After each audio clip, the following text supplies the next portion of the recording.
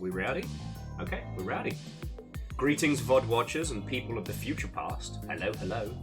Forgive me while I'm kind of like, wow, doing like 15,000 things at once. I wanted to get started about 20 minutes ago, and I've been playing whack-a-mole with varying things. But yeah, to those of you of the future's future, Watto and welcome.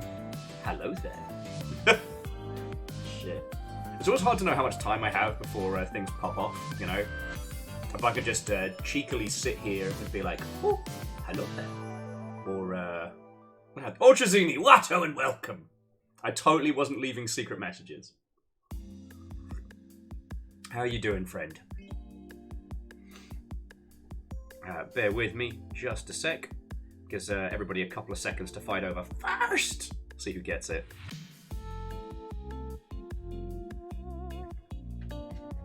I was just saying to the voices in the void, the actual voices that reside in the space between, you know, this realm and the next, not the video game Voices of the Void, which is also very good, that everything happened so much. I wish you wanted to get started a little bit sooner, but...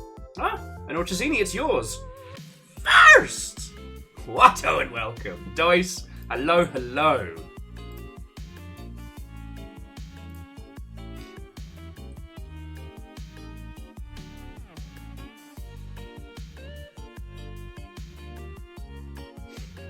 Yeah, it's all yours. Let me update the sheet. I think that puts you in like... Oh god. Nope, that's terrible. That is not what I wanted. There we go. Yeah, no, so that puts you in joint first with Chaunerous J-Post and your good self. So yeah, it's anybody's game, and the month is almost to an end. So hells yes. Anyway, come on in, friends, come on in. Forgive me while I am doing multiple tasks at once, and you will have to forgive me that I'll probably have to leap up at about like 4-ish, like in an hour and change. So today I'm going to be juggling the pets and hanging out with you lot, so challenge mode.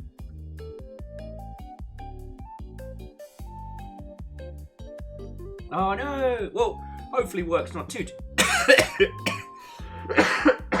Will chokes and dies on nothing on this story at 11. I was going to say, hopefully work's not too stressful, friend. And then I just started dying. That's not ideal. Classic. Remember me as I was, friends. As I was. And Catastros, Watto, and welcome. Sorry it is so late, but I hope you're doing well. Again, the goal is still to return to, like, kickoffs at noon, but... puppies, you are fine. You've just been out. Oi! Leave it! Oh, for fuck's sake. Yeah, you leave that alone, mate. God damn it. I don't know, PVS, it's not a post-con cough. I'm just choking on a tiny piece of toast that decided to be like an ambush predator. Anyway, how are you all doing, friends? I'm just trying to keep up with the gajillion things. And, you know what, I'm making some headway. You know, making some headway. Oh, sorry, Vanderbeest, J-Post, PVS, Stepagen, Eraman. Who else came on in? Lost Flowers, Watto and welcome.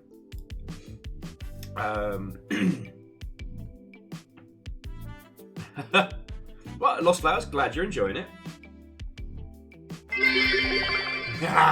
Hey Will, did you hear about Brain World also? What hope? What? No, I totally didn't. I've been screeching about it all morning. Wolfcrad, obvious. Thank you for the bits, and happy announcement of new DLC for Rainworld Day to all who celebrate. And Vanderbeest, thank you for filling the pint glass. Legend, I'm sorry I didn't say a proper hello. Maybe your stealth skills just a little too high. Feckin', if you didn't see the announcement earlier, There is going to be more DLC for Rain World. It looks like it's just going to be the one slug cat this time, but current hints are getting people to theorize that what we're getting next is probably a new city, a new iterator. Is it iterator? I always get the names of the varying robots confabbled in my brain. And I'm like, that's going to be fairly cool.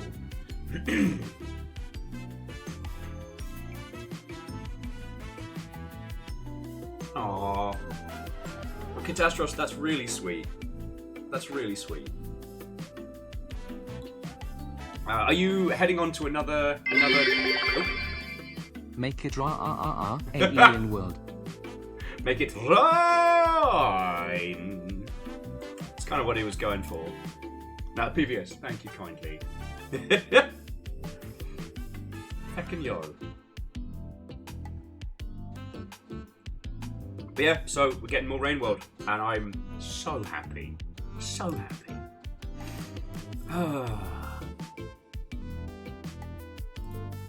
Anyway, over on Vidya News, there's been some interesting stuff that isn't directly Rain World related. The interesting one is that the teams behind Dead Cell, Darkest Dungeon, Slay the Spire, and some others are going to be hosting what they're calling the Triple I initiative. Is it initiative? Oh. I think so. God, that's an unreadable font. Anyway, there's going to be an indie showcase on April 10th. And Vampire Survivors and a few other titles have already started hinting that they're going to have announcements. It's kind of interesting, the idea of this, like, coalition of indie teams. A very, very good example of what we were talking about during the GDC stream about how, like, games companies, studios, indie teams are more collaborative than combative. You know? And teams that do have strong titles, strong identity in the industry, using that to lift their friends up is really cool. So yeah.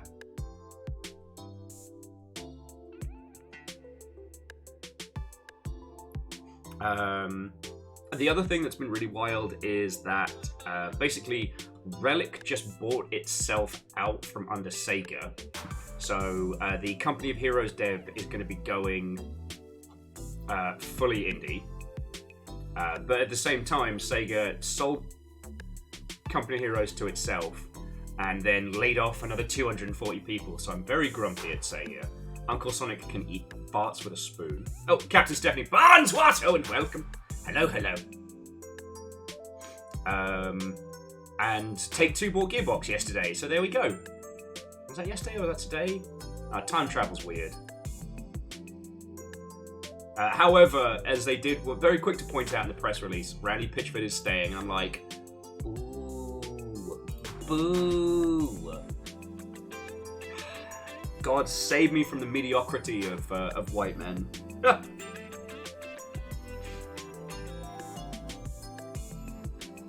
Yeah, so Wolfcrad, that's kind of what I'm hoping. Because, like, I only ever, like, chatted with Relic. And I don't know how much, like, since then Sega has really had. What I would say is that there was definitely a lot of what I would describe as interference when it came to Dawn of War 3. Fucking hell. That noise you heard was me going into the dusty memory vault for that one. Like, Dawn of War 3's weird, like, sort of MOBA, sort of not, sort of RPG, sort of not blend was very odd. And that definitely felt like a step away from where Relic had been taking that franchise, but then again, who knows? You know?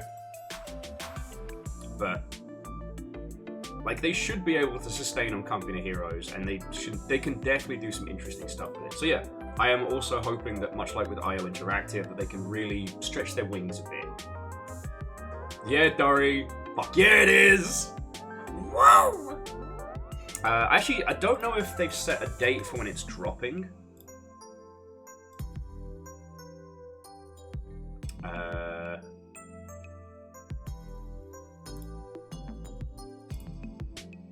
No, it just says coming soon, but this is going to be good. Sorry, and again, for those of you who just joined us, they did announce there was going to be new Rain World DLC, which is going to involve a new campaign. Basically, Night Cat's becoming canon.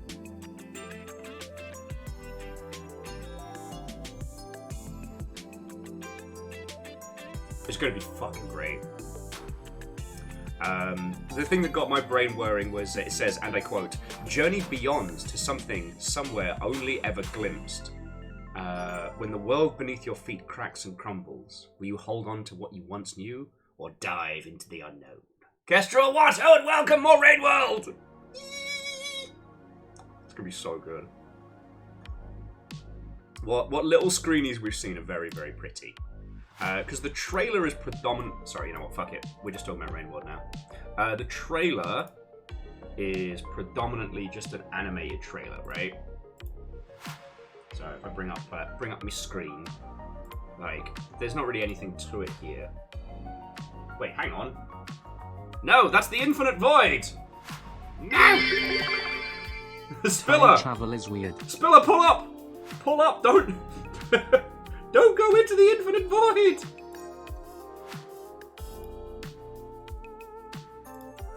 Okay, there we go. Infinistry! Fucking hell. Reactor online. Sensors Hey. online. Weapons online. All systems nominal.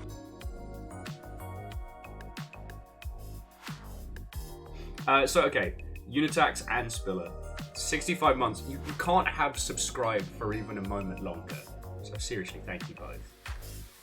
And Spiller, that's a tier 2 as well. Like, that's $10 you're throwing at this little operation, like, month in, month out. And that's really fucking cool. Thank you. Alright? But yeah, so this is Rain World. This is Downpour. This is Rain World, The Watcher. So it's a cute little animated trailer. Got some mimics and some scouts and some lizards. You know, the full complement. But out of the shadows comes this cutie patootie. I do not know him. I have not met him, but I will fight and die for that cutie patootie.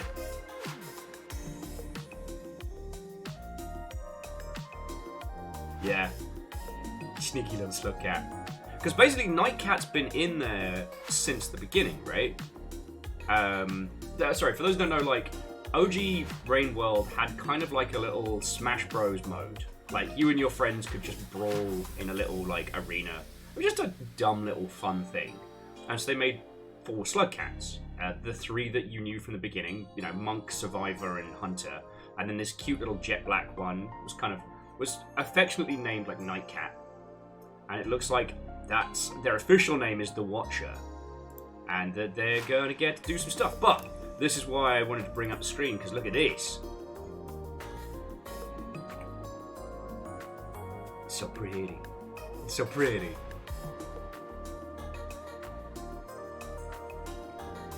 Like, that is a place we've never been before. Is it snow? Is it milk? Who knows? I think it's snow. Hey, Fred. Watto and welcome. Hello, hello. Batcat. I am the name. I am the name. I don't think that is a place we've been, but I'm not sure. It might be a recoloration of one of the existing places, but... Who watches The Watcher? We do, because look at his little Look at face. his little face! We watch The Watcher because he's a cutie patootie. So fucking cute. Like, again, I think that's, like, I recognize that, sort of, but not with that coloration. That is a place we've never been. Like, so, it's gonna be fucking great. The thing was, I didn't want to tell anybody their business. I was really hoping that with how Acapura, how they've been structuring their development and how Downpour was made, that they'd be able to expand the Rain World team to keep adding to it, and then allow Video Cult, so like our good friends, them to make new original titles, which I can completely understand. Like, Rain World was such a labor, and it almost disappeared into obscurity. So glad it found its people, but I can understand that Joie not wanting to make a Rain World 2, because I can't even imagine starting again on a procedural animation system and the complex ecology shit they made for this. Like, oh, Spiller, well, it's lovely to see you. Thank you for stopping in to say hi. And I want to say again, for those of you in the European time zones and otherwise, I'm trying to get life back to something resembling normal. And honestly, it's looking more positive than it has in a long time for that. And eventually the goal will be that, you know, we start at noon so I can spend some time with you lot that, you know, you lot back home in the UK or across Europe and whatnot. And then we can have the whole day, you know? That's still my goal. Just real life and rampant alcoholism have definitely been getting in the way. But I mean, I can't go into details, but like, at least in terms of like home life and stuff like that, like it's starting to look up. It's like starting to look positive. Yeah. Now if someone could just find a cursed chest of gold and chuck that at me, I could solve all of my problems. But ain't that the truth for all of us, right?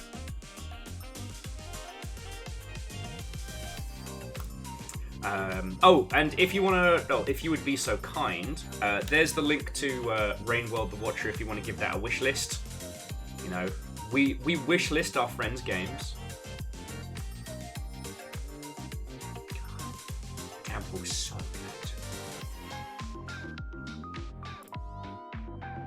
The things I have come to realise is that 1, I am going to need a tattoo of each of the different slug cats from Downpour. I am going to need to get the Karma Gates on my hand, because that's the only way I'm going to fucking remember them.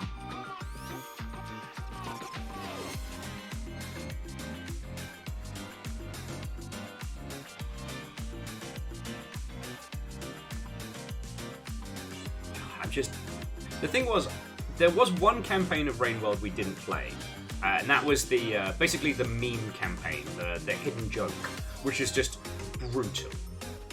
And we might still do that. Hell, that might be a good one to do, like, co-op.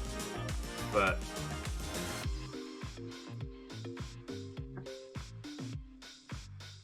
you know, one of the other things I am still hoping is that as we get this place, you know, more and more together and more fleshed out, like, my goal is basically to get a fucking couch here so I can physically have people around for gaming and whatnot. I miss being able to actually have, like, people come here.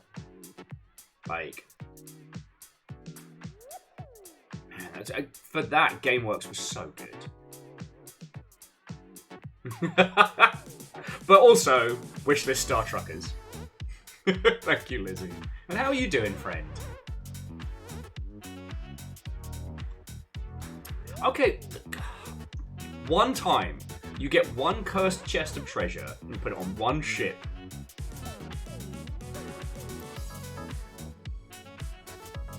One time.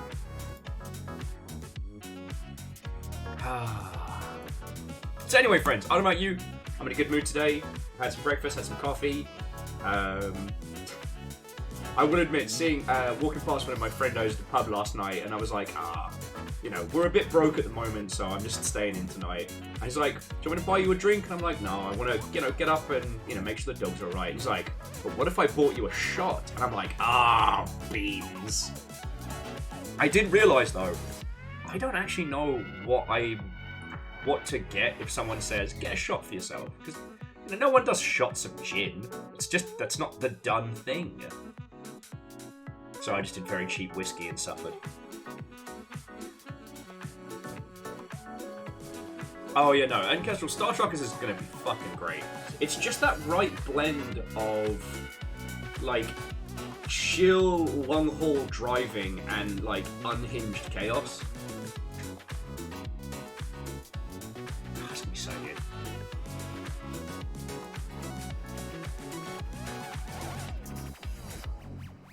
good. Legend and Holy Bus, I love your faith in me.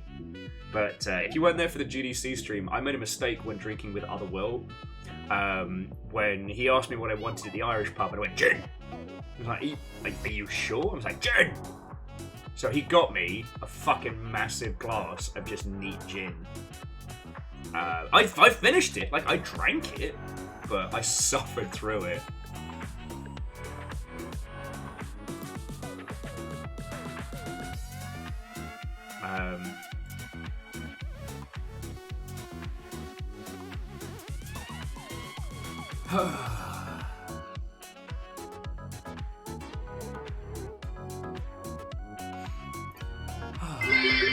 Hey! I'm finally on the final chapter of FF7 Rebirth and shit has gotten real.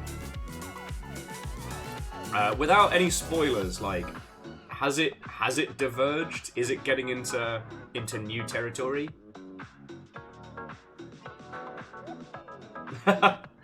Sorry, Dice was saying they only drank once at GDC. Was that the mead?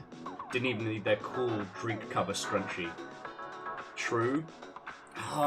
One of the things that's really hard with the disintegration of social media is it's really hard to have like cohesive conversations like we used to. Because there was a round of discussions this GDC because someone attending GDC did get their drink spiked. And the discussion around it has been so much more wibbly-wobbly.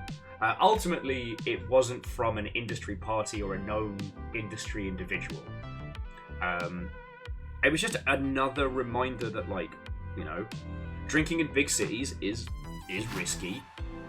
You gotta be careful. And hey, Lizzie, sometimes I can be cohesive. It's going to happen. It's just I hate sounding patronising every GDC and reminding people like of, you know, it's that thing of I always forget that not everybody has spent a large amount of time in a major city drinking in those kind of environments. Like, it's something that I realise that a lot of people haven't had experience to, but it does sound really patronising when you talk about it. You know, one of the things that gets so old is the, here are your tips for GDC! And there's always an argument about the tenderloin and whether or not it's safe. Like, good. You know, keep your chocolate milk. But yeah. You know, if you're out drinking at a bar, like, and you leave your drink unattended, it's dead. It's gone. Don't worry about it. Get another one.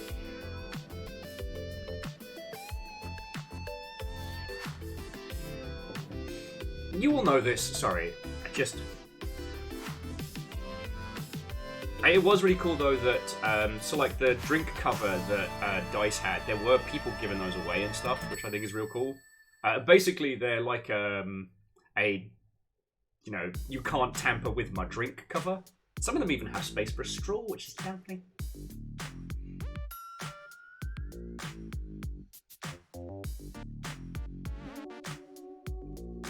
Okay.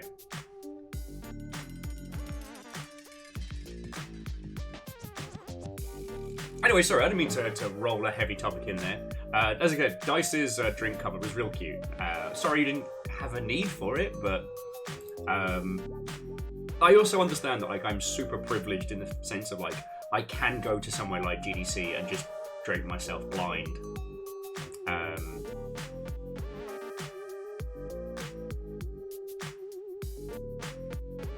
I have actually been roofied in the past, but that wasn't intended for me, you know what I mean? But I think I've told you all the minesweeping story like 8 times.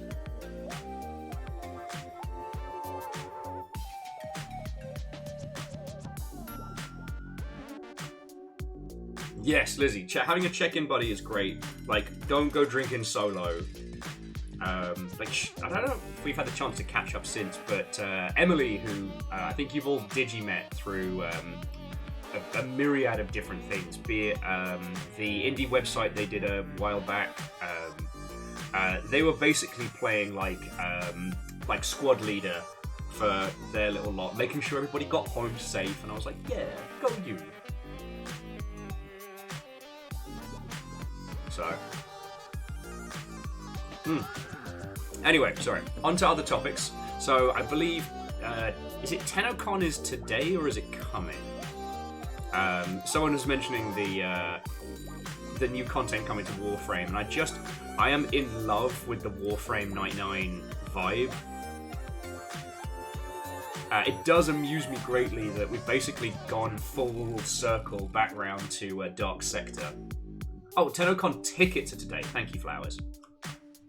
Like, they put out a little teaser video for, you know, Warframe 99, and it's just dripping with that kind of over-the-top cheese. Like, it's so good.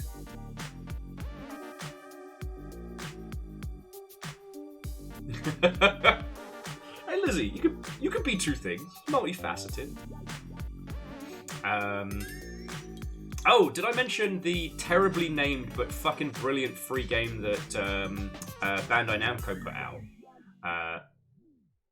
Drunko Wanko. Did I tell you all about that yesterday? Okay, if I didn't, you need this in your life. Just, you know what? Just have a look at it. You will immediately understand why you need this game. And I am offering it to you for the heady price of no money. You know what? I can't leave it. It's the story of a Pomeranian who just causes fucking trouble all day. Like, hang on, I'll bring it on main screen. Like, look at this. Look at this. You play as a cute ball of chaos. Roll around the mud, spray it all over the house, fucking break shit with the zoomies. Like, look at this.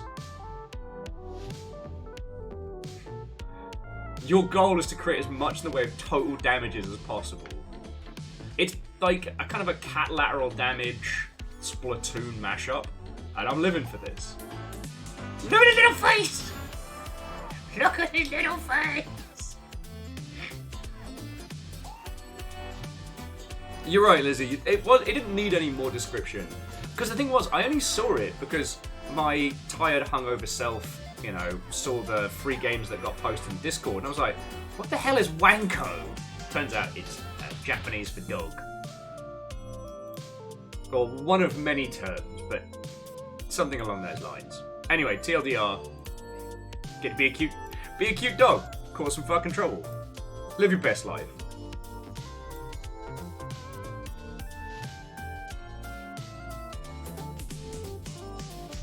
Oh, well, the Japanese terms for puppy. Thank you, Ochizuni. My apologies. But yeah, friends, like, that's the long and short of it. There is a possibility that I might get to do some sponsored streams with Warhammer, of all stuff. I think it's the same thing that they were doing last year, like the Warhammer Skulls promotion. So, well, I'm not saying that Games Workshop is a good company with no flaws and it is perfect. If they want to throw some cash at us, I've already spent money on their products. Like, they already own me, you know? Tiny Will's Army of Blood Angels, while lost to the annals of time, was definitely not cheap.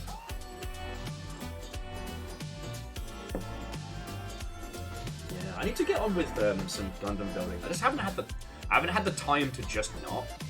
And I really wanna.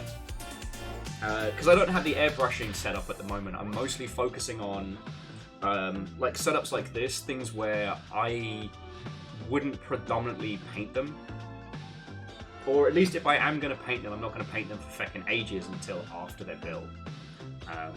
My goal is still to do something interesting for packs where I'm going to get the unicorn, clip all the pieces, prime all the pieces, and then let people like draw and paint on them.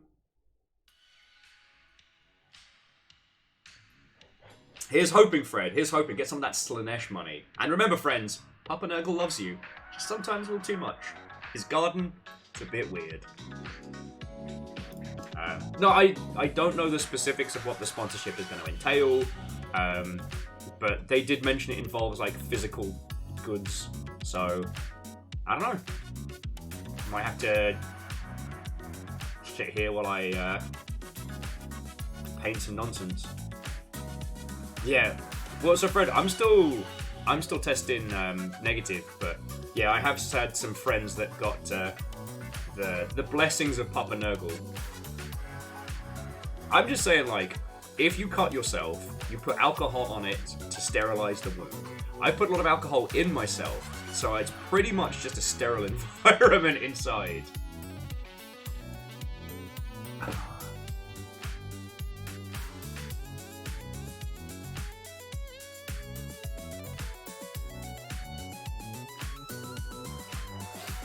Now, Kestrel, don't even think about it.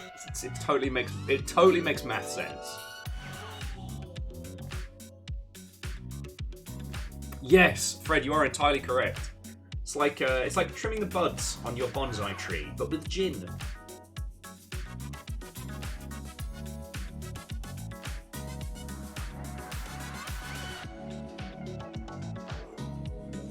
Oh. So friends, whilst we're just having a natter and a hangout, I'm actually going to jump into game now, because I don't think we got the car up and running previously. Now, I did test the rig with Sea of Thieves. We did have some problems yesterday starting Elden Ring, so I don't know how much we're going to be fighting technical problems today. So if there are, please bear with me. If it's not playable, then I don't know what we'll do. We'll think of something. But I wanna get underway today. I've been craving to get back to Pacific Drive, you know what I mean? So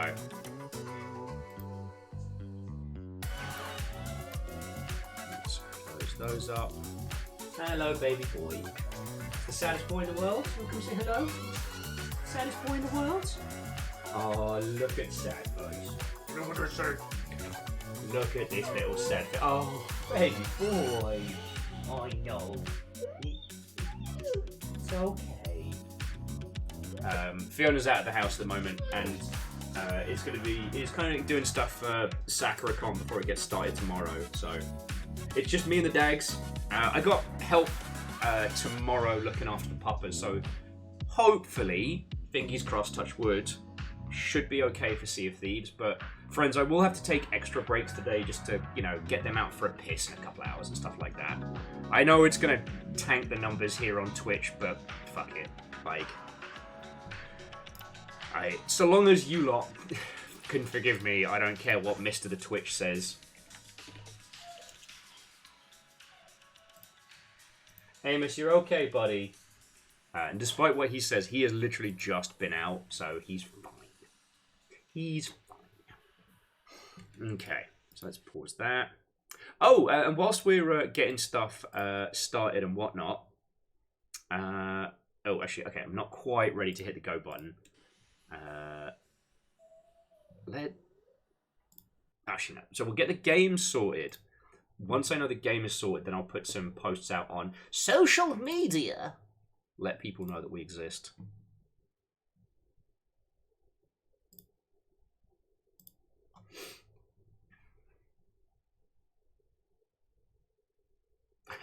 No, I mean, Legend and everybody, like, I really appreciate your patience on this one. It's one of those unfortunate, I wouldn't even call them rules per se, but one of the unfortunate quirks of streaming is that when you take breaks, number go down. It's like the system is almost trained to make you not be healthy on Twitch. There we go. Okay, this is looking good so far. Alright, no drop frames. Let's play. Deep Zone Crossing. God, we put 28 hours into this already.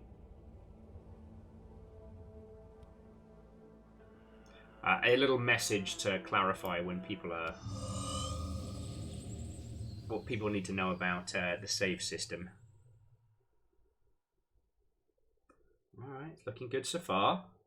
But let's actually get into a 3D environment before I start patting myself on the back. Okay. Looking good. Looking crisp. Not quite as smooth as I would like, but it should be okay. Seems alright. Don't hate it. Okay. Lovely. The car has seen better days, but technically, it's in good nick. Oh, we got our new side fuel tank. We got our rods and both of our mini turbines, so we're doing pretty good here. Back door could use a spit and polish. I think the rest of the goodies are in here waiting to be fixed up. Okay. Yeah, so they're waiting to be fixed up. Alright, cool. In other news, I don't know if you saw during the rounds today, but so CG Projekt Red announced that 2023 has been their second most profitable year. I just want to highlight that one, that large swaths of our industry have been laying friends off left, right, and centre because, oh, it's so bad and so hard, and oh no. Whereas CD Projekt Red have been like, no, we're doing great. You know, it's almost as if the time and effort they put into that has actually ended up helping. Insulated jumpsuit. Acid raincoat. Actually, an acid raincoat would be really good for us because we do get melted out there. And I think it's worth getting the fully insulated jumpsuit, because that way the lightning areas just aren't a worry for us. Your own personal airbag.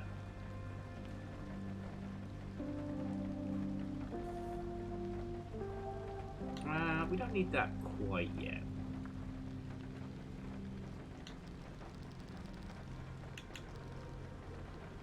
Okay.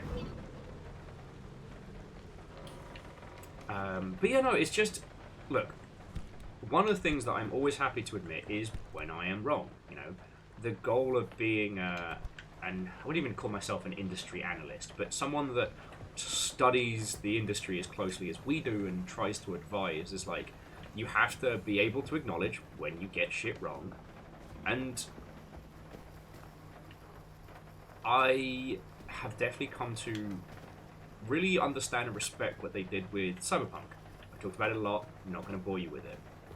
At some point, I'm going to get Tobias and some friendos like on the stream so that we can talk about like the changes and the story impacts. But you know, one of the things that we can say wholeheartedly is that they put in the hours after that game's release, and it's so funny because it makes perfect sense to you and I, right?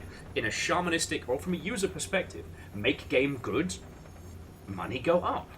But it doesn't make sense when you're looking at it from a purely financial standpoint. Oh, why would I spend resources and money to make a game better when game already sold? And it's so wild. It's so wild. There was an article that went out today that one of Ubisoft's games is in real crisis at the moment because the culture around it has become so toxic that nobody wants to fucking deal. Like, none the fuck? Now, it has become known that with Ubisoft, much like, who's the other one? While Ubisoft has lots of studios, the culture and the actual, like, what it is to actually live in some of these studios can be drastically different, right? And from that standpoint, like, the difference between being at, like, Ubisoft Singapore and Ubisoft Montreal and shit like that, night and day. But it really does feel like Yves and his whole quadruple A flavored nonsense is definitely pushing people.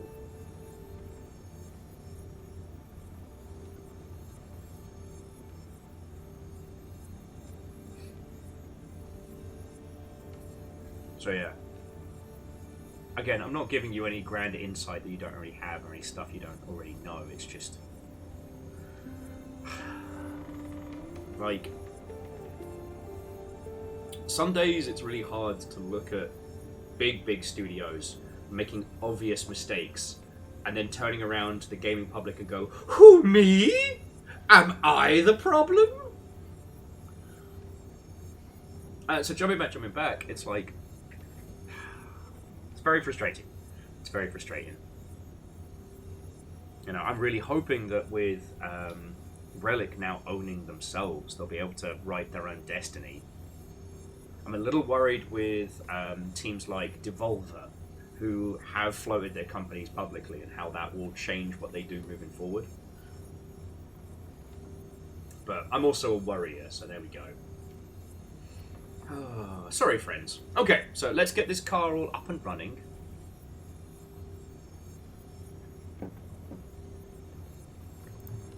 Just making some more postings on the internet. This is my car. Come watch me drive it. It's not a Ghostbuster, I promise.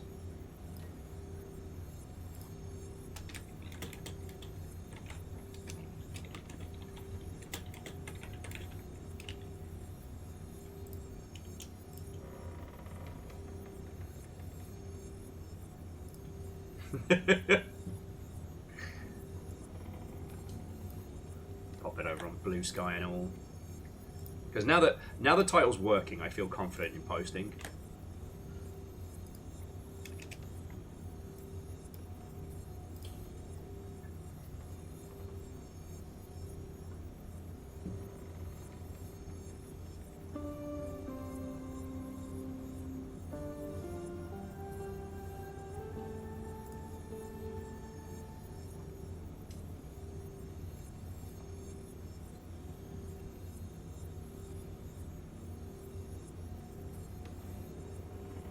Okay. Look at me actually doing my job. It's like I'm a professional or something. Sorry.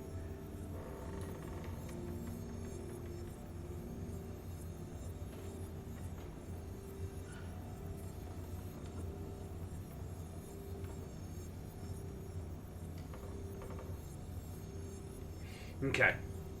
I have done my varying deeds. Now let us boogie scoot across the anomalous zone. Honestly, friends, we're probably just going to hoard some resources as best we can. I don't think there's anything else we can get right now. Oh, was I doing that thing where I spend ages trying to work out if I'm going to spend the unstable energy? Oh, that was it. We needed like way more in the way of like circuit boards and shit like that. So we're just kind of in marsh eggs and the ilk.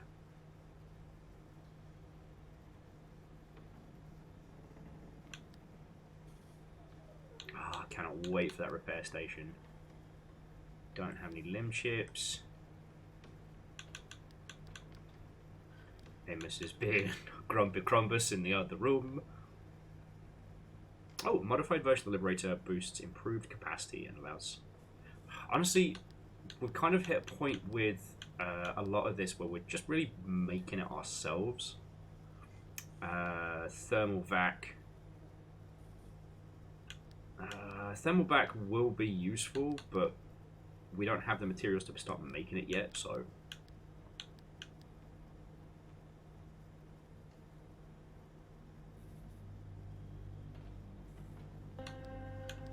Okay. We could learn how to make a crude flashlight. That's useful. Oh, and I need to look out for a tour bus anomaly. I did find out something fascinating, which was... Oh, so yeah, roof headlights into the auto-tracking spotlight, because that's something we fucking need.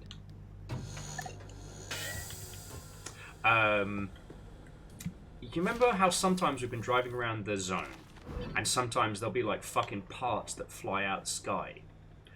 Turns out, those are coming from the fucking tourists. Like, tourists aren't inherently trying to fuck up your day. They just happen to explode and hurt you and break your shit when you're doing stuff. There we go. Alright, so auto-tracking spotlight. Now that we're going to make. The auto-tracking spotlight means wherever we look, the light's going to go, which is going to make searching through the zone at night so much easier. Alright, where are you? You should be over here. We need 3 circuit boards, more swamp coral. Alright. I forget how we make circuit boards. We need buttloads of copper wire. Limb chips require a limpium. Okay, now. We already built the XL roof storage, so we can just hoard. Oh yeah, so just to give you a tour of our upgrades. So we're still working on insulated kit, so we're predominantly like safe from electricity. Big old chunky boot. Shush. And most of our useful kit is up here, so repair kits, healing kits, etc. We will use this to bulk out with additional, whatchamacallit, repair kits and whatnot, but it's also going to be where we stash a lot of our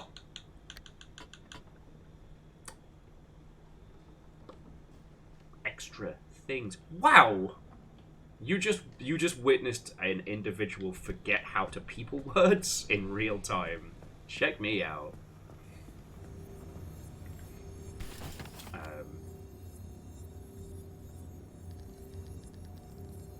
I know how to speak good word people like. Oh, did we already do the ATV tires? Okay, we did off-road, off-road, off-road. Oh, we needed way more carbon fiber for that. See, and this is why I wanted to putz about in here. So we unlocked that ATV tire. So it's 2 carbon fiber per. And that requires tree candy. No, we can't quite make enough of those, alright. So we'll keep the off-road tyres for now.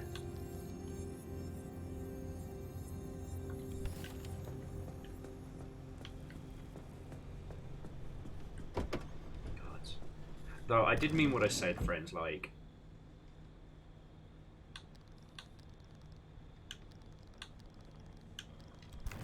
This is one of the few games where I've been really feeling like I wish I had just a...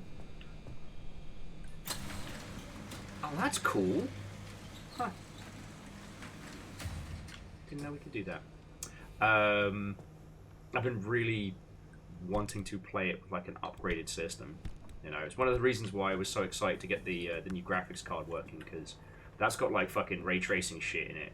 We can crank this baby up.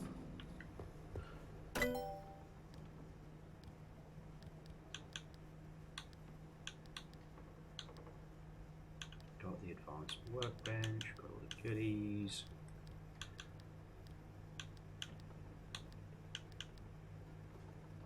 Might as well get the crude flashlight, because considering the amount of time we've been spending out in the dark as well.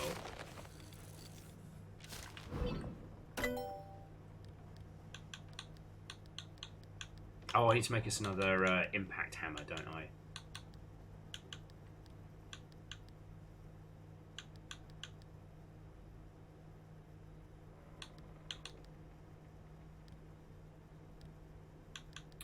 We've got the ATV, power grip, and I don't know what a paddy tire is. But... Oh, that's the floaty tire. All right, roof rack's all done. Back of trunk is all done. Back seat tank we haven't really used, and oh yeah, that was it. We managed to get the high capacity batteries. Not a terrible shout. We're doing good there. Resource radar does use up power, but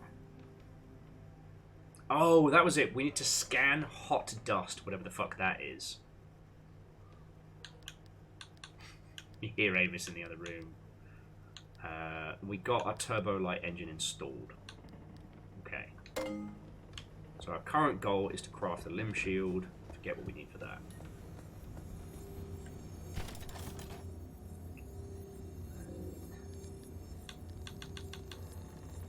shitloads of plasma, shitloads of circuit boards. Alright.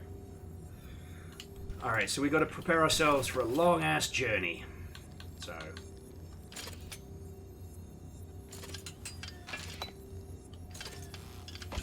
Oh shit, I didn't know we could do that. Sorry, if you hover over an item you want to make... if you hover over an item you want to make and it involves crafting of additional components, you can now just hold that down. Crude flashlight. Make one of those. Stash those as well.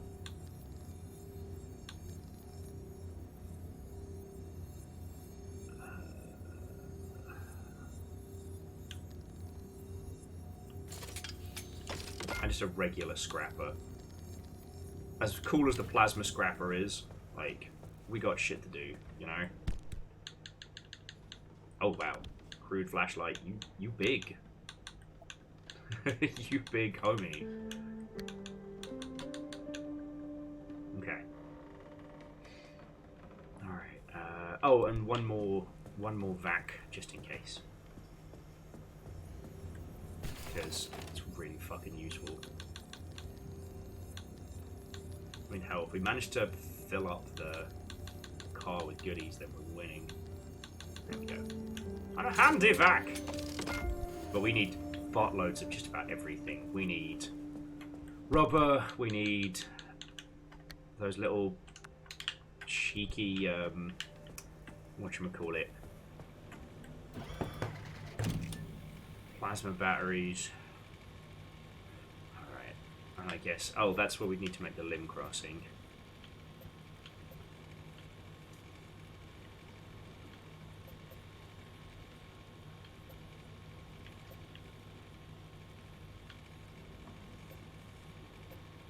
Alright, well, I'll tell you what, let's hit some of these question mark junctions, because we need to open this pit up some more.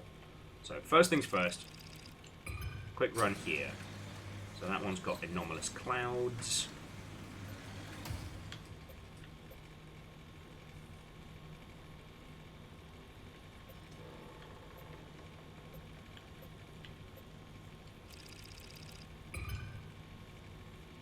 Fuel evaporation and fuel acid. Okay. God. Lost Flowers, I am a disaster. And you know this. You know this. I am a constant state of contradiction. Yesterday I found myself simultaneously trying to say, psh, I'm not bothered by numbers. Not some numbers. But whilst also being like, wow. Yesterday was one of the quietest streams we've had in a long time, and it's looking like today's going to be very, very similar. No, it's... You can try and cast your deflector, your anti-deflectors, but it's not happening.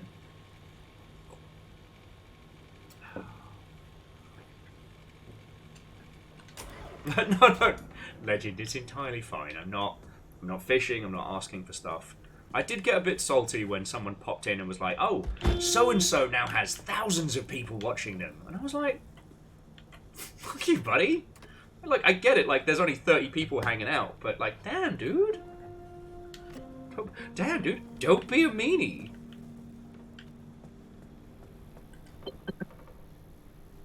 But, I mean, the other thing I've been repeating to myself in a situation is just like, you know, what is it? Comparison is the thief of joy. Oh. Road flare. Scrap metal, first aid kit, food, canned food, scrap metal. Cool. Yeah, the thing that Deus got me thinking about, again, you know, the whole concept of comparison is the thief of joy, because it's not about what other people are doing, it's about what we're doing. Fuck! Firing deflector piercing compliment down. Told you I wasn't fishing! Thank you. Alright? Sorry, and I don't mean to make this all your problem. This is just where my internal monologue is at. Catastrophe, that's really fucking kind of you. That's, you know, that's $10 you're throwing to my dumb ass. I really appreciate it. And that's the point, right? Making noises! Fair. The point being is that I can't get hung up on that bullshit because it doesn't matter. Like, what matters is this. Hanging out, talking about the games industry, the shit that we love, the stuff that matters.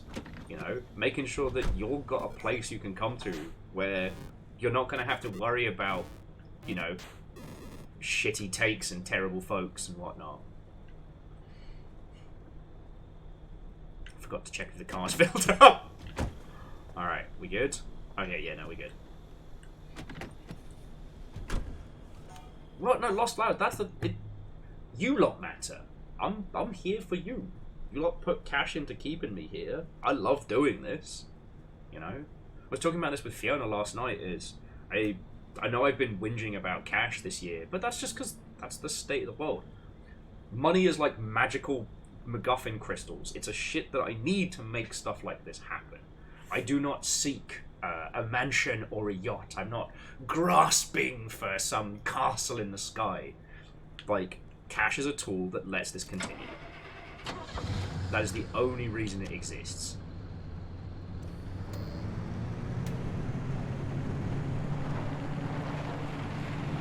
Like, and, you know, sometimes I get mad at myself when I let this shit get on top of me, because again, what matters is that we get to hang out and do cool stuff. Wait, hang on. Do I have a new quirk? The door keeps opening! I'm so mad. Okay, so we've got Acid Devour, Anomalous Clouds,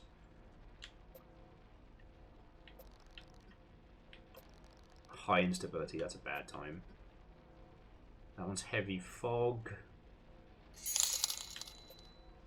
It is very quiet here.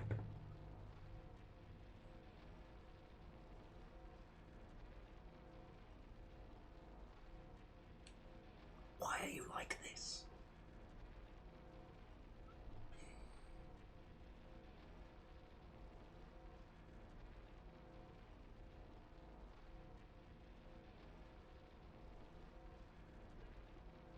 I have no fucking words.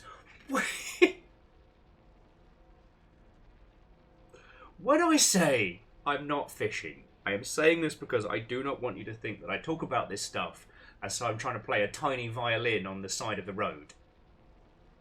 It's just because it's what's in my noggin, and sometimes that spills forward. I'm not asking for, like... But holy fuck! What the fuck? Massive damage to fucking J-Post.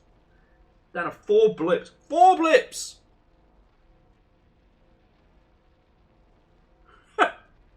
Lost Flowers. Oh, you're not fishing. You're driving, silly. Driving me crazy. Thank you, Steppagen. That's an inordinate amount of cash. That's like, you know, just 2 weeks of, you know, careful food shopping and it's just... Thank you. Fuck. I don't know what to say! Just driving! Oh, for fuck's sake. Can't cry and dab at the same time. Fucking...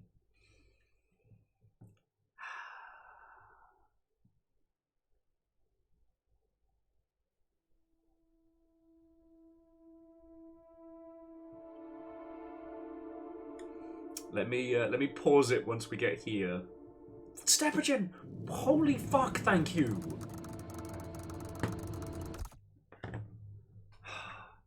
Thank you for making me stand up and down. Fuck, thank you!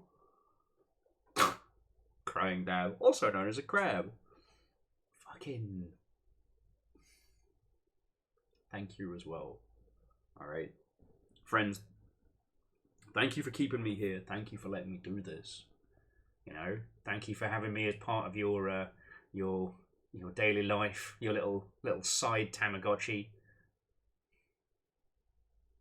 I'm super grateful, and I know, especially this year, like, fucking Sorry, I'll stop stalling. Gotta feel things and make a tit of myself at the same time. Holy fuck. Jesus age. Aperture! Fuck.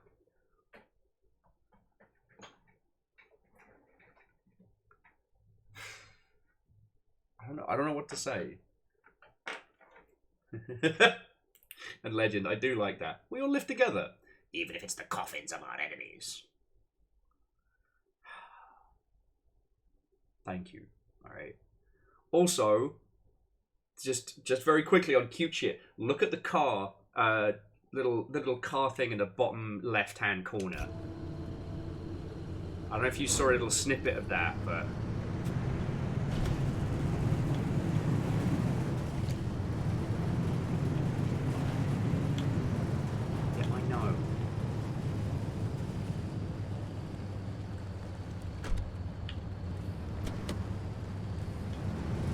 Walking. Okay. Firstly, was ist das? Hoppy, I gotta ask. Oh, story. Were you around when the old wall was nearly breached? You want to know if I was involved? I mean, sure. No one knew more about where anomalies came from than you. Heck, I mean, you know, the only reason anyone knew anything about anomalies was because of the research branch that you four started to build. Yes, and we developed ways to prevent anomalies, not create them. You can't prevent something if you don't know where it's created in the first place. So you did pick up a thing or two around us scientists. And Yeti, I do think you're correct. Yeah, it is opening. It is opening every time we turn right. The good thing is I need these, so.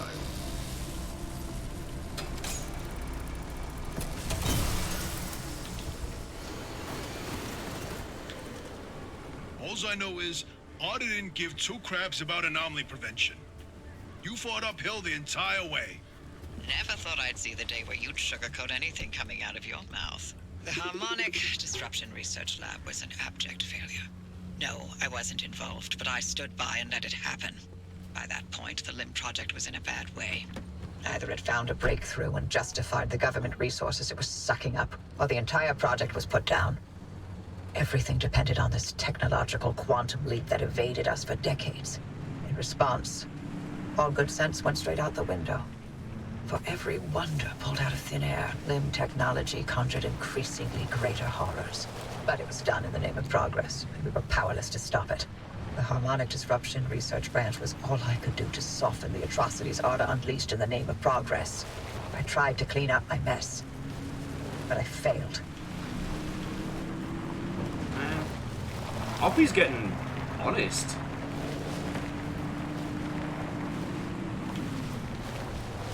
Oppie's kind of turning into like a good grandma.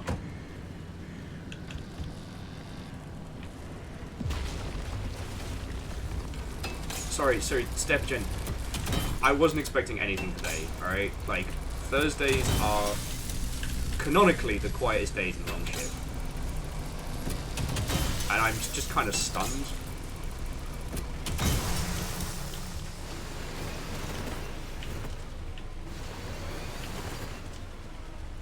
Just thank you. I'm still processing is what I'm trying to say. It's a fucking thank you.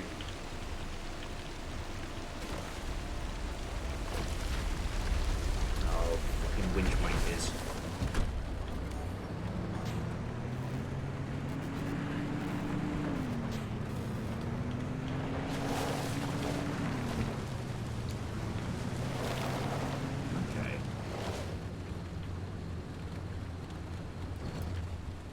We've got so many quirks in this feckin' car. The side door opens when we turn right is when I'm definitely gonna have to try and fix.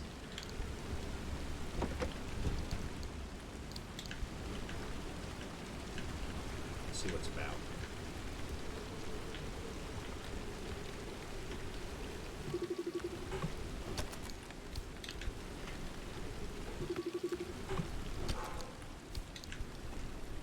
just jumping back before the moment passes. I just wanted to say, like, again, thank you. You know, I'm sorry sometimes even I fall victim to the internal monologue. I wouldn't go as far as call them brain weevils, but, you know.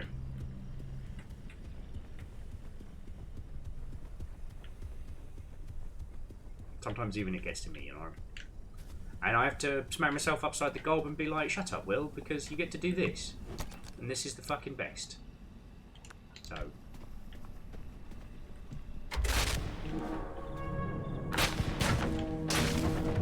Stop that incessant clicking. Fuck off.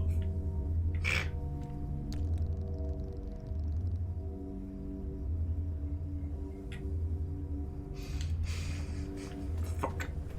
Favor 6 gifting a sub to Feel Ussy. God damn it. Alright.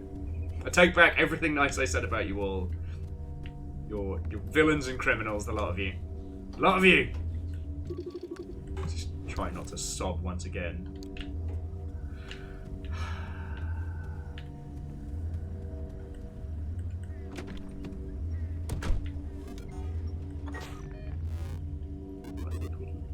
This little... We can hit this little hutch of stuff here, and then start heading down towards there.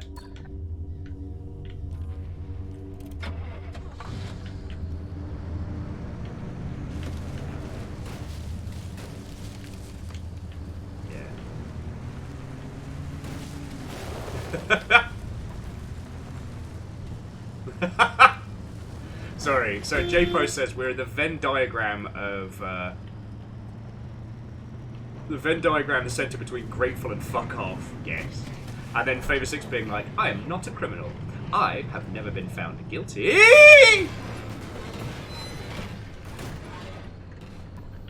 We good? I'm sorry, car.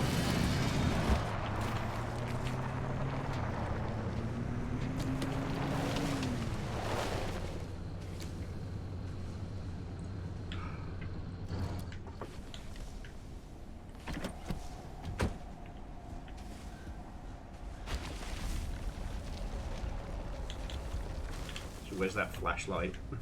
Where's the crude torch?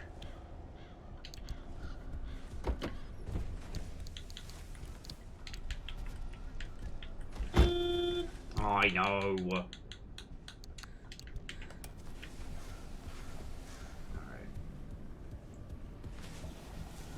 This place is...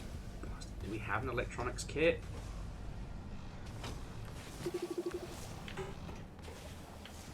And is it worth it? I mean, ultimately, what we need is more of these fucking things. Woo! Reactor online. Sensors online. Weapons online. All systems nominal. What hope? Glorious cult leader. Not a cult! Why am I shouting? Mostly because I can. And yes, it is a cult. Resub heights. So fucking proud of yourself. It's not a cult.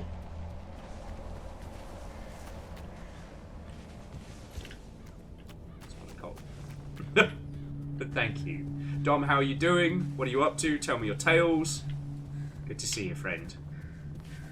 We're kind of just on a...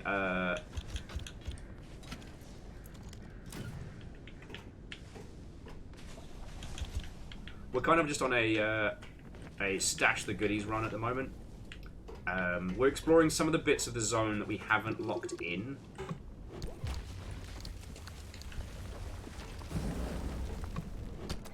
And so we're on the... incessant clicking. Yo! Okay, alleged, what and welcome. Good to see you, friend. I'm glad you're still enjoying this. You know, as I've said a gajillion times, I try and make sure that I'm not binging Reactor games online. that you Sensors online. Weapons online. All don't want to systems see, you nominal. know? I worship at the shrine of the cult lord. All hail our fearless and charismatic leader. It's not a cult. It's not a cult. Tim and Lily, thank you kindly. The fact that Dom can now pull upon, like, power support is scary, but thank you. And it's a train. Okay, so it's resources and trains right now.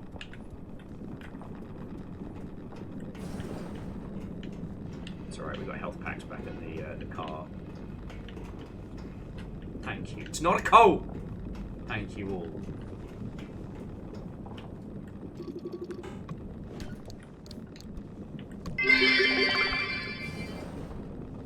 It is totally a cult.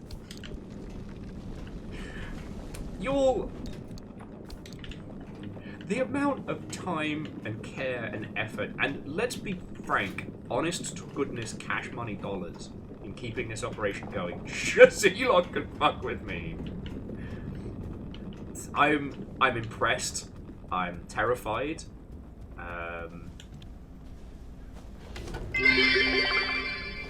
For legal and tax reasons, it's not a cult. Exactly. I'd get serious tax breaks if it was.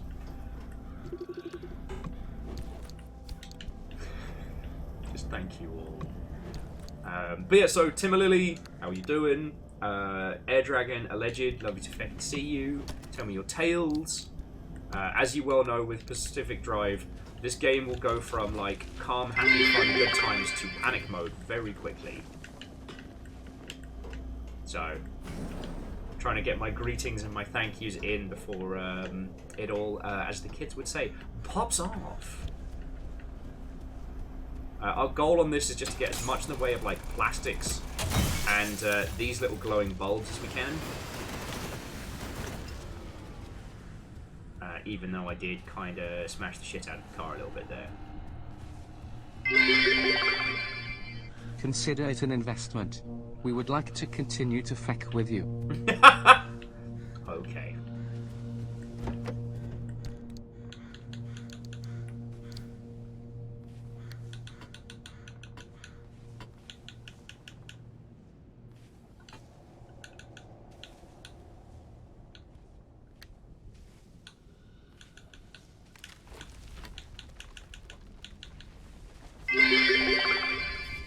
We got on the hype train because we love to rail.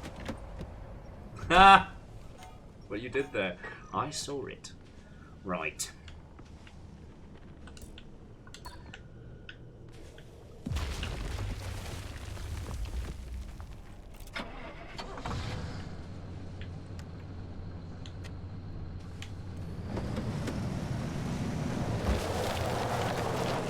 Oh, and look, Alleged, I'm sorry you're doing battle with the bad lurg. Besides, you are not the leader. That would be our Lord and Master Foamy the Squirrel. Foamy the Squirrel has no power here. You speak the old magics to me? I was there when they were written!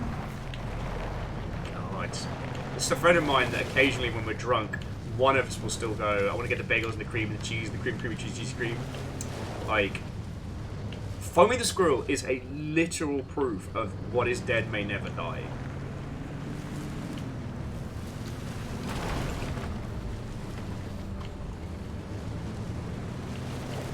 Yeah, we should all feel old. It was our job not to keep Foamy the Squirrel alive, but to keep it dead and contained. We found a way to come back. Ah, beans. Poor car. There should be a fucking turning here somewhere. Alright, fuck it, we'll take the top road. Bought off-road tyres for a reason. There we go. Okay.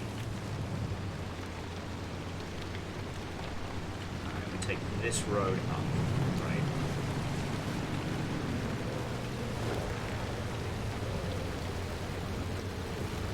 Don't worry about it, friends. It's just a deadly buzzsaw of lethal lightning. Speaking of lightning.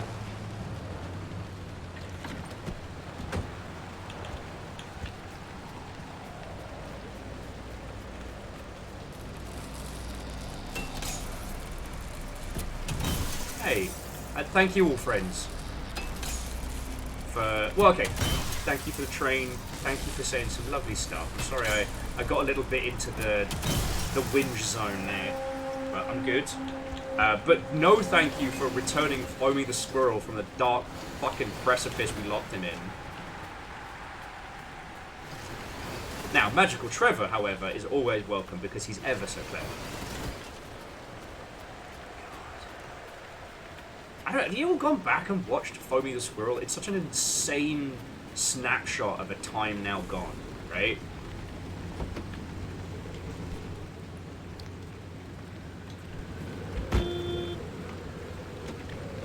Oh, so to recap, the bonnet opens when I reverse.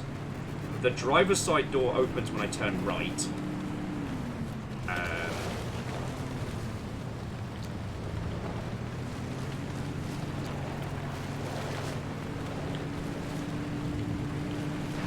What's alleged? I'd argue that, like, Homestar Runner kind of continued, but, like, I mean, let's be honest, it's all about Strong Bad, and Strong Bad's kind of timeless. You know, Strong Bad was already a parody of Times of Yore, so I get, oh god, that gives it a sort of, yeah, like I say, like a timeless edge.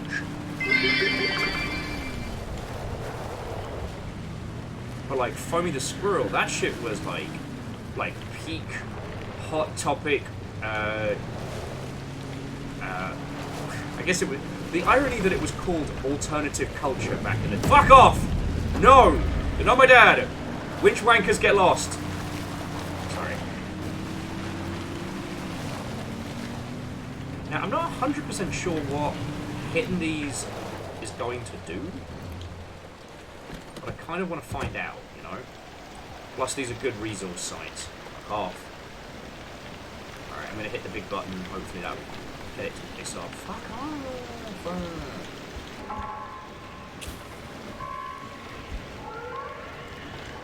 Alright. I'm pretty sure that's the we're in trouble alarm. So, this conversation is about to get slightly more unhinged.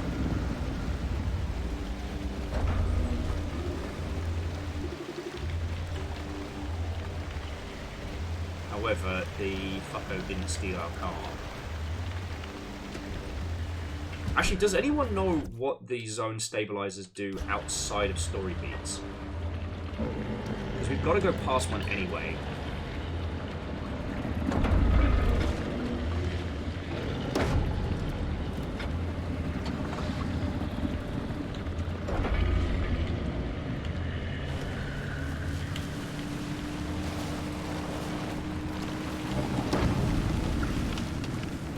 Let me play you the Song of My People alarm.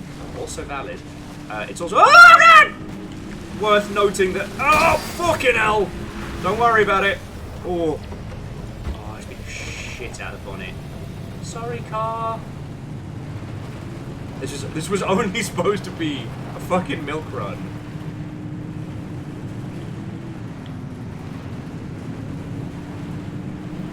Yeah. And hey, here's the thing. Like. You know what? I'm not going to start a sentence with "here's the thing" while I'm bombing down the road in the fucking dark, trying to avoid, you know, the unraveling of space and time itself.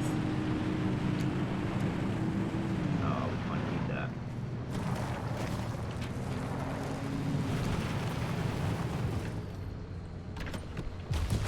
Just in case we have to get the fuck out of here.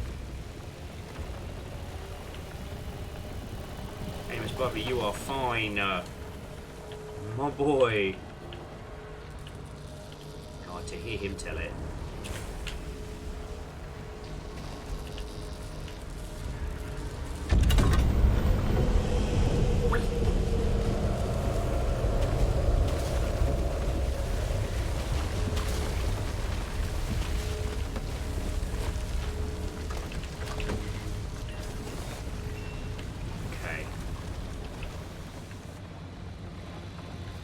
Shit, we've nearly gone through so much of our fuel. Just up with this area, thanks, I hate it.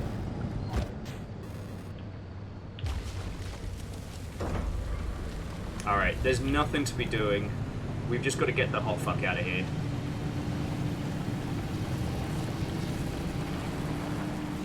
So yeah, battery is fine, but we are super low on fuel, so next area I've got to recharge the fucking car.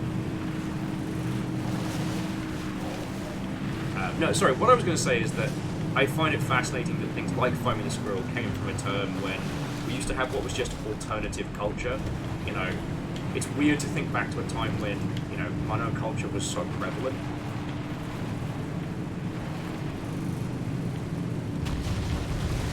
I mean, hell, like, Hot Topic as an organization exists because originally it was the counter to the norm. Now it's basically a glorified anime retailer. Let's hear it for that. Let's hear it for the anime merch. Oh, shit. Just turning. Fuck! Bollards! No, we should be okay. Just gotta get past this. This is not going according to plan. Hey, not going according to plan. Ah! I looked over just to comment on whatever you all were saying, and now the car is fucking doodle dude. Oh, Amos, you're fine, buddy. It's okay. I know. Oh, fuck me, running. Hello. So to recap, you all have made me feel a lot of things. Amos is having a little whingy meltdown. You're a whingy boy. You're a whingy boy. You ever wonder where pretty much most of my money goes? It's this little face. Hey, Amos. Hey, buddy.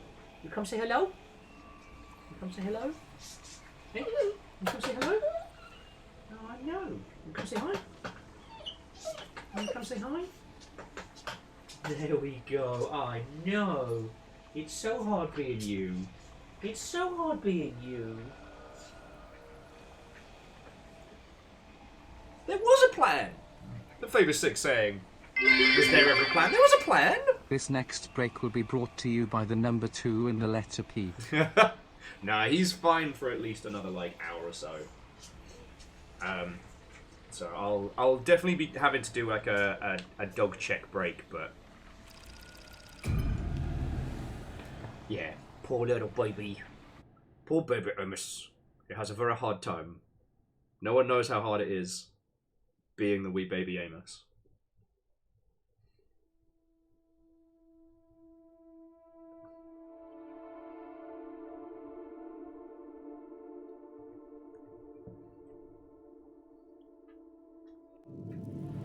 Okay. So, just get through the door. I need to repair the fuck out of the bonnet before we lose everything. And also, it's fucking fuel in this poor creature. I should have headed to one of those areas that had like just Amos, you're okay. You're gonna be okay. You're okay. Alright, Catastrophe. Hey, I'm glad we got to hang out for as long as we did, friend. I thought we'd have lost you hours ago. So have a lovely rest of your evening. You're okay. I know, it's very stressful because Fiona's not here. You don't know what to do with yourself. You don't know what to do. You're like, oh no, I am the whip baby Amos. I must be stressing spaghetti. I must be stressing spaghetti. Okay, hopefully there's fuel and... Oh yeah, I need to repair the fucking bonnet, don't I?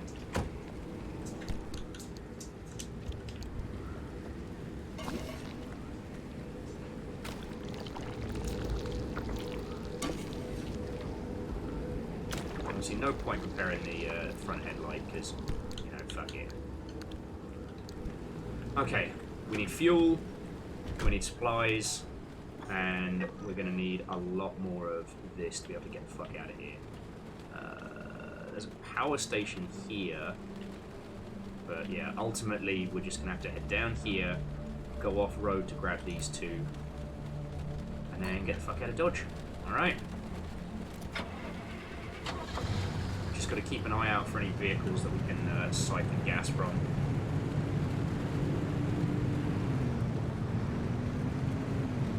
Yeah. Oh no, and alleged you can remove the quirks. It requires like an electronics kit, so.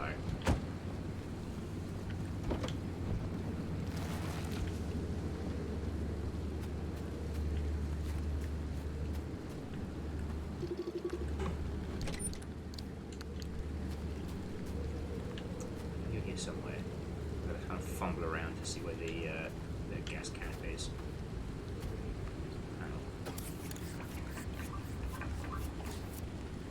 Better than nothing.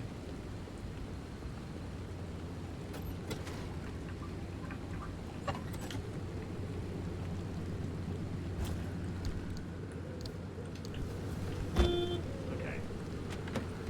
Oh, okay. Alright, first little setup. I just gotta remember to turn off the engine when we're stopping like here.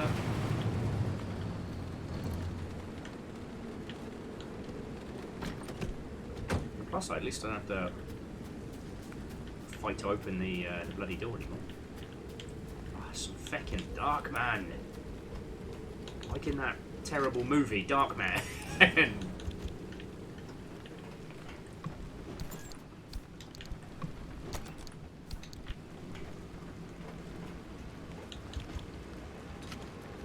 I will say, I kind of like the fact that you don't get to really choose where, like, your time of day for this. Like, you do need to prepare for, like, for night operations and whatnot. You can't just be like, nah, I don't want to do nighttime. Nighttime's for nerds. Okay. Hello, car. Get some bit of pork. Alright. Let's continue on.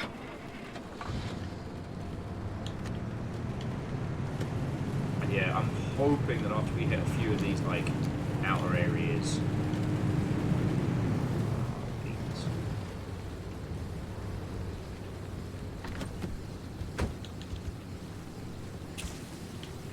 Sorry, tourists.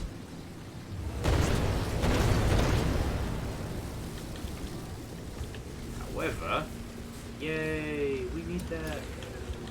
Wait, come back here! Come back here! Plasma for dues. Alright, so we've got 2 facilities. Okay. Day before Cyclocon, able to go down and volunteer reanimate. Alright. Sorry, Kirizer. Thank you for the 500, friend, and I hope you're looking forward to it. Fiona's getting stuff sorted today. They're running the press desk with somebody else this weekend, so they're doing cool kid stuff.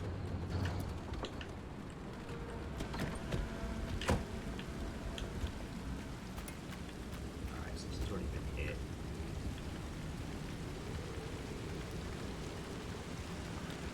What the fuck is this? Oh, it's the flare that I threw. Nerd. Sorry.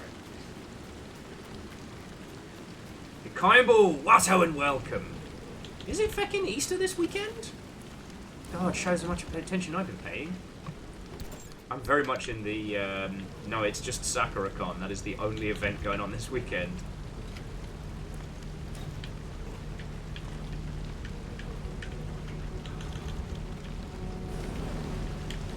Stepgen, no more doing big stuff things today. It turns out I'm not physically capable of processing it. Just, my brain keeps going back to, hey, remember that thing Stepgen just did like 5 minutes ago? I'm like, no, brain. Brain, you shush. Big shush.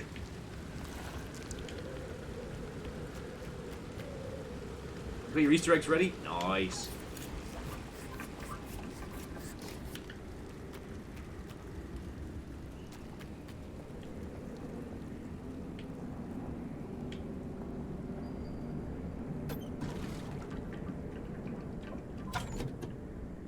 Oh, interesting. So the side fuel tank isn't like an additional. They both count as one big reservoir. I thought it would use one then the other. This is fascinating.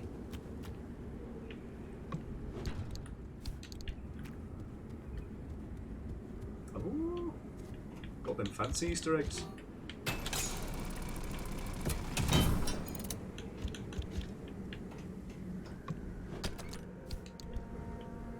Sturdy Kiwi is going very well. Basically, Stepagen was incredibly kind earlier on, and kind of just threw me for a loop. And I haven't quite, once again, finished processing. And my brain can't make me. But we're doing good. This was supposed to be a bit of a milquetoast run. We were just supposed to, like, rush out, get resources, you know, in, out, 5 minutes, no fuss. And it has turned into much fuss. Also, my car, poor car, it has so many quirks right now. Okay. We're just going to keep going until we hit the bend in the road. Stop that incessant clicking. Hey, and, okay, whoever the spooky ghost hunter is from House Carl, fucking thank you. That's alleged and Sturdy Kiwi you've got. Not too shabby. Just popping out here.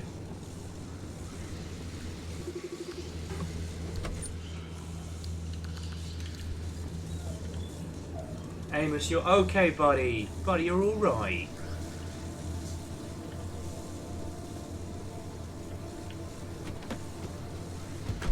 And thank you. While not intentional, alleged, it ended up looking like Echo 1, and you know what? I'm down for that. I gotta say though, friends, I don't think I'm gonna get the chance to... What the fuck is that?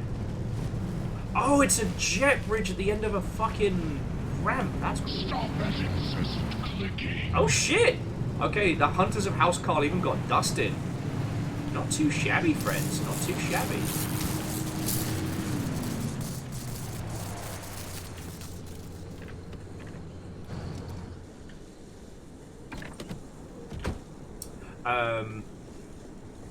Fucking go. We can always use more lead shielding.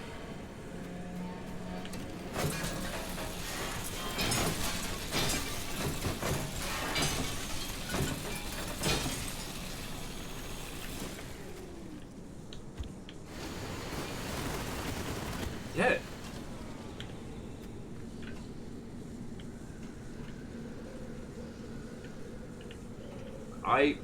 Look, I know what I said, and I said what I meant. Video games are stressful, 100%. Oh yeah, no, Stepagen and the Tiny Dab. No big deal. You know. No, so what I was going to say was, I forget what the new Ghostbusters film is called, like the Frozen Kingdom or the Anna's Revenge or something like that. I forget. But one thing that's been really cool is how much stuff I've seen of like super young fans going to, you know, going to go see Ghostbusters in like full cosplay and stuff. I'm so happy with that. Like, it's so weird to think, you know, as an 80s franchise, Ghostbusters came from such a weird place. And the thing was, you know this as well as I do, but just to note, like, we had Ghostbusters 1, then the cartoon, which had to be called The Real Ghostbusters due to legal reasons. We had Ghostbusters 2, but then that was it. Like, it was a huge phenomenon, like, you know, in terms of, like, toys and merch and things like that, but it was just 2 movies from 1,000 years ago. It was kind of this, like, entity that persisted, and now, you know, it's had a chance to really solidify. I wished the, I mean, if we rank them, like, I guess film number 3, God, I wished it had been better. God, I wished it had been better. Like, it definitely squandered a lot of good people and goodwill. And it sucked because the kind of people that hated on it were the worst kinds of people, hating it for the wrong reasons. I guess, you know, alleged, that's a good point. The comics did persist as well. But anyway, I just wanted to highlight it because usually when you see somebody who looks like me mention Ghostbusters on the internet, they're about to be fucking insufferable. But no, there's... Oh, shit, the bunnies. Bunnies! I mean, we're pretty well equipped to deal with them in this car, but still. Fuck off, fuck off. Aha!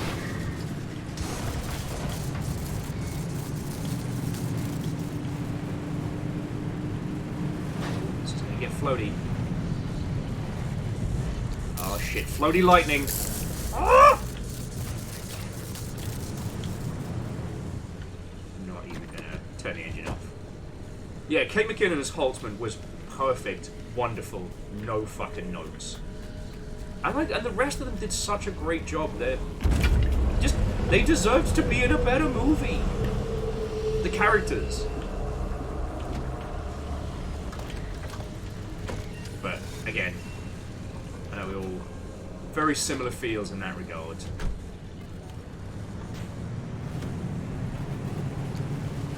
But yeah, it's just I like the place where the busting of ghosts has ended up. And I tell you, it's one of those things, because I'm not as big a fan of Ghostbusters as, say, like Ben or what have you, but when we actually sat down and got the chance to play it with them, like, it was just such a great reminder.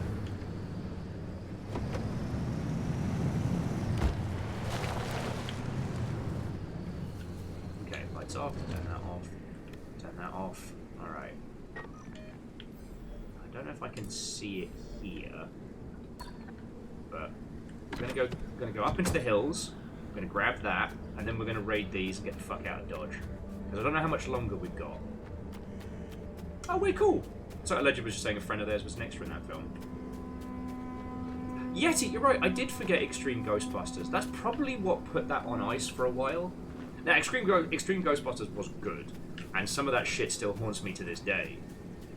There was one about a ghost plague where people basically grew like Nurgle-style pustules, but they were ghosts. Fucking, probably where my like dislike of, you know, whiteheads and spot poppins came from. Spot Poppins is my stage name. Woo! Go get it! Go get it! Stupid bug. Okay.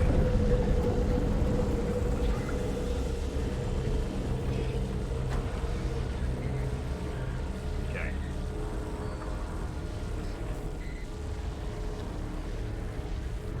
Oh yeah, Fearless, that thing was fucking horrific.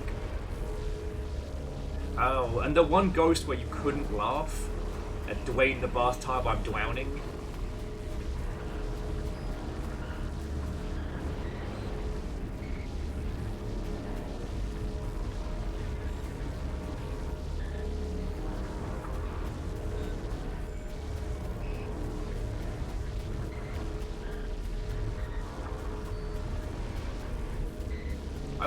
I mean, like, shit. It was the 90s, and I'm not going to critique it overly because it's not, you know. I'm sure other people have feels, but it was it was an interesting example of how, you know, if you're going to put diverse characters, okay, you should always be trying to put more diverse characters into your creations, because more perspectives, more representation always ends in something better, right?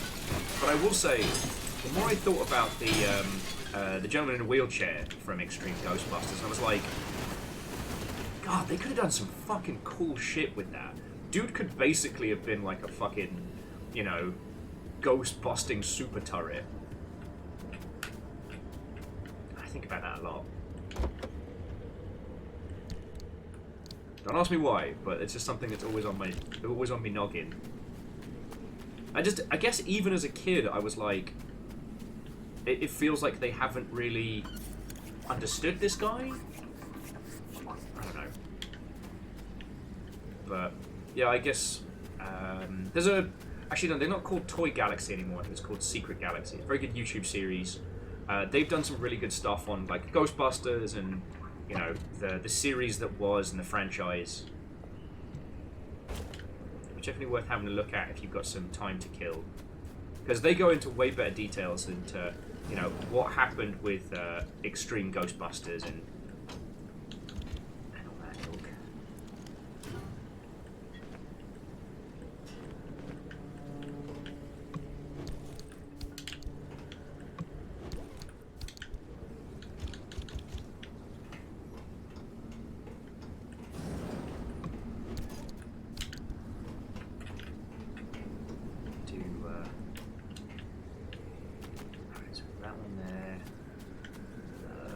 these shacks as quick as we can, just to hope there's some decent goodies here, you know.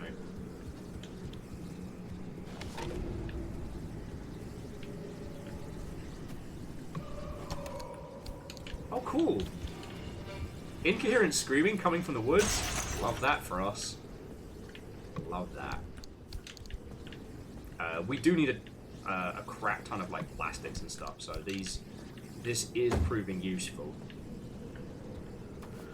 But our current bottleneck is like the late game goodies, so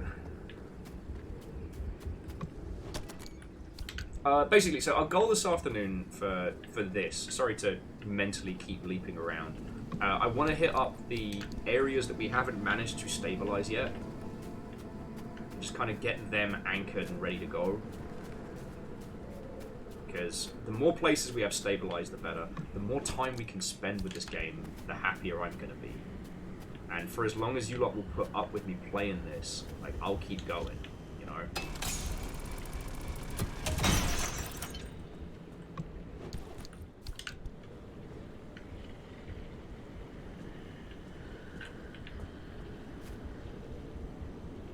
Okay. As an aside to an aside, the Extreme Ghostbusters theme was fucking good. Also, I believe... No, it was a different animation company that did the Men in Black cartoon, which I'd forgotten about. God, that shit was good.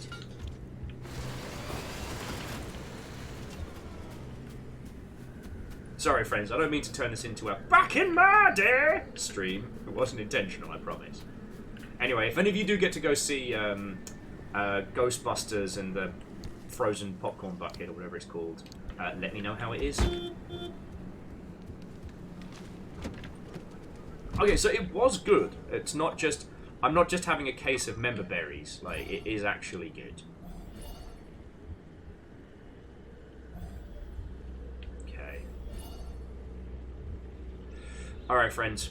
Let's get out of here before I get into any more trouble.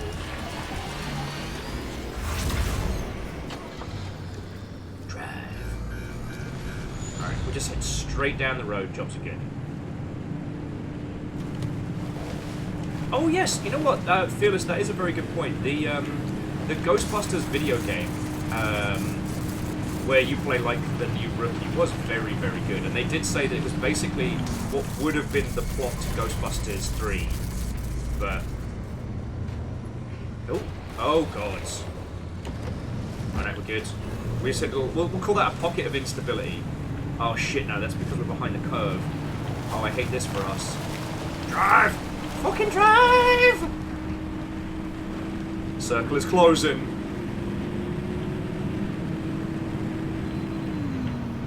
Alright, homies, where we dropping?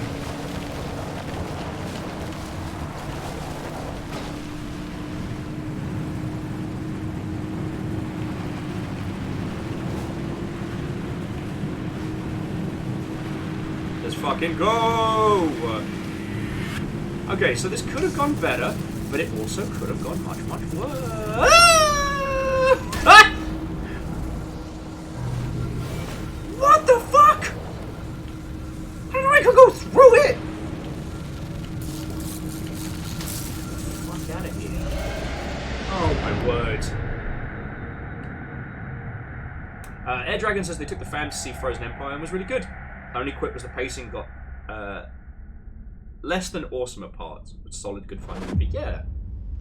I thought it was really interesting that the previous one was very much like a celebration of people that fucking loved Ghostbusters back in the day. You're back safe. No, I wouldn't go that far, OB.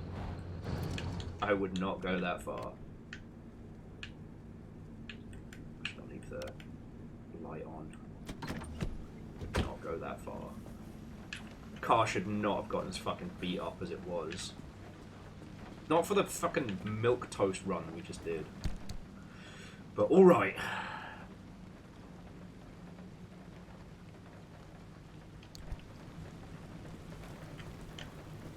Yeah, Fearless, you're right. I've got to deal with the quirk where you turn right. So... What is it? So... front left door is opened. Oh no, we want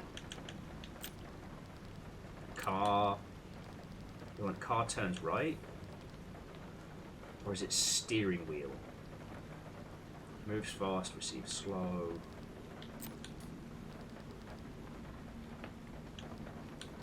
Oh, steering wheel goes right. Front left door opens. Diagnosis. Correct diagnosis. Guests refunded. Okay. We're up to 8 quirks. I've got to fix this one. The rest I can... Alright, so that needs a mechanic's kit. And this one needs an electrician's kit.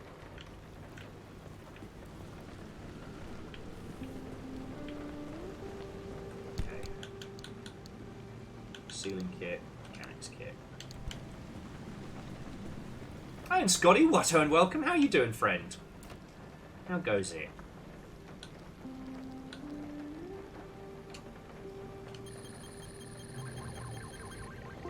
Whoa. There we go. Okay. Whatever these other quirks are, I don't even... Turn right? The anti-NASCAR maneuver. Yes, that is actually what it's referred to. Alright, so what have we got in here? We've got... headlight. Okay, so we've got headlight, and we've got our limb pulse emitter bumper. Do we have any more? We've got armored pieces, but we don't have any insulated pieces, so I guess we just got to repair this shit up, you know.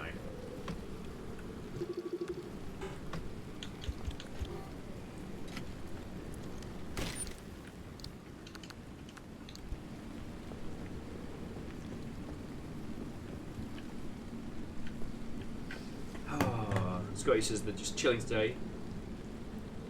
Oh, way cool. Well, Scotty, glad you got it all sorted.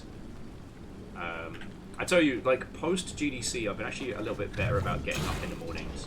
If it wasn't for Drilldonia, I actually would have been able to start streams a lot earlier these last couple of days. But...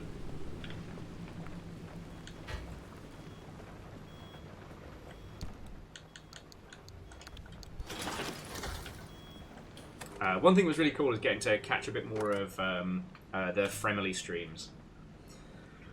And, God... Sorry, I said I wasn't going to turn this into a do you remember stream, and I'm literally doing that now.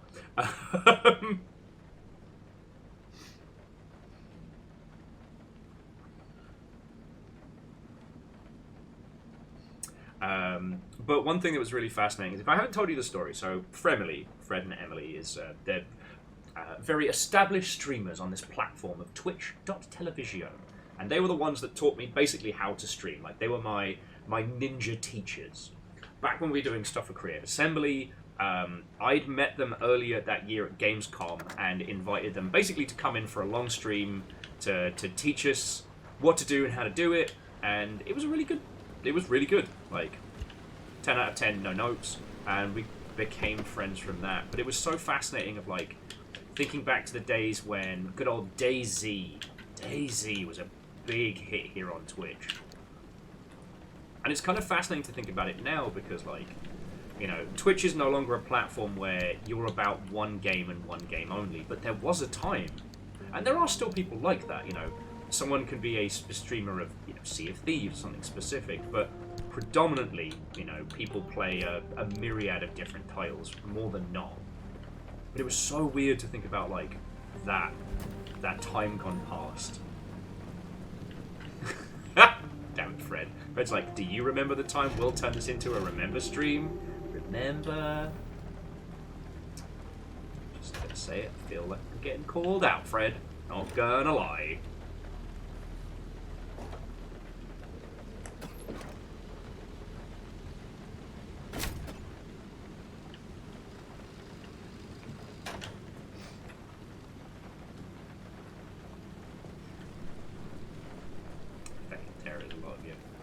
Alright, what needs fixing? 2 cracked doors. Just gonna, you know what? Just gonna trash this headlight. Budunch.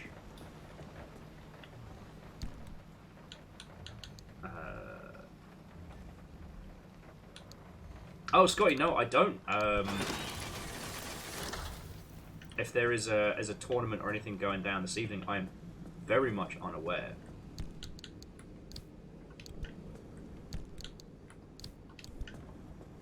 Mainly because, like, so Fiona's working SakuraCon this weekend, and one friendo has already sent me pictures of the back of the Gundam booth. So for that reason, I am sad that I'm not there. But we don't have the money for more Gundams, and I'm already spoiled. But no, like, I'm just kind of head down, getting shit done at the moment, you know? Okay, so where are the main busted panels? Here. Oh man, we nearly lost this. And here.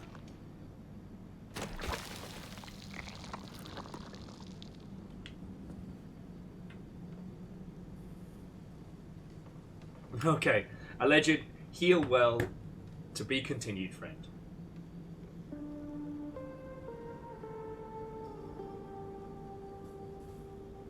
Oh, nice! Good fucking on him! Scotty was saying that, yeah, Fred of Fred and Emily was in an Apex tournament, managed to win 5k. Fuck yeah!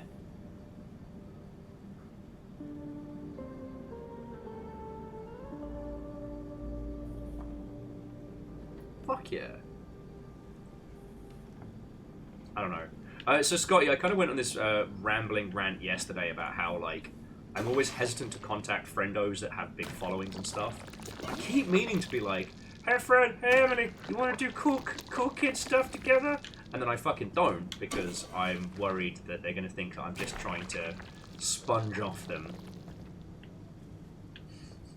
Yeah, Amos in the background. I'm so alone. I'm so lost within you. Alright, you know what? I'm just going to put this armored door in here. I wanted to make another...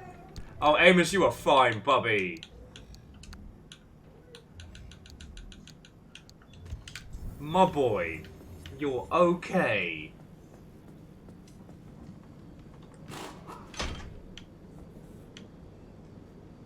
He's the saddest boy in the world.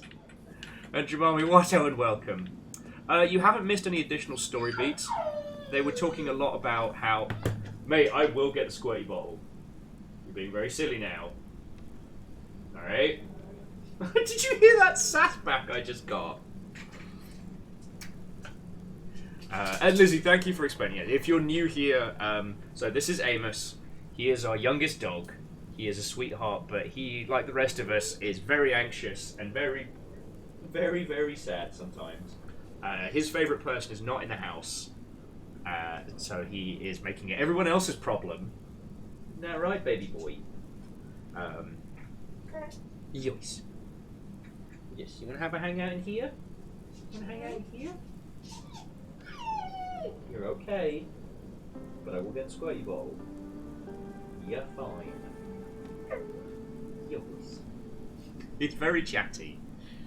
We do love the baby boy. We spend a lot of time and money keeping the baby boy happy and healthy. Baby boy's got better medical care than I do. Anyway, sorry.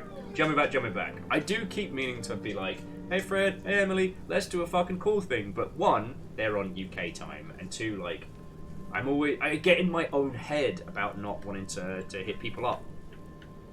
You know? Okay.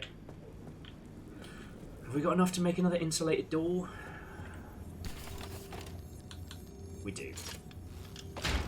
We desperately are going to need more copper wire. Okay.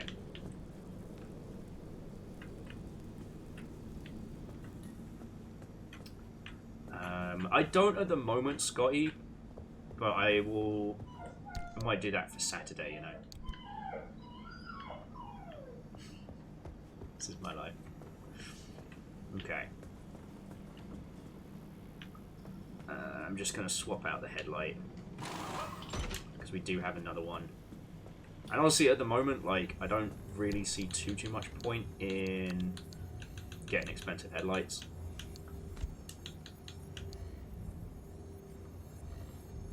Oh, this doesn't fix busted shit.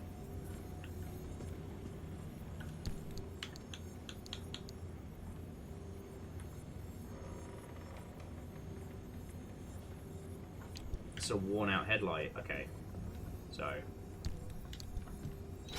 Sorry, buddy. Just another quick headlight.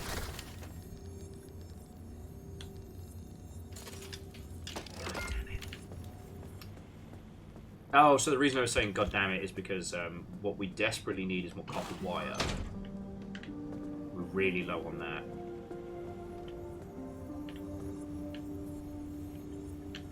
Okay, so how's the rest of the car looking? We need to repair the glass, get a quick sealing kit, and then we should be done. Okay. But yeah. Oh, so repair party wasn't what I meant to make. I meant to make a sealing kit.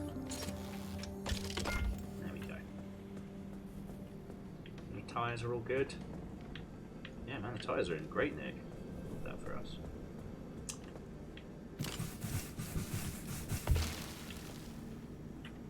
Lovely.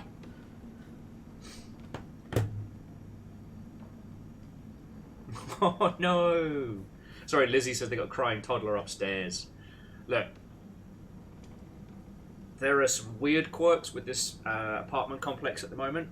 The weird quirks being, one, they're currently building a retail space, which is great. There's going to be some form of, like, you know, store downstairs. Love that for us.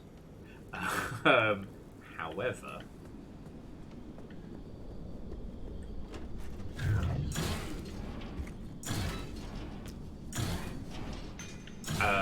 the last couple of days and today, they've been building, I guess, structural stuff, and the way it's been working has been like,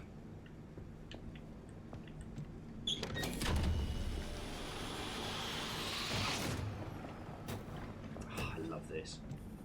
Oh, sorry. Okay, before I tell you more tales to reel. So what that does is this not only brings all of your items on the floor together in one place, but then also gives you your trunk, so you can just pick everything up.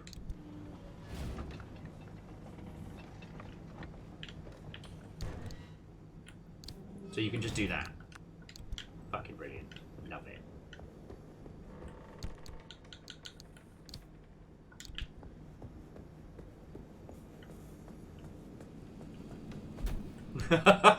Scotty was like, can you imagine how happy Phil be if it's a dispensary? Yo, we will get so big. We will be irresponsibly high.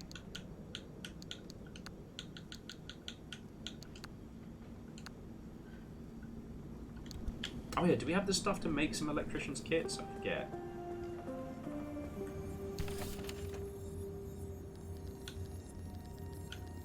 We do, but again, we're just chewing through all that copper wire.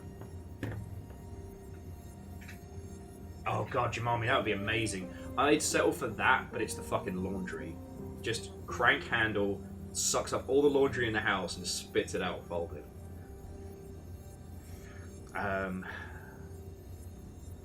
But yeah, so they've been doing structural stuff, and it's just resonated through like the core pillars of the building.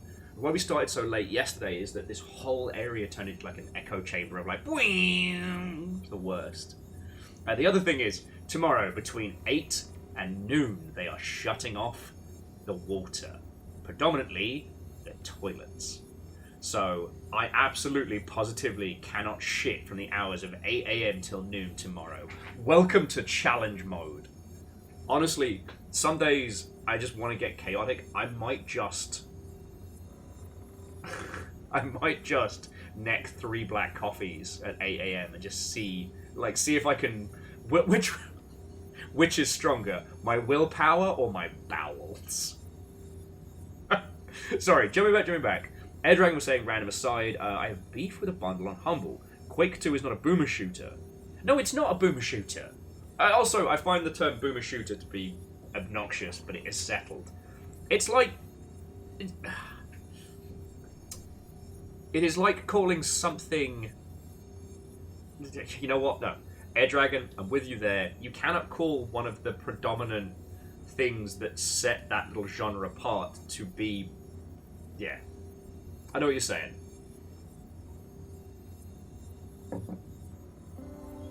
Yeah, Scotty, you know what? I can do this like like 16th century London, just shit in a bucket and throw it on my neighbours as they walk past. It'll be fine. Don't even worry about it. Now, what's honestly going to happen, friends, is because we don't have stream until like 4, and then like in the boat 5, I've got Friendo coming over to help with Amos at like 2, so I can show him like how we do things in the new flat stuff. Legend says boomer shooter equals satisfying double shotgun. Yeah, that's what the boom should mean. In my heart of hearts, it is. Lizzie, I just might. Also, okay, this is one of those, like, how to know you grew up in a poor household. If it's yellow, let it mellow. If it's brown, flush it down. Don't flush the toilet unless you fucking have to.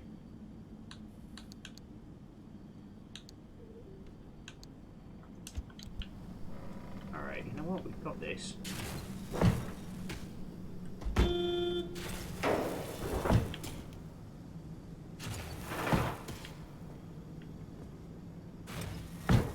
For the little side bits, we can just give him a quick cheeky repair with this.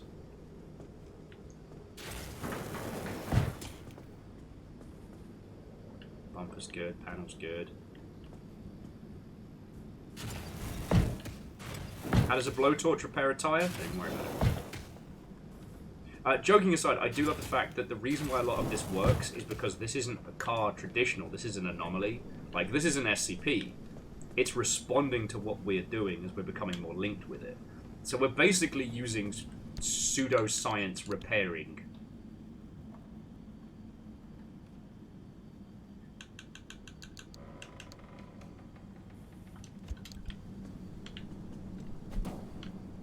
I've got an idea actually, because we've got loads more storage space. I'm just gonna pack a large fuel can just in case.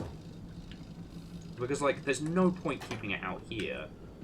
And we've got the roof rack. We've got tons of storage. This way, if we ever end up a certain creek sans a paddle, like, we're good to go. Alright, so we've got 3 buzzsaws. We've got a Mac. So I need an impact hammer and a crowbar. Okay. Yeah. Oh, so Wolfgrad, they have specifically said, like, not to use the toilets during that time. So, tomorrow's challenge mode. Yeah. So, jumping back. So, Air Dragon, while I do agree with you, unfortunately, we're suffering from one of the things that's great about video games, but also terrible about video games. And that is, we don't always get to choose genres, you know? Unfortunately, with Boomer Shooter, it's already taken hold. You know, we can no more get rid of the term than we can tell the tides to fuck off. Poseidon quivers before him! Fuck off!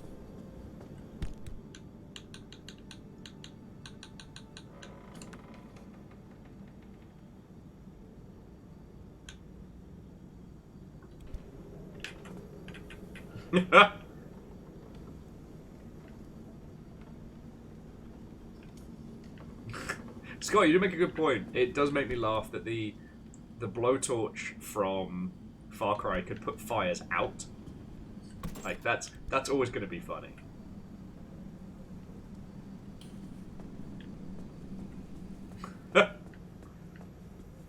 Alright. Oh, we did get some stable anchors, so let's see if there's anything we want to pick up right now.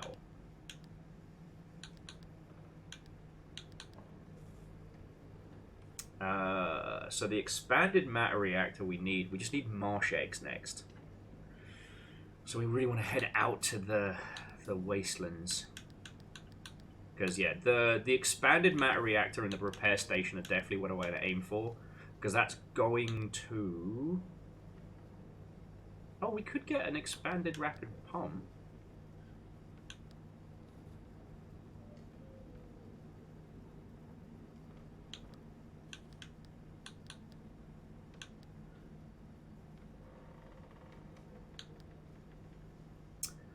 Oh, and the advanced antenna would be pretty good, but we need way more shit than that. We don't have nearly enough thermostat crystals.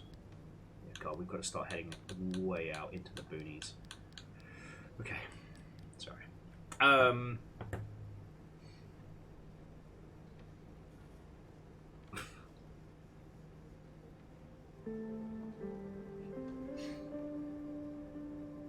God, I forgot what I was going to talk about. I love this game so much. And I realise the reason why it pulls me in is because it's the perfect blend of fucking panic and just calm tinkering, right? Everything in the shop is almost like... I know Patrick and Peeps have been calling it like dad games, right? Like Power Wash Simulator or, you know, Lawnmower Driver or what have you. But it has that kind of feel to it. Putzing around, tinkering, putting everything together. And there's just this wonderful sense of calm here, which, juxtapositioned with the panic and the madness and the anything can happen of going out on the road, is fucking perfect. You know, we talked a lot about with Helldivers that one of the reasons why Helldivers is so successful is that whether you're winning or losing, whether you're, you know, in your little base hanging out with friends or like on the surface, you're always having fun, right? All of it is into it. Okay, but Dustin, you know what I mean. You know what I mean. And yes, Power Wash Simulator is one of the great games of our time. It's beautiful in its joy, its zen meditative simplicity. Yeah. Oh yeah, no, Lizzie, absolutely. And I think that, okay, this we've talked about a lot, that we need to stop thinking about the gameplay loop in the same way that we used to. It's not about always pouring more action on the user, because... so Wheeler Dealer, who hangs out here a lot, plays a lot of shooty gunbang games, and I watched him and his squad playing Call of Duty Warzone. Now, it's not my cup of tea. I do appreciate for people that enjoy just simple, fast, polished games, it's brilliant. But you know what? There is no chill in that at all. That game doesn't leave you to your thoughts for a single second.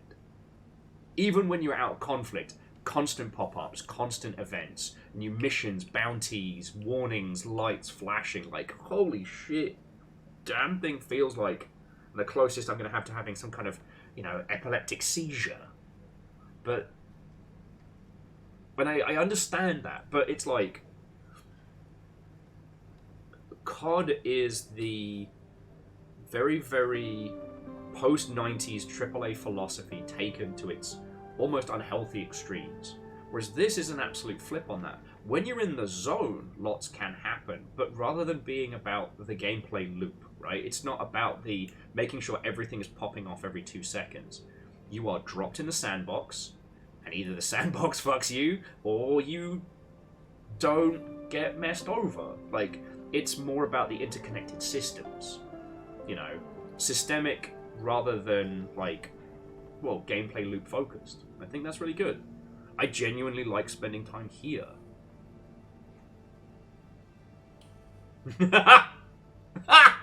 Sorry! Air Dragon was just saying, so co-workers, they're not big into games. Air Dragon introduced them to Balataro. And, I quote, they told me the next day, sleepy-eyed, I hate and love you at the same time, to which Air Dragon responded with, first time? Yo, I am scared of the roulette roguelike that's... I'm fearful of it, you know?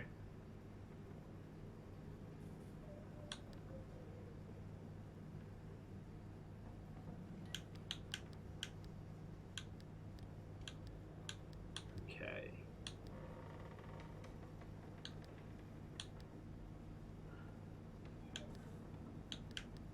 Yeah, at some point I'm going to need to research the armored panels, because that's what gets us the Olympium stuff, but I'm not really too fussed right now.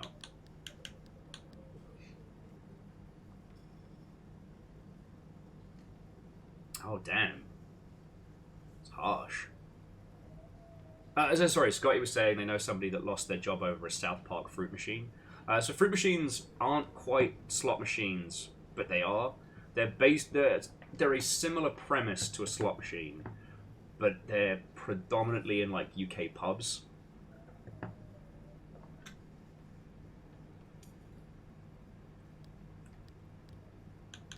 Okay, expansion racks are done. Boots done. Backseat tank. Fuel synthesizer. High capacity battery might not be a bad shout, but we're kind of good for the moment. Oh, we've got the auto parker on. Now where the fuck is hot dust?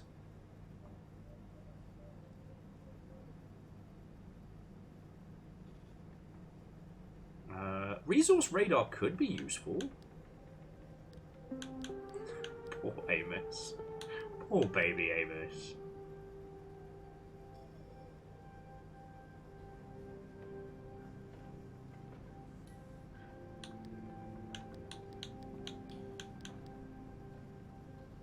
The wee baby Amos.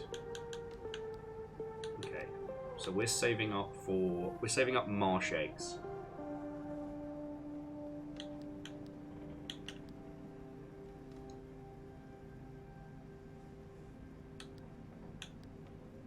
To get that repair station.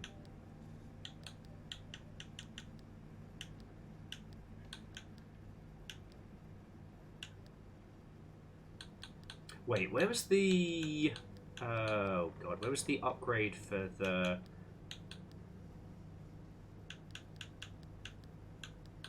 I do like the idea of the incident board. Where was the upgrade for the back of the fucking car, though? Where was that?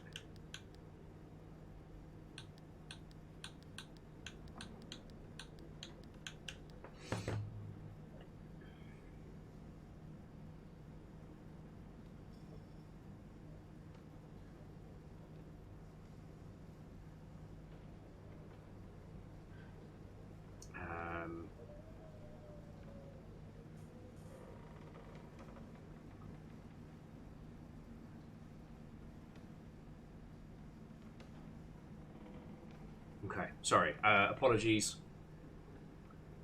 Is it under storage? Oh, so Sir Garrett Cameron, Watto and welcome.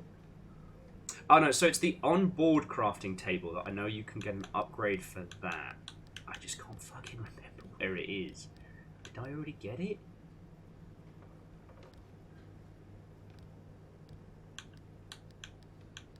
Oh no, mobile workbench is once we get the ion shield. I just got to find us where this hot dust is. But thank you kindly. Because there isn't actually anything that we desperately need right now. Keep doing this.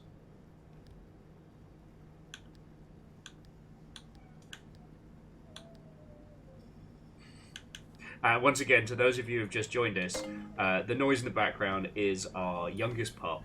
He is fine. He is just missing Fiona. And that has made him the saddest boy in the world. Alright. Let's give this a charge. I think everything's up to snuff. Yeah? I'll just check the friendly dumpster one more time because it says so.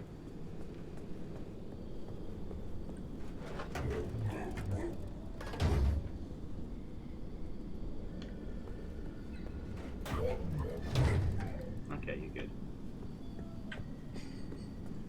He's the saddest boy in the world. His name is Amos. Did you know that medically no one knows how hard it is being a wee baby Amos? Okay, so we're not going there because that's bad. That could be interesting. Oh, that's a good junction right there.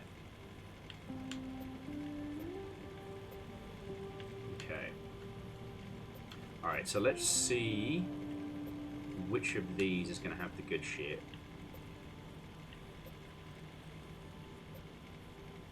See if any of these have got, like, stable anomalies. Ooh! If we go to E7... Oh, that one's going to be feckin' great.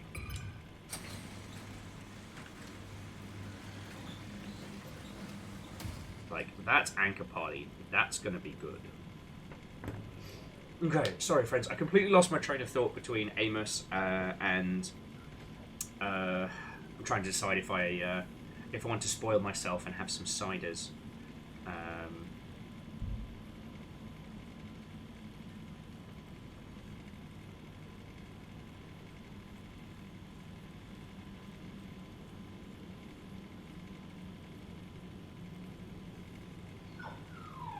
Oh my word. What I will do, friends, is if you'll forgive me for the break, I'll take him out for a quick piss before we start our next run. So that'll be like 10 or 15 minutes. Get him out, get River out, and go from there.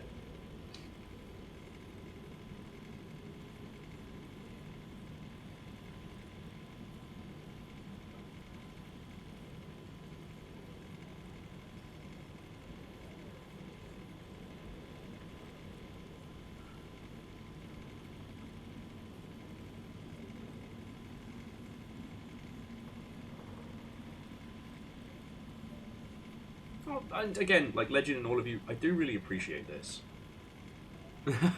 Well, and Sagara, like, this is the thing, is like, I don't say this because I expect things of you. It's just, you know, it's the nature of streaming. I try not to... There's things that you do and there's things that you don't. Like, if you take lots of breaks, people do tune out. That's fine. That's no diss on them.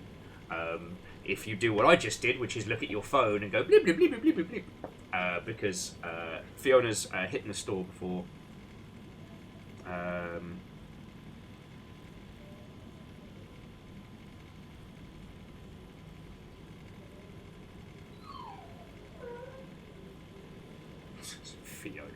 Fiona, Amos in the background.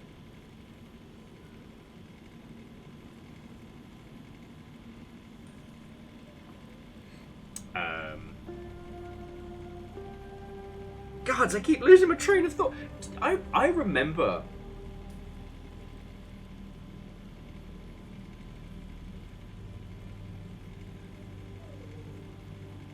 I remember when you used to have to hold a whole ass conversation. But so Garrett, sorry, if we haven't met before, my name's Will. It's lovely to make your acquaintance. I've worked in video games for a gajillion years, but I do predominantly do this. Like, if you're wondering what it is that keeps the whingy baby boy in the other room fed and happy, it's this. So I was talking about messaging Fiona, which I'm doing now, because they are picking up supplies for the next couple of days. Ooh, there's a healing and a recharge station there. Lovely.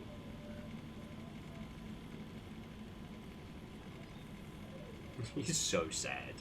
He's so sad. Sorry, the wee baby Amos. Okay. The deed is done. Thank you for waiting. Okay. Whoa. Come on by. I'm a very chatty sort. I don't know why I keep saying that like Alan Partridge. Like, welcome, hello. Aha. Oh, Jesus. No second chances. I'm good. We are not going there.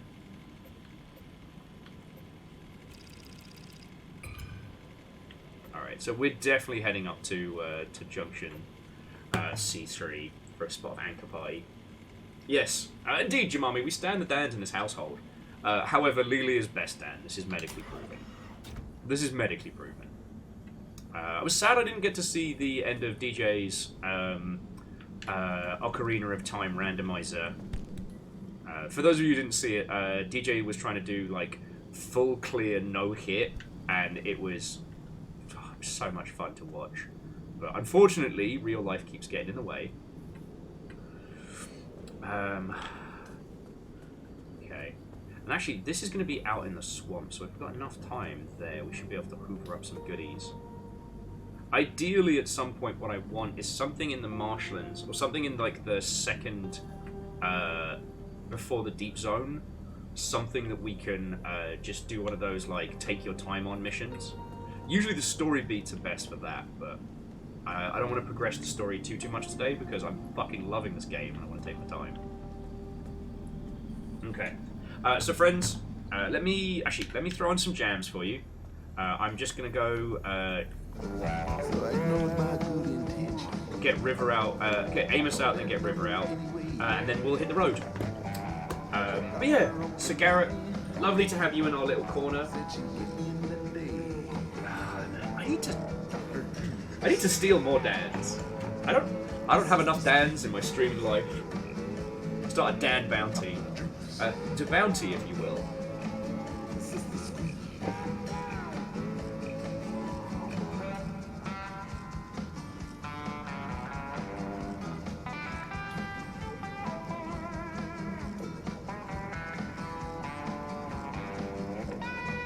Okay.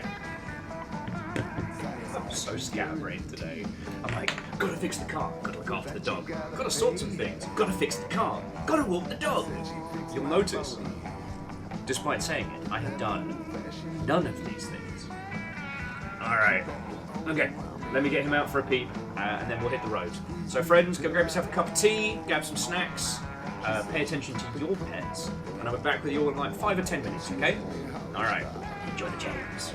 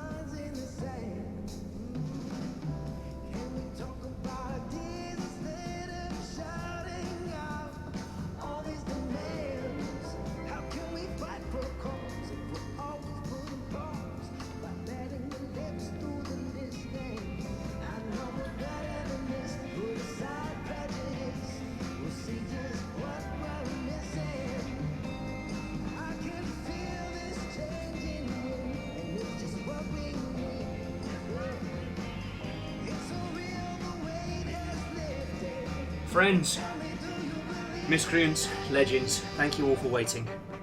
Sorry about that. Oh, and Scotty, thank you for gifting Cigar with some.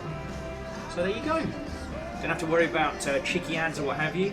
Marshall Rayer, it's been 1,000 years. How are you, friend? Lotto, welcome. Okay. You all want to take the car for a spin?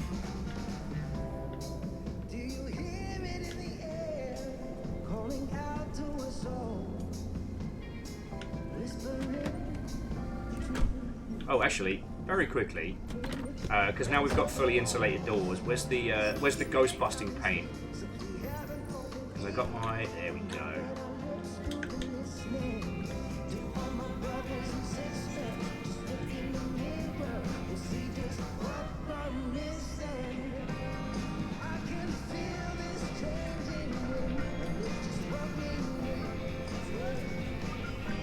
Oh, warning! Matching paint. Single most English warning.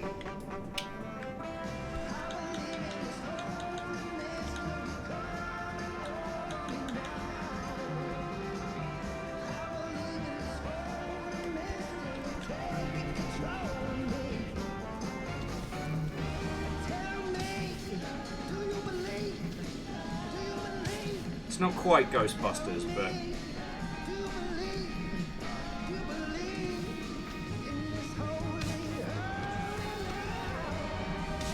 yes, Flowers, thank you for checking. I did fix the door opening. I haven't fixed the bonnet popping up, but I can just fucking deal with that. The door popping open was too much. Okay, so we're heading for, I think it's this particular junction, and we've got a lot of goodies to kit. Ultimately, we want to hoover up as much in the way of like, oh, did you see it did this little heart? Lovely. We want lots of copper.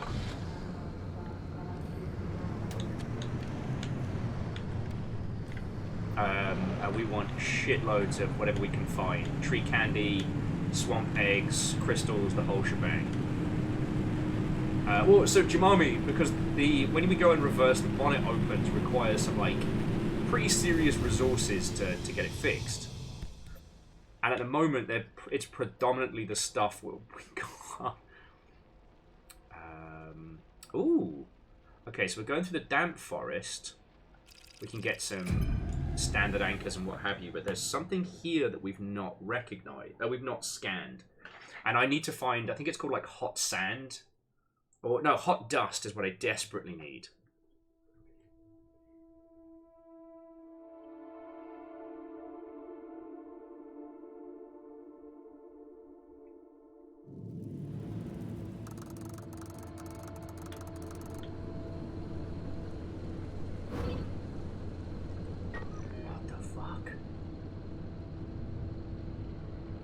Oh, so we're going super off-road. Alright.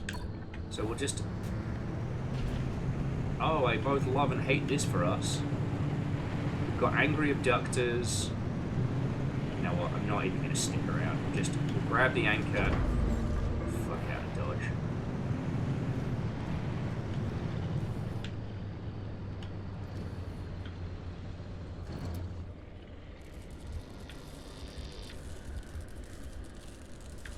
Do kind of need those though.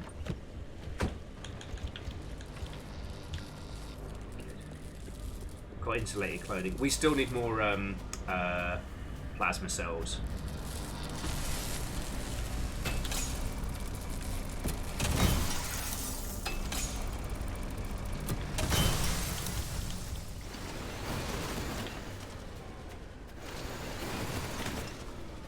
So I'm trying to only grab the stuff that we need for sure.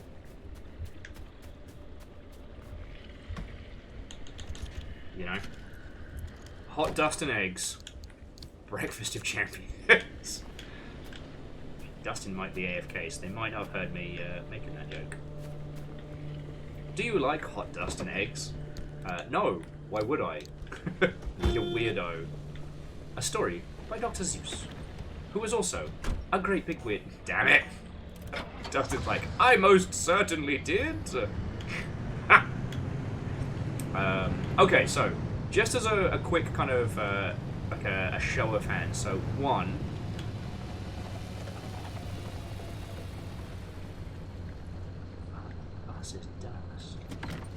How many of you have played through this already? Yay! I got hot dust! Did it! That's a fucking turnout for the books, friends.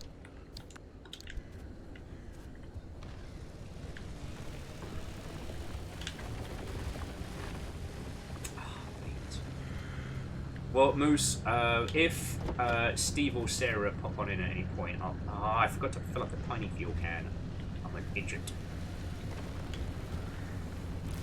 Might as well just figure out this then.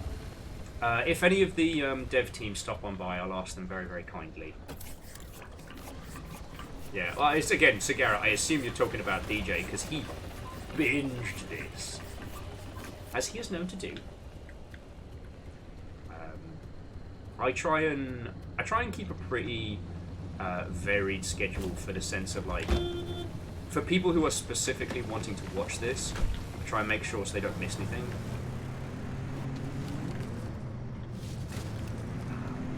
Yeah, scan that hot dust.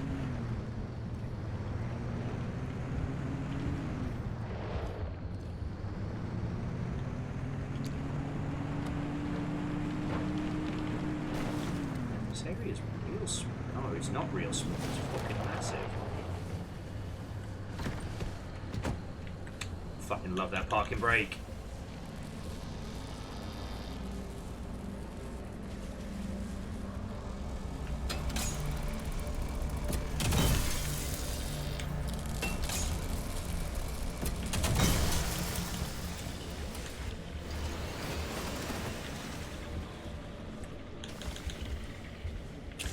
Here, boy.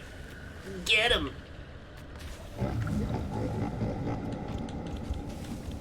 Whee! The fucking speed at which those guys fuck off. Love it.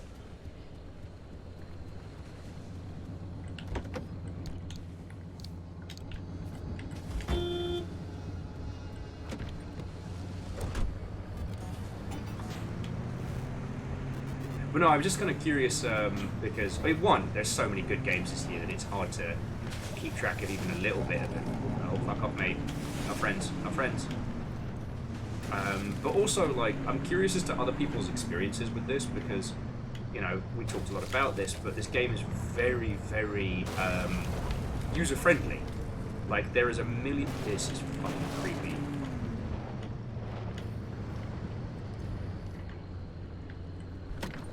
How are we doing for gas? There's a fucking tanker here.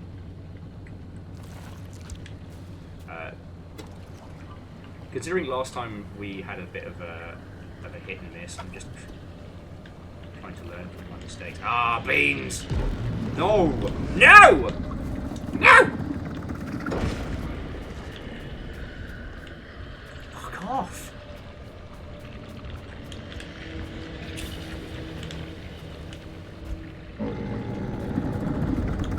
Fucking bastards! Alright, you know what? I need to stop. I've got to stop pissing around. We don't need fuel that badly. We've got an emergency. Get the fuck out of here. Right. Doing good. Oh, I think one of the batteries is leaking.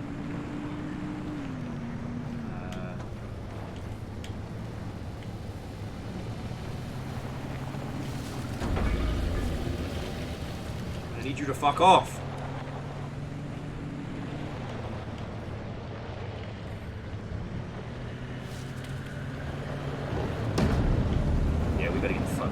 Alright. Every time I keep saying, no, I'm going to leave it alone, I'm going to chill, and then I get distracted and I'm like, ooh, shiny! What happens? It gets worse.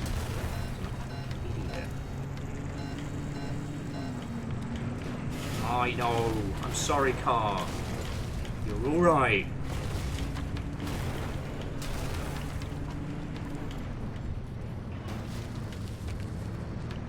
You're alright, car.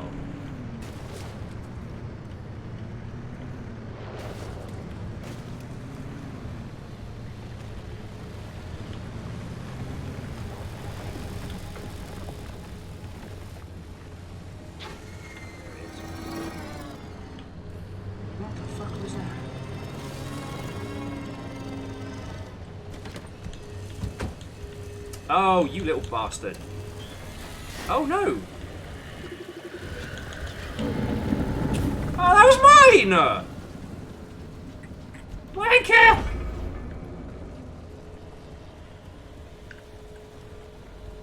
I was about to start flipping my shit. I didn't even know a happy hair was a thing.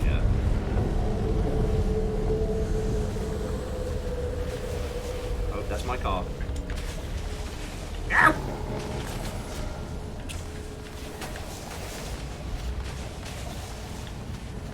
Where's the orb? Where's my fucking orb?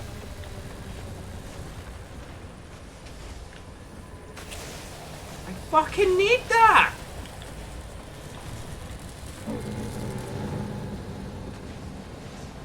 No, that's the happy hair. What the fuck is it? Oh, this radiation's cooking the car.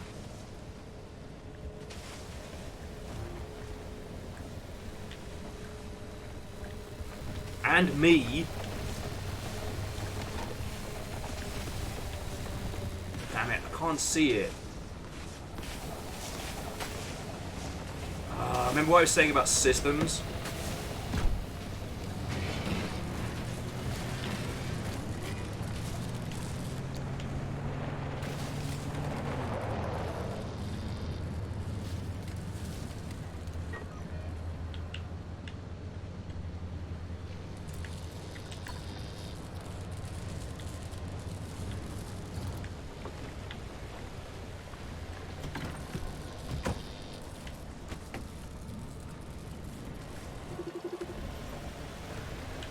battery's oxidized. Needs a fucking sealing kit.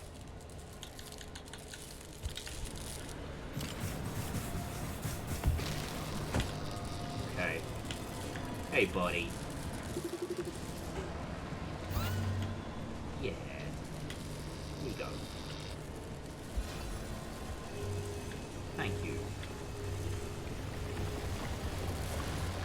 Okay, just...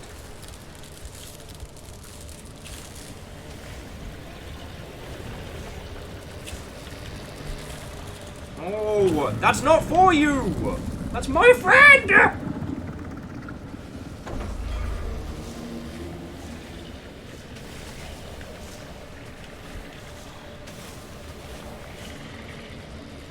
Alright, I can't see the fucking anchor.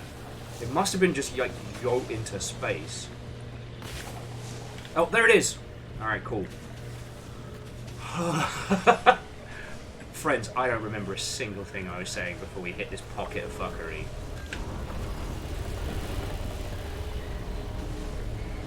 We are getting the fuck out of here. I need that, like, losers need oxygen. My man Lister here. He doesn't need a spacesuit. What is he, some kind of nerd? God, I gotta watch more. I'm not even going to risk it for a biscuit anymore. We'll just get the fuck out of here. Alright? Got the materials.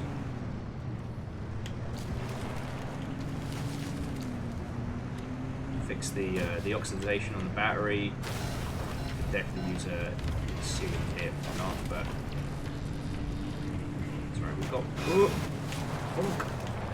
We've got a fair wedge of repair parties, so we should... question mark? Be okay.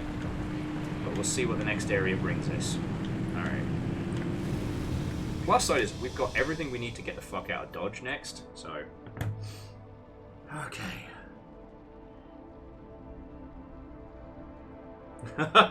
Okay, jumping back, so XO. Absolutely. But I really cannot understand why so many people decided to release their game during GDC week. Like, what was it? Like, Lightyear Frontier, what have you. The mech, cozy crafting cleaning game.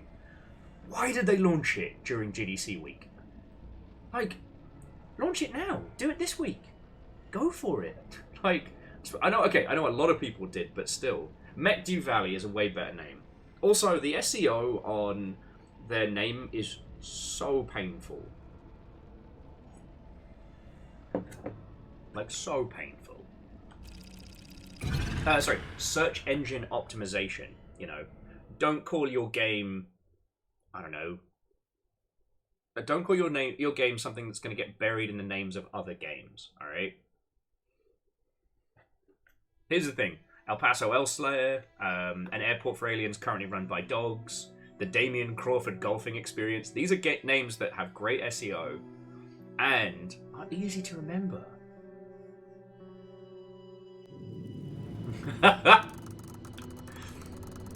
Fred, it would be funny as shit if they did like an actual... Oh shit, there's a healing station here, so we are absolutely going to use that. Alright. Trying to get as much corrupted energy, as much swamp eggs, crystals, and the ilk. We're great for fuel, great for power. This is just a smash and grab. It's a quiz, it's a race, it's a real happy place. Funhouse.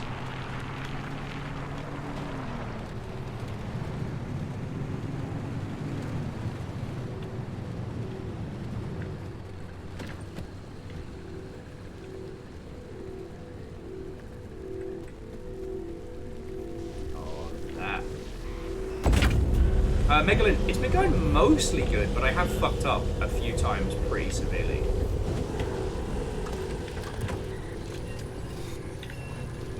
Oh, time to go. We are not acid proof, and we are certainly not radiation proof, so get the fuck out of here. Wait! Okay.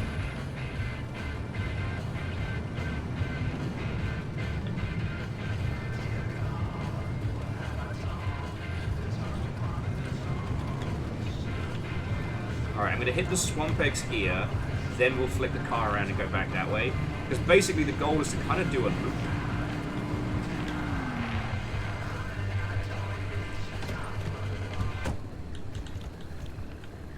But no, Fred, I would love like a mock clan invasion DLC for Lightyear Frontier.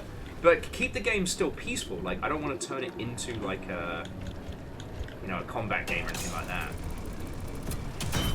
I like the fact that it's non-conflict, but just do a parody. It's so funny.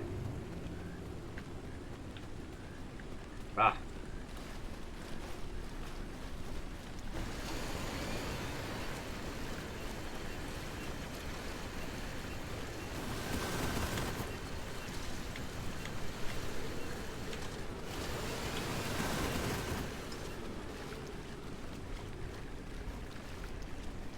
Get it all? It's one flower up here. Okay. However, we can't faff around too much because as much as I want to just do whatever, we are still on a time limit. Yes, I have scanned the reefs. Oh, actually, have I scanned the reefs? I think so, but you know what? Can't hurt to double check.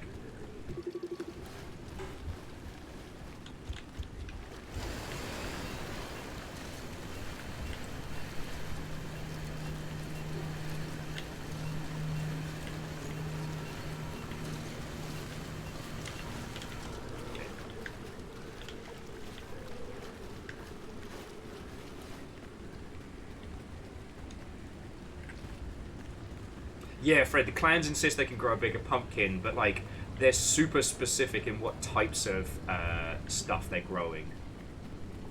Like, they're really snooty about it. Kind of like a cross between the clan invasion and Last of the Summer Wine, which is a reference that won't translate to maybe to most of you. But for those of you that do get it, will think I'm incredibly clever and funny. So funny. Wow, Will, how are you so funny? I just say it's a gift. Alright. Push out.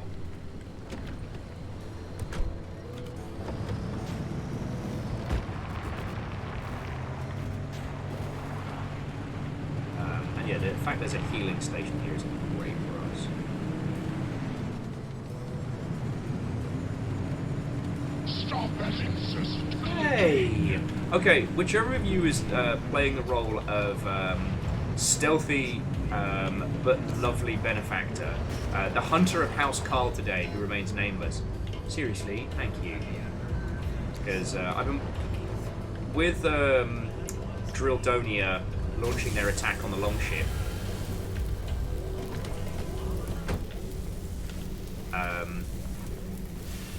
I've actually been able to watch a lot more streams the last couple of days, and won't lie, some of the adverts on Twitch are just insufferable. Okay. Alright, this should make us fly as well.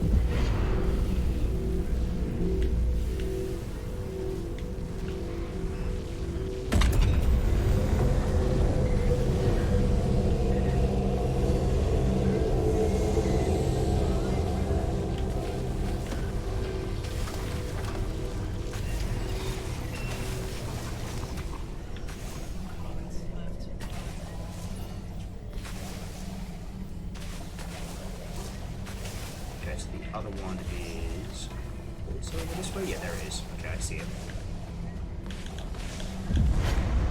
Oh, little bubblegum body. There you go, Bob.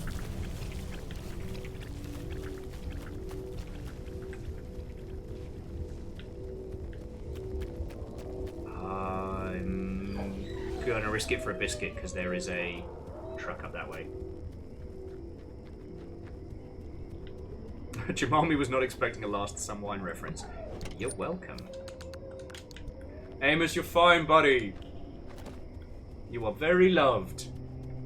A large number of people on the internet who have never met you are invested in your happiness. We don't need a crude bumper. You know it's a crude bumper? Sorry.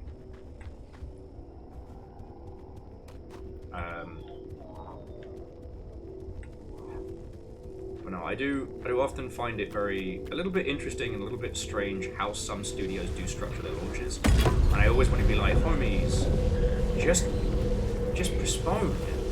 Like, give yourself an extra week. And okay, look, I do understand why. So with Lightyear Frontier, they are doing early access, and they're doing early access with Xbox. So, bonk.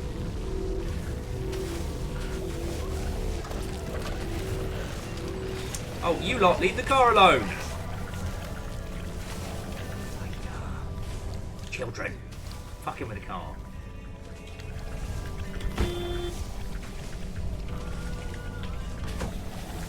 Alright, let's see where we're going next before the bubblegum buddies decide to cause more trouble. Okay. So we want to go this way round.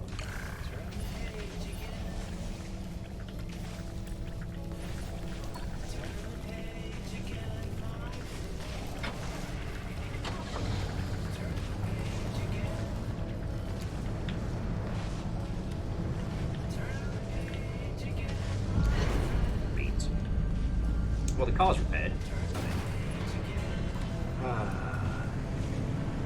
Oh, yeah, so Lost Flowers, the Drildonian Nation is basically the construction work they're doing in our block of flats.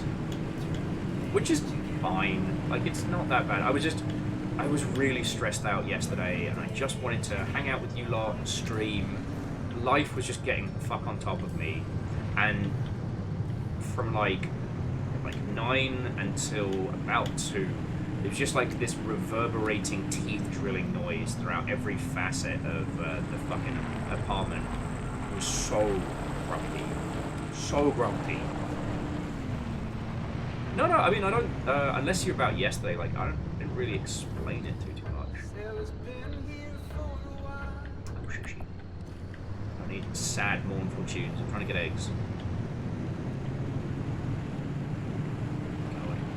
Like, if you want a little snapshot into how my mental health was a bit in a shitter yesterday, is I voluntarily started rewatching BoJack Horseman.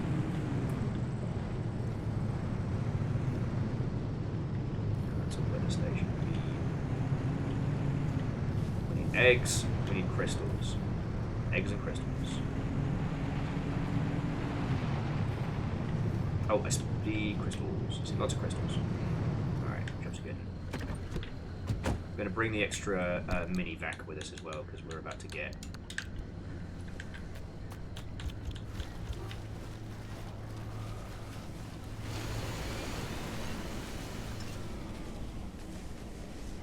Come on. Come on. Got shit to do, don't fuck around.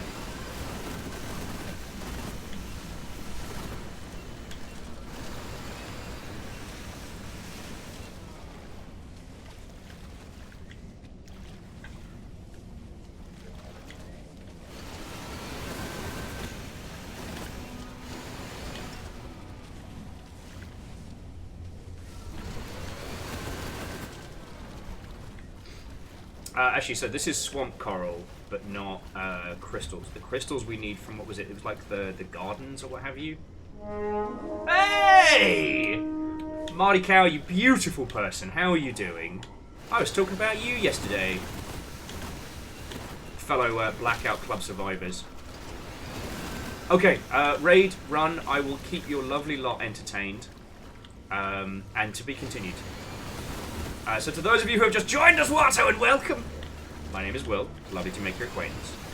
I have been a video games industry-centric numpty for 1,000 years. What was it I kept saying at GDC? After I crossed a witch and was cursed to be forever stuck in the games industry. It is lovely to meet you all. So if you want to talk video game nonsense or what have you, you know, why games do what they do, how they come out, stuff like that. Like, I feckin' love talking about this. We're playing Pacific Drive, which is kind of like... What if you kind of smashed Stalker, SCP, and a bunch of other fun stuff together and turned it into a road movie? You customize and build your own, basically like, supernatural storm chaser, Okay, I've got to stop running for them. This is what happened last time. Don't rush to them, let them come to you. And what was Marty Cow playing as well? For my lot, please, please, please, if you're not following Marty Cow, please do, because one, they're really actually good at video games, which I am not. And they play a lot of Hunt Showdown, which, if you haven't seen somebody who's good playing that game, you deserve to. Oh, and just very quickly, for those of you who just joined us, if you hear the sound of the saddest dog in the world, that is the wee baby Amos. He's fine, but right now his favourite person in the whole wide world isn't here, so he's very sad.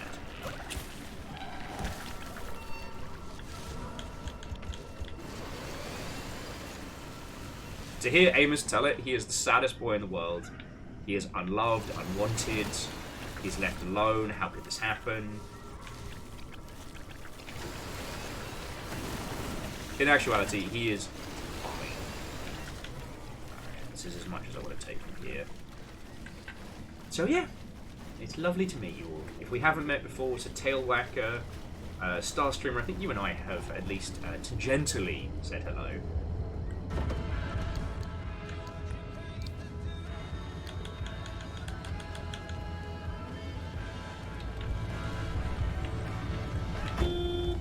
Our beeper. Alright. Swamp eggs. Yeah, just keep following us around. We're good for fuel, we're good for what we need.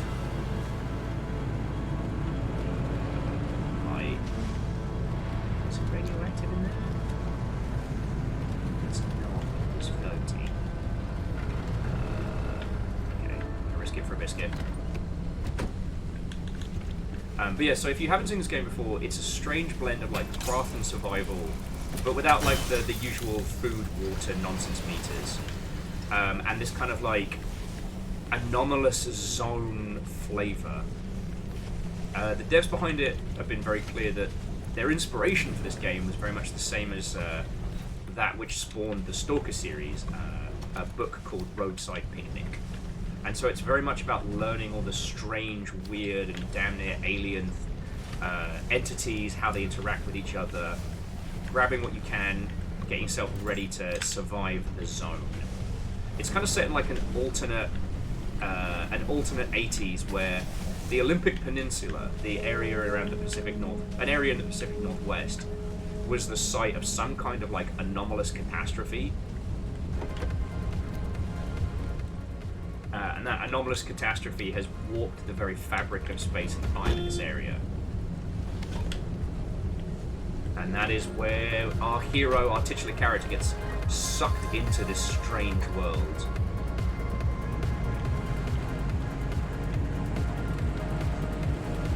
The idea is it's kind of, if you played, what should we call it? Oh, there's some swamp eggs, we need those. If you've played Control, it's in a very similar position.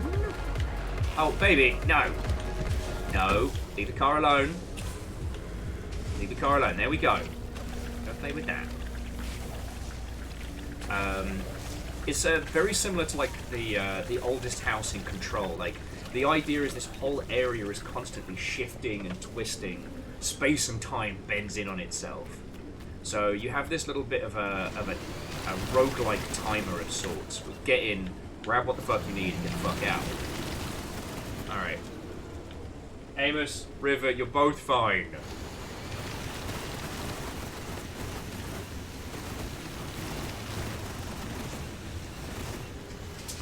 Baby boy, you're okay. What just exploded?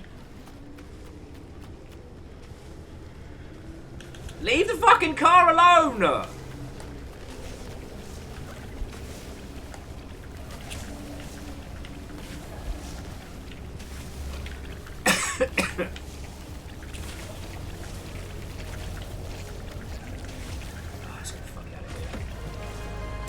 Car's not damaged, so we're good. But there's a fucking storm coming. I love this for us. Alright, if you've got any questions about this game, I'll answer them when I can, but shit's about to get real spicy real fast. Amos, you're okay. You're stressing, I'm stressing. I'm stressed, the dogs are freaking out.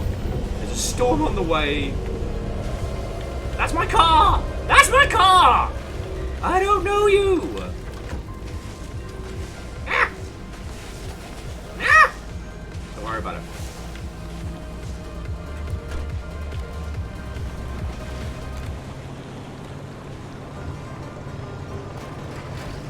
You're fine, mate.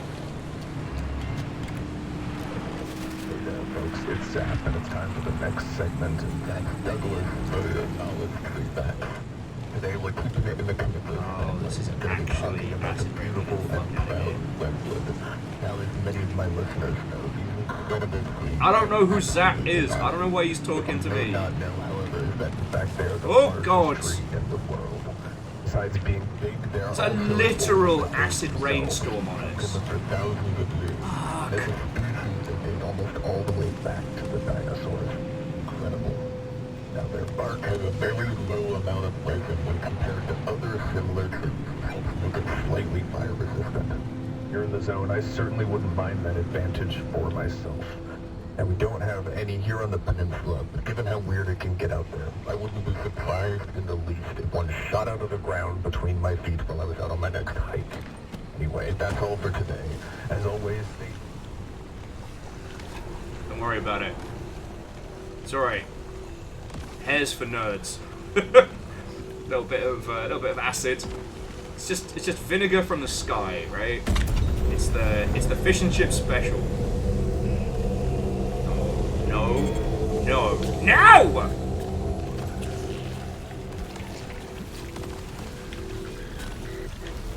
God, those little bubblegum bastards. They're adorable, but they're just like a stacking pain in my ass. No! Oh, we are in serious need of medical attention. So basically, the storm changed direction while we were here. To Jordan Popular, Watto and welcome.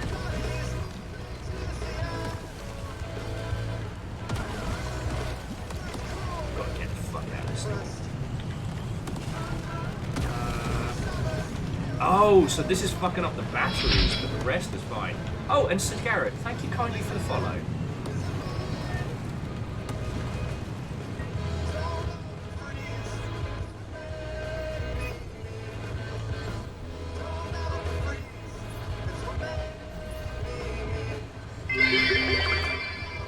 Is this where Hotel Scipio gets its creme de menthe from? But yes. We haven't been to the Hotel Scipio in ages. Alright.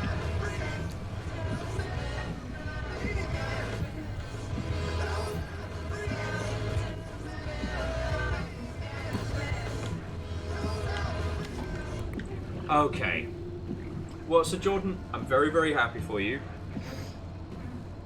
Just remember, document everything. At some point, you will want to be able to demonstrate to other people that it's a thing that you can do professionally.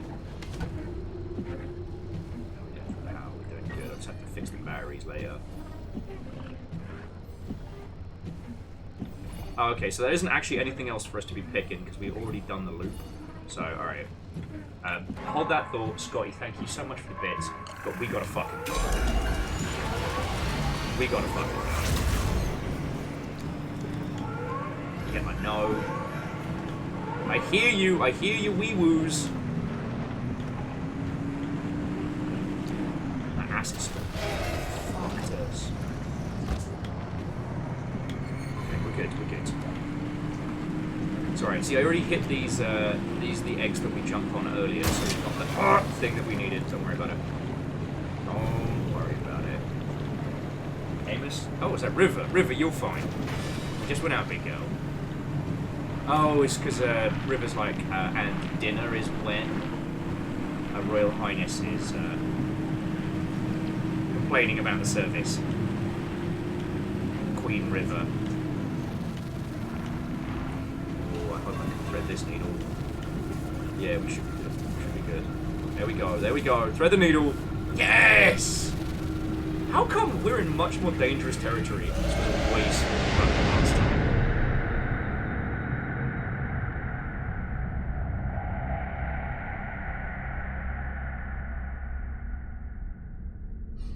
Okay.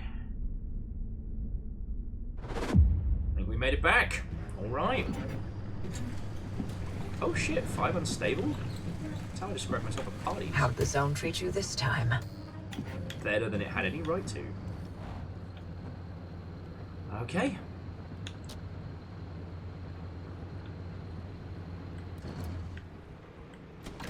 Go team. Nearly ran out of gas, don't worry about it.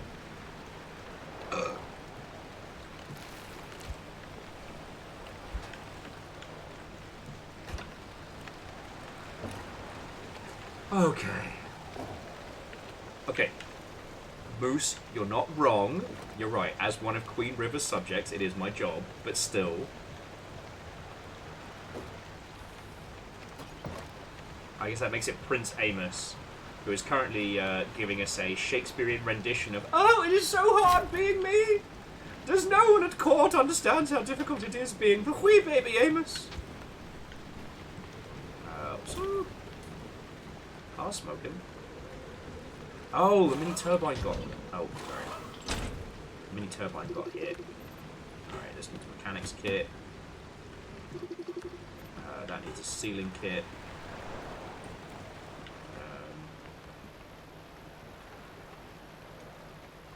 Okay, yeah. And this just needs general repairs. I don't know.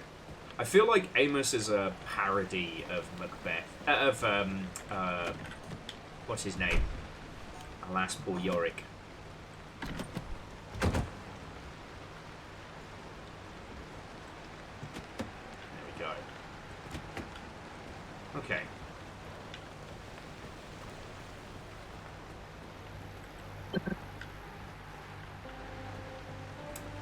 Alright, let's get this, these goodies unloaded and get these pieces repaired.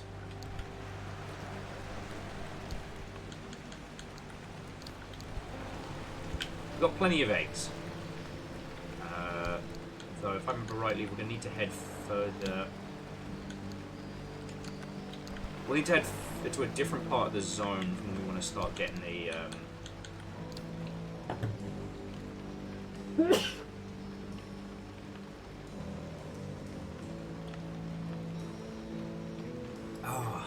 for the red crystals that we're hunting, we need to head back to the forest.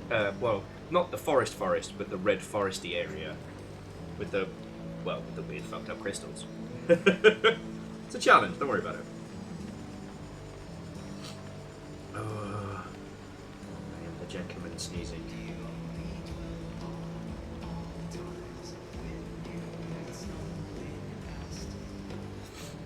Okay, let me get my sniffles.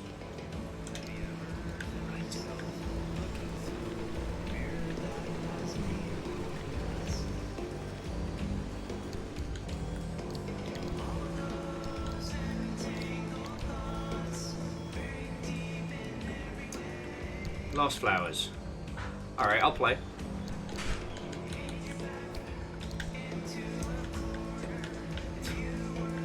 Like, only in the numerical sense. Welcome back.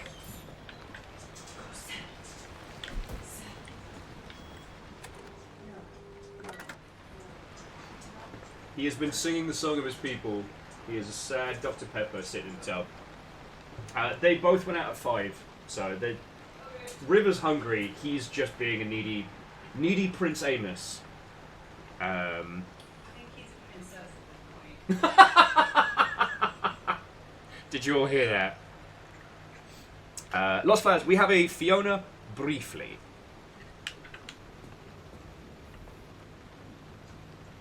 We have a Fiona briefly.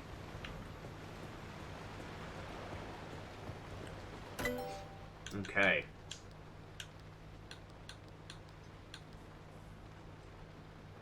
Okay, so we can get the experimental matter regenerator. That's going to be useful.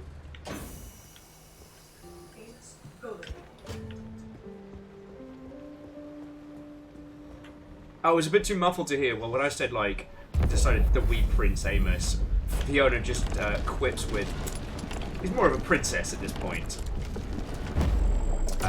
No lies detected. Sweet baby boy, no lies detected. Honestly, if I have the resources, I could just make a sentence. Here we are, born to be Winch Kings. We are the Prince Amos of the Longship universe.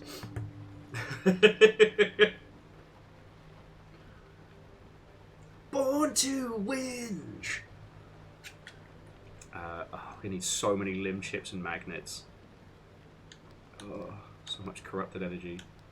Alright. Now, what was the thing that we would... What was the thing I was desperately trying to get?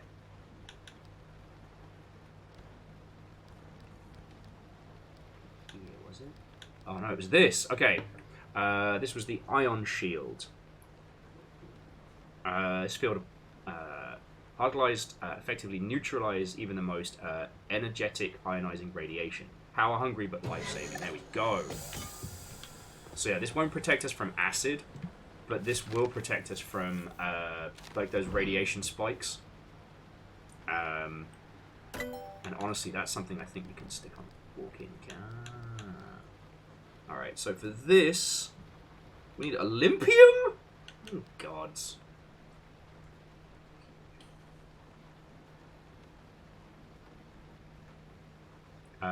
Oh, we need to find a remnant ghost.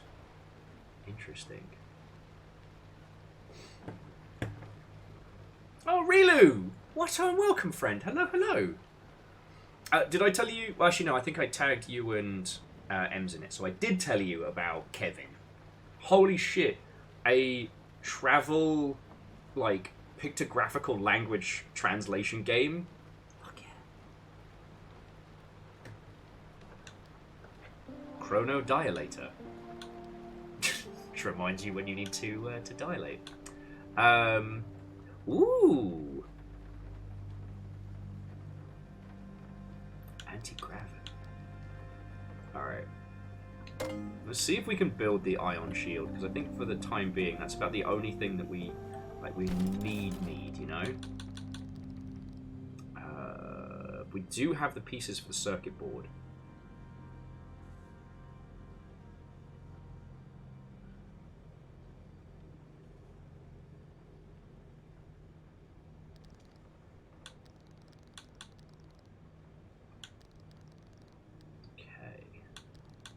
Oh yeah, we already put together the turbo light engine. Oh, that's where all of our fucking goodies went. It's just, man, copper wire is just turning into our absolute...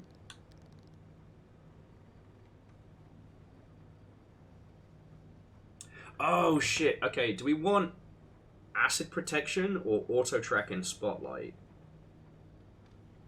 You know what, we've survived radiation, but the auto tracking spotlight would be amazing.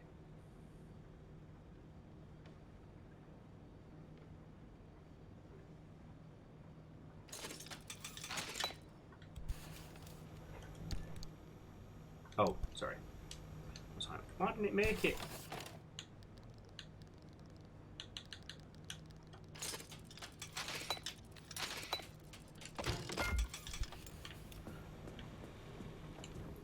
Alright.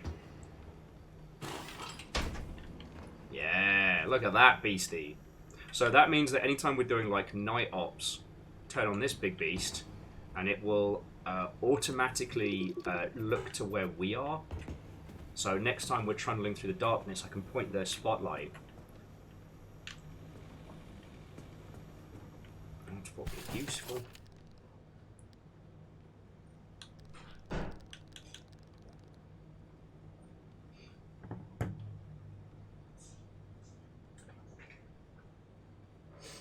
Oh.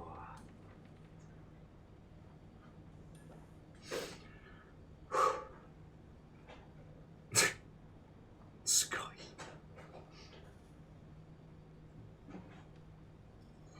Okay. So really, I'll have to check. I'm a little pensive to Alt Tab at the moment, as I'm genuinely worried about crashing stuff. But I'll have a look at Discord right this very moment.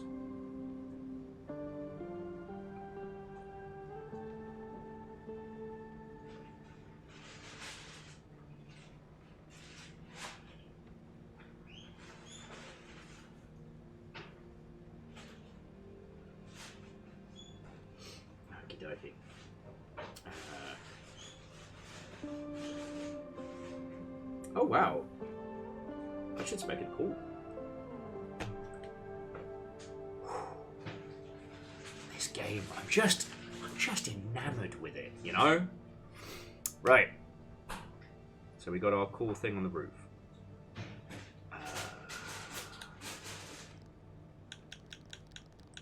Where can we get buttloads of copper?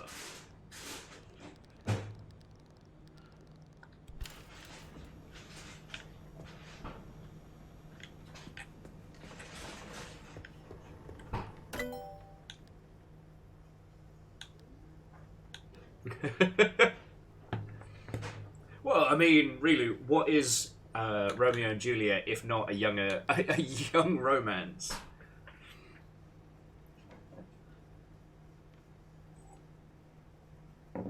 A young adult romance.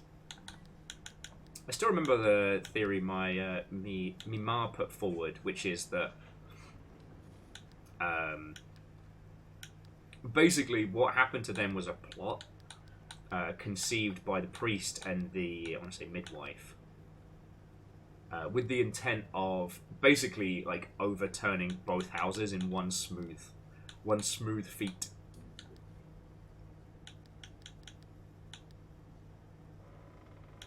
And like, not gonna lie, in my little head, that tracks. Alright.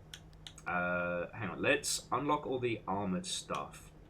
Because at that point we can start.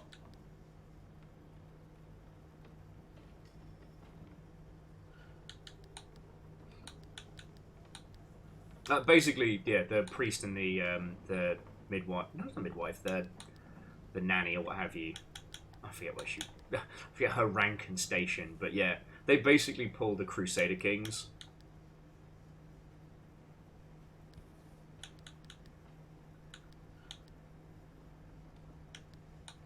Also, after Baz Luhrmann's Romeo and Juliet variation, I'm not gonna lie.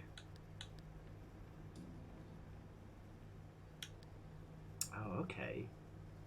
Leak-resistant battery.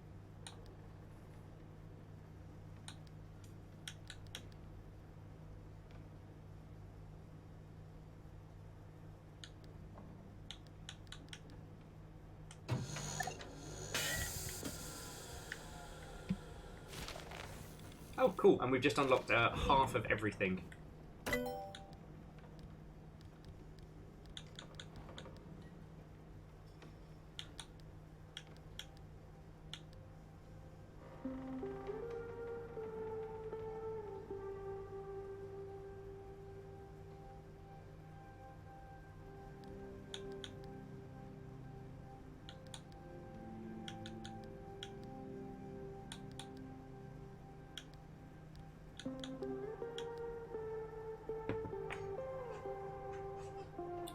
Interesting concept, going for like an energy power, going for an electric engine rather than a gas powered one. Like, could we generate enough power just on the go to keep it going? I wonder. Sorry, I'm deep in the pain. I'm deep in the dad zone of like, well, if I take this bit, combine it with this bit.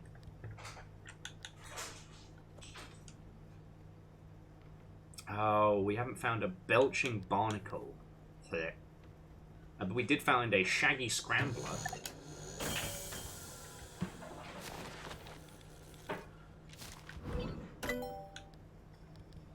God.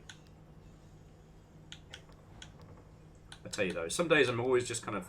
I try and see how much in the way of Shakespearean things I can still remember.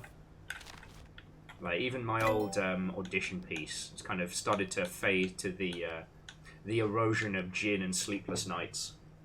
I do much wonder that one man, seeing much another man as a fool when he dedicates his behaviours to love, will, after he hath laughed at such shallow follies in others, become the argument of his own scorn by falling in love.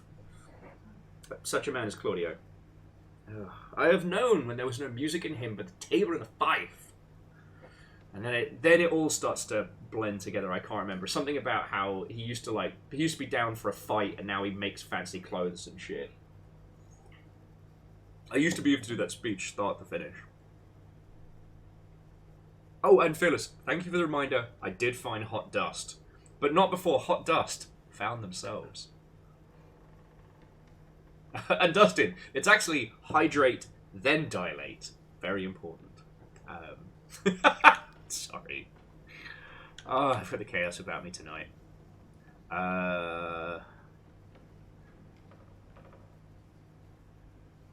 Okay. So we need thermo-scrap crystals for the junction restabilizer. I've got to try and remember where those are. Although yes, hydrate or die straight, I think is valid.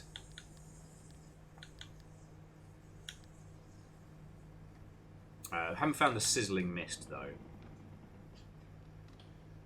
You know what? Go for the bio headlights. But at this point, we're just kind of chipping away at what we need. Actually, on the main stuff, I need 1.5. So, okay, yeah. So aside from corrupted stuff, like, we're definitely reaching the...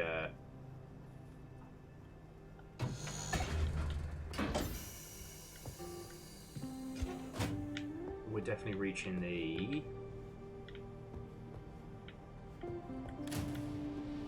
Oh, alright, this gives us an outdoor bit of outdoor storage.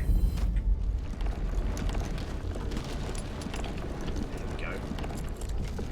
We're reaching the limits on really what we can put together with what we currently have. So stable anchors are going to become less and less important for us, but I guess there's a lot to work through.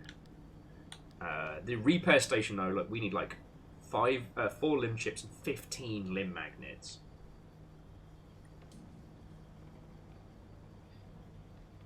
I've known there was no music in him but the drum and the fife, and now he would rather hear the tabor and the pipe. I have known when he would have walked 10 miles afoot to see a good armour, and now he will lie 10 nights awake carving a fashion of his new doublet. Good old Much Ado About Nothing. And its superior remake, 10 Things I Hate About You. Oh, no I didn't! Get wrecked, Willie Shakespeare! Gods. A take so cold it could be used to keep your fish fresh.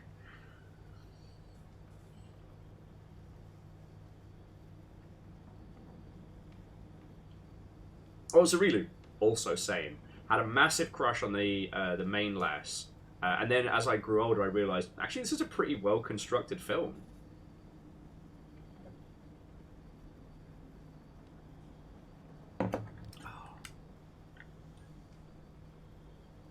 Yeah, it only took 300 years in an entirely new medium. Yep. I mean, what was the one that we played a shitload of that was really good? Elsinore? Was it Elsinore? There's a time loop Hamlet game that is fucking inspired. Like, if we're going to talk about, like, taking the work soul Willie Shakespeare and giving it a coat of stabler paint.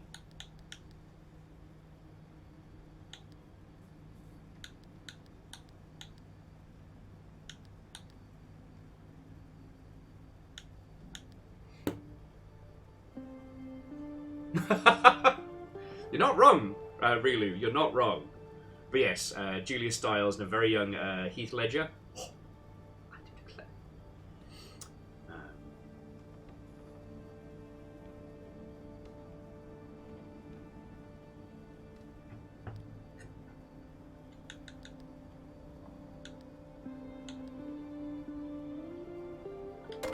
Actually, do we have enough for the decent, like, all-terrain tires? It's carbon fiber. That's tree candy. How many is it per tile?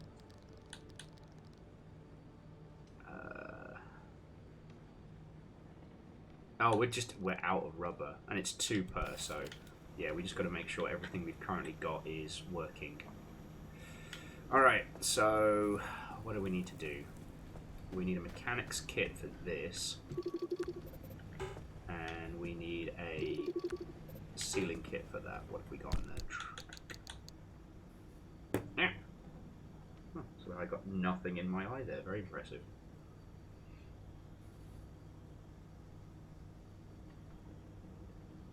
Yeah.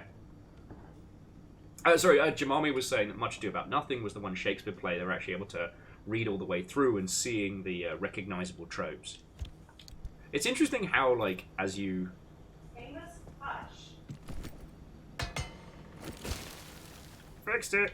As you get older, like, which Shakespeare plays you enjoy and which ones kind of stand out to you.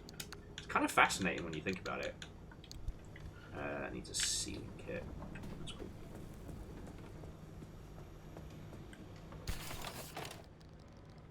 I was very much about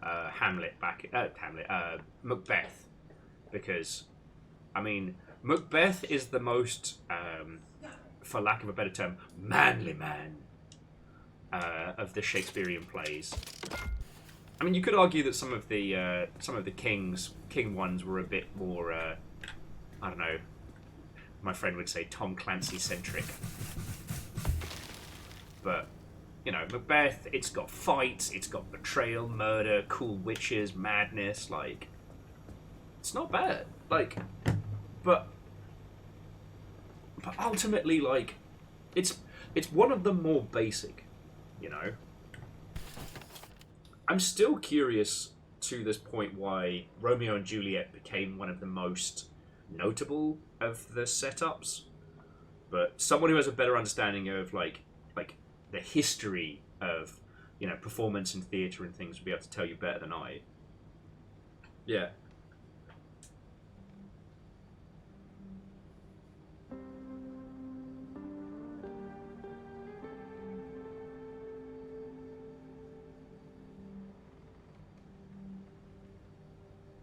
Fearless, that's a really good point. You're right. Like, for masculine performers, they can kind of come back to Macbeth and play it at different stages of their life. I've seen some really good versions. But again, if we want to talk about By Panic, we're going to have to talk about Baz Luhrmann's Romeo and Juliet, and how no one's going to be able to beat that.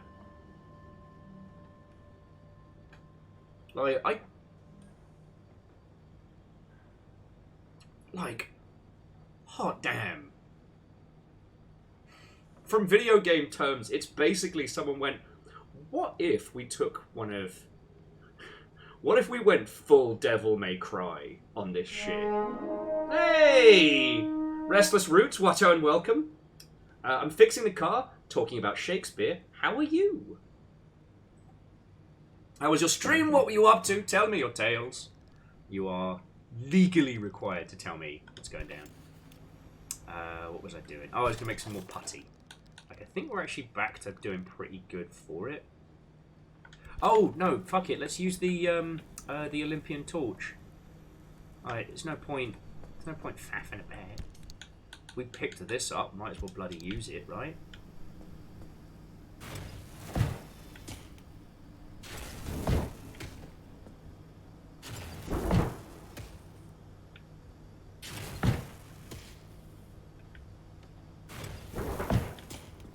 Let's repair torches. Saved us so much time.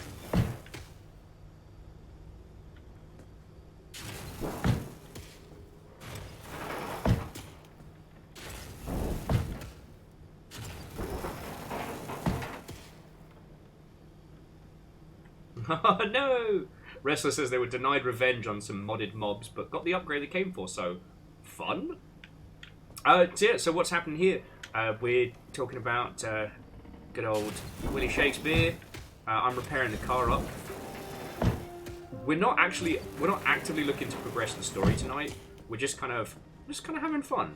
Like, Fiona's popping in briefly before going back to sort stuff for SakuraCon tomorrow. So I'm going to just go say a quick hi howdy. And yeah, just chilling and illin'. Friends, aside from looking after the dags, I got nowhere else to be tonight.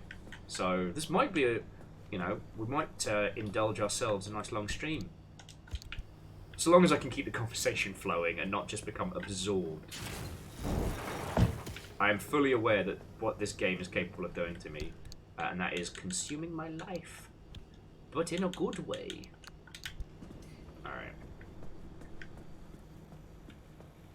Oh, tend to my own wounds. Hey. Lost Flowers, you are determined to get a lovely compliment in, aren't you? Thank you. You're very welcome. I fucking love doing this. I can't believe we've reached a point in video games where my very, very specific interests are extremely catered to. The fact... Okay. 2024 is a hard year for us all, but I still try and hold on to the anchor of how bizarrely wonderful we are technologically. There's 55 of you here, and varying places across the planet, and we can just have a natter.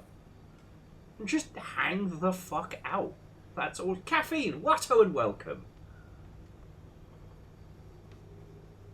Like, we can play a non-combat driving survival game about like an alternate universe Pacific Northwest while talking about, you know, adaptations of old I was going to say Willie Beamish, Willie Shakespeare.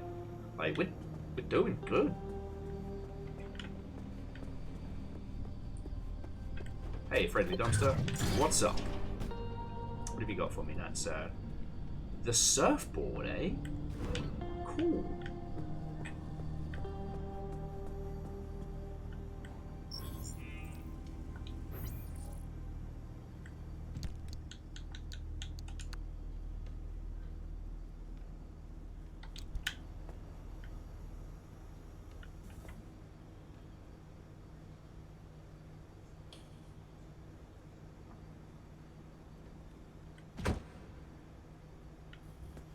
Survival game. Fuck, that's good.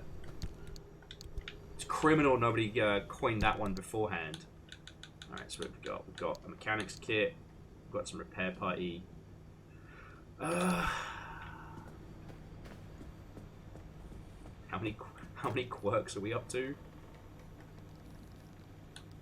Up to 7 quirks. We've only diagnosed a couple of them. That's alright. We'll leave them be. Yeah, no. Dustin, that... Absolutely. Abso-feckin-lutely.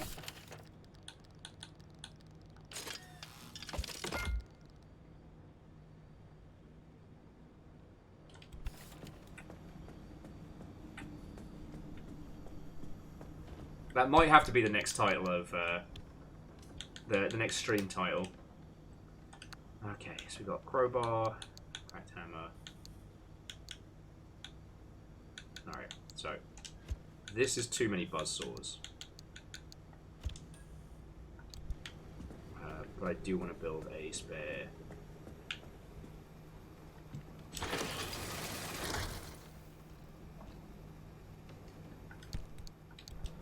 Oh, thank the fucking gods I... thank the fucking gods I threw in the right thing. I was like...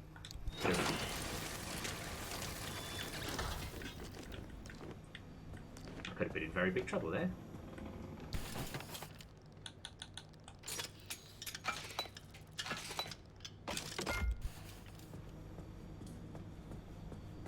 Oh, and Rilu, sorry, I saw your thing. So, are you doing Insomnia this weekend?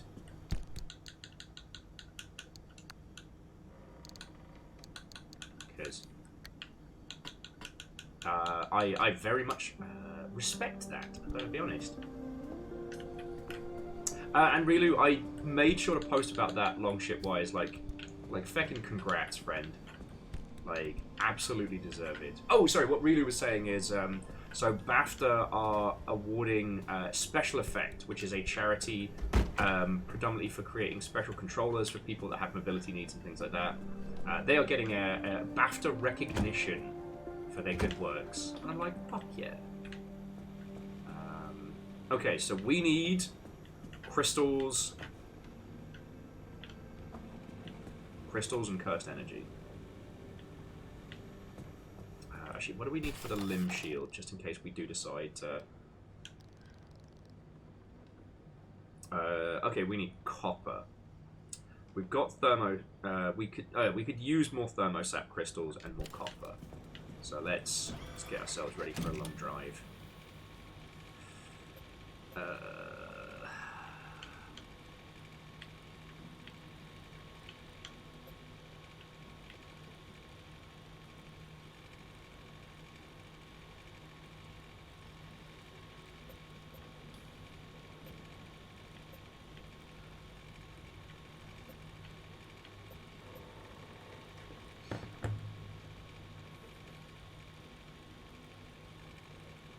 Oh, way cool.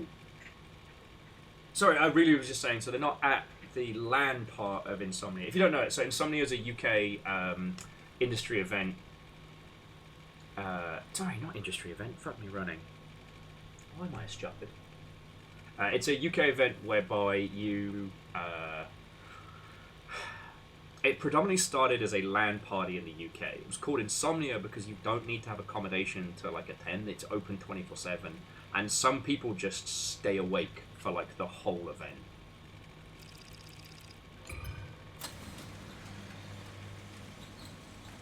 Okay, that's fucking terrifying. What is something's moving? Not recognized.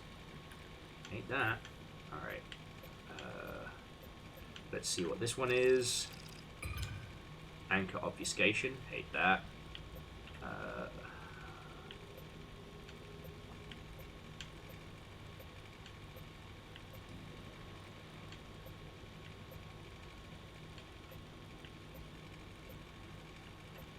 Okay, one of these. Yeah, Scotty, some people do just snooze under their desks. I'm going to do that one because we do need more. Alright, this one's got more resources.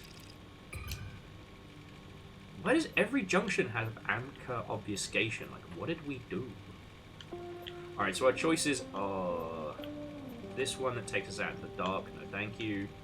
We've got this one here and or this one here. Alright, so yeah, no, this is, we're going for junction C4. So we'll go up to E9, then C4.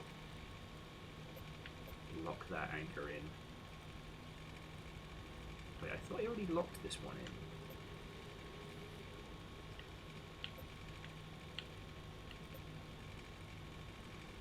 Okay.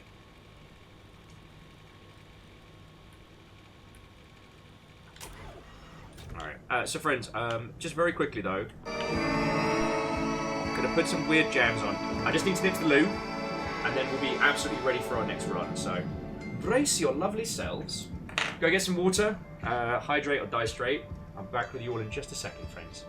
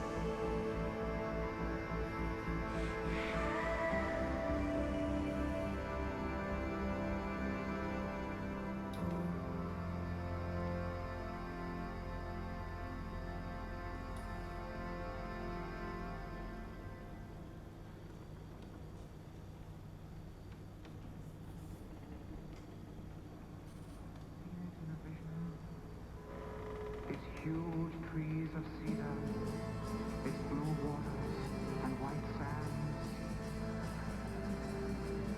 It has a strange name.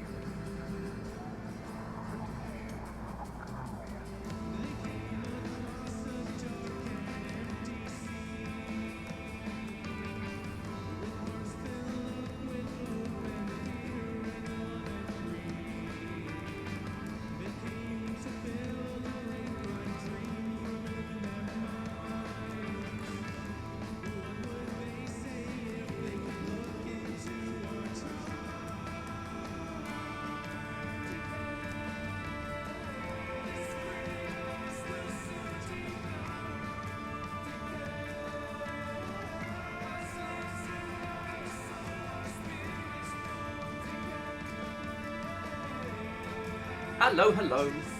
Thank you all for waiting. Sorry for taking time.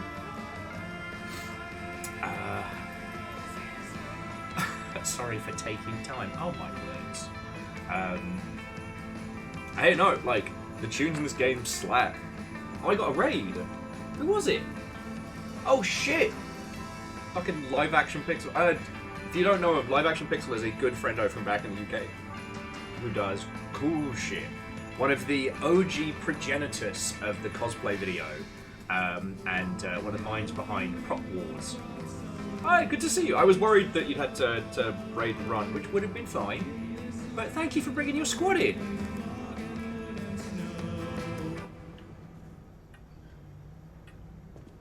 Okay, so it's all Washington indie bands. That's cool.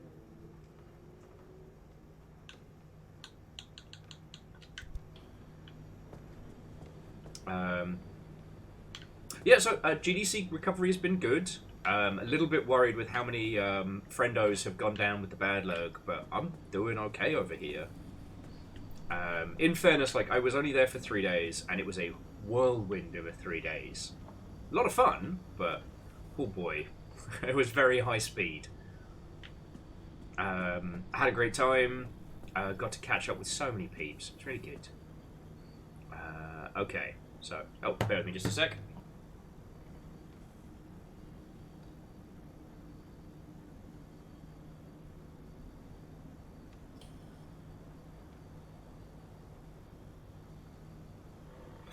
Sorry about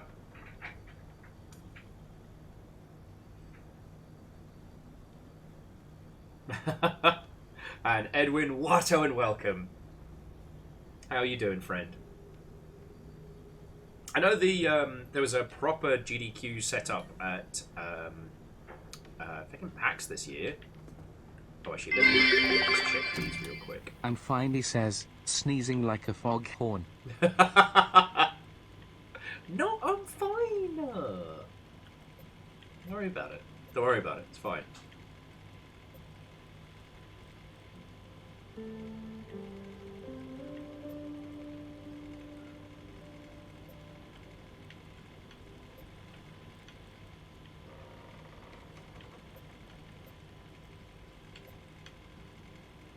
Oh man, see, there's perpetual stability there. Might be good for hoarding, but there's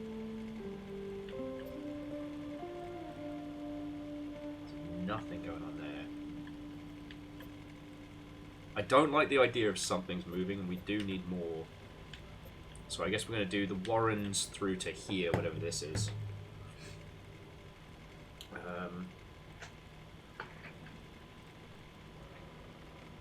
But yeah, sorry, Edwin. Watto and welcome. So Live Action, thanks you for asking. I am obsessed with this game. We were talking about it earlier and how it hits upon two core things that I love, which is the chaos of like emergent interconnected systems combined with this, like, if you'll forgive the term, dad game style, like craft and repair and plan. Like I've spent so much time just in the garage, like tweaking things up. We've got the big fucking auto track and spotlight now. Like, this is gonna be a good run. But when we go out in the field, like, it's tense. It's never so much that I can just... There we go. It's never so much that I can just, like, guaranteed relax and not give a heck.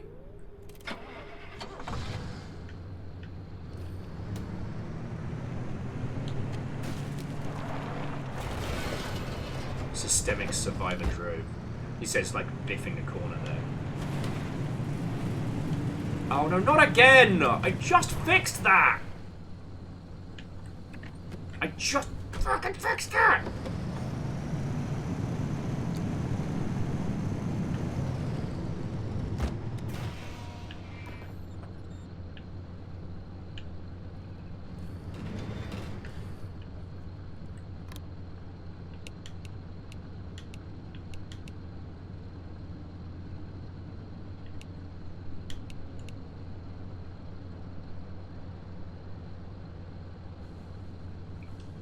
Okay, so firstly, I've got that. That's fucking cool.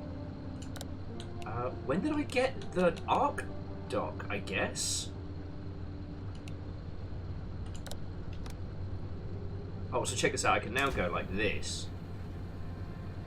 And it goes wherever I'm looking.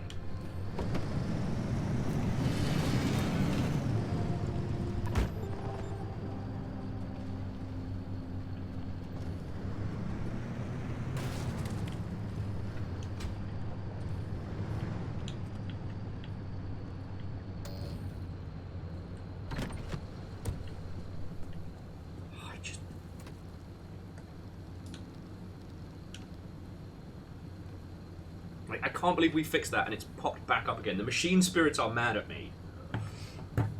Oh, my word. But yeah, sorry, to Live Action Pixel Friend. And one, to my lot of friends, if you're not following Live Action Pixel, please change that.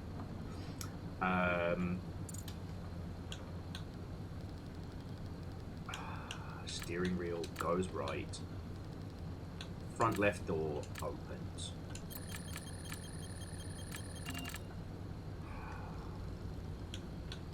What does it need?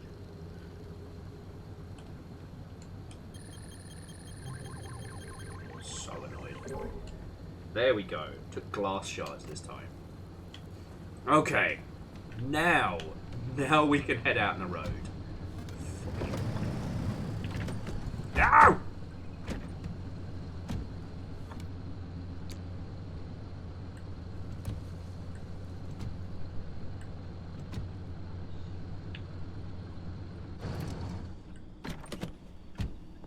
So, fucking help me!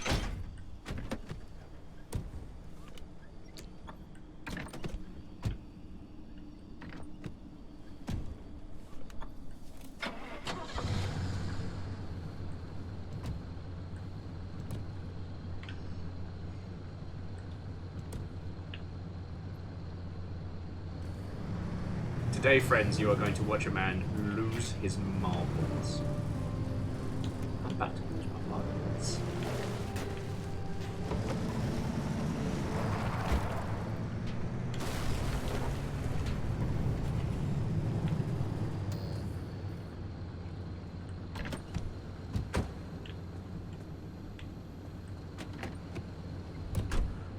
I'm trying to talk to Live Action Pixel. I'm trying to make this all... Oh, now you're being cute. Fucking car. For some reason, every part of this thing is giving me absolute rump nonsense.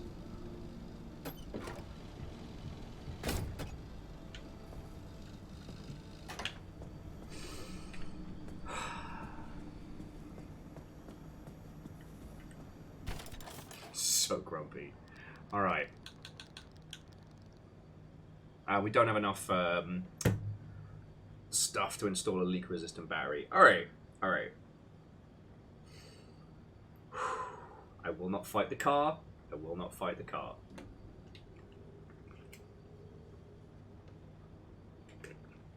But yeah, the combination of, like, being in a storm while the circle is closing and trying to bomb it to the exit all at once is so stressful. And yet, this game is so good. Like, considering what we need is a lot of copper, friends, I'm kind of tempted to just hit an area of perpetual stability and then head up to here. We do need more of the unstable anchors, not the corrupted ones. But heavy fog in at night and the warrens into whatever anchor obfuscation is. Chronic anchor. It's a joke about masturbation. However, there is also this way, which is perpetual stability and a lot more stuff. Alright, so here's the question, friends. We need goodies. We need resources. Do we go for a little bit of stability, like have a nice little talk show run or two, and then we go for some like chaos and perpetuity, or do we go for a little bit of chaos? Do we go for a little bit of chaos now and then maybe some stability later?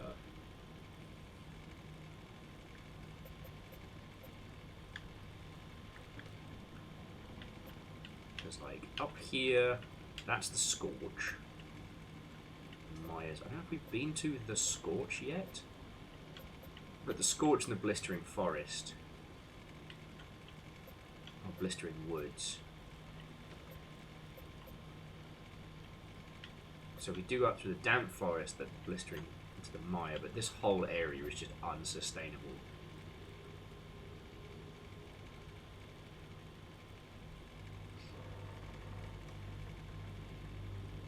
No question needed, I want to go for chaos. Alright. Okay.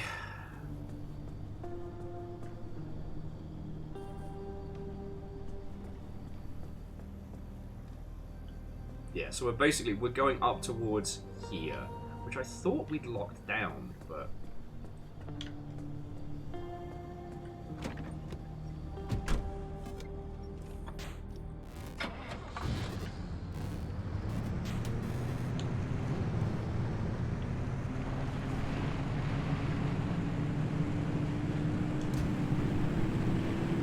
yeah, look at that big old headlight in front.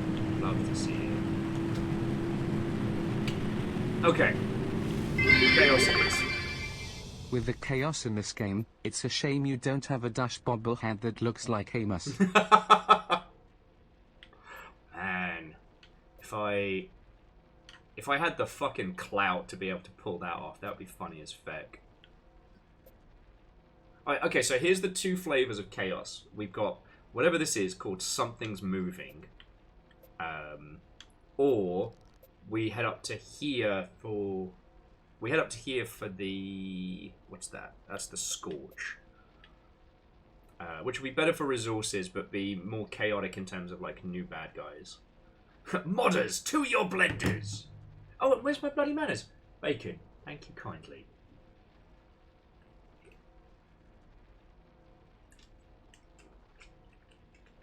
Thank you kindly. Also, I'm going to make a sarnie at some point. I just realised that I'm responsible for my own nutrition. Scary thought. And this is completely unrelated to anything, but Fiona made homemade pickles. And so I've been stepping up my sandwich game. Like, doing, like, layered cheeses, like, heating that up in the microwave, adding that meats, and then, like, homemade pickles and salad. And, oh. I keep forgetting to get tomatoes, though, because I'm an idiot. Okay. Oh, yeah, so basically, yeah, are we going to the Scorch, or are we going to the There's Something Moving? Because we're not going to go safety safe, right? We're not going E4. So we're either going to There's Something Moving or Chaos in the Scorch.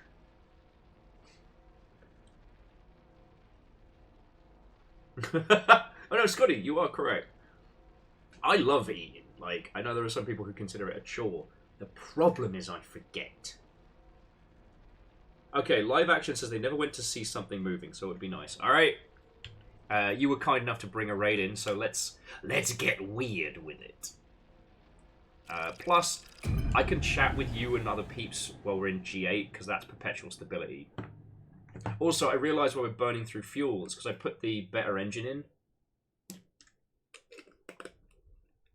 So until I can get the more efficient engine, we need more gas, but that's doable. You know, that's doable. Okay, radio station. Oh, this is cool. So this is just a through line. Do do do do do do do do.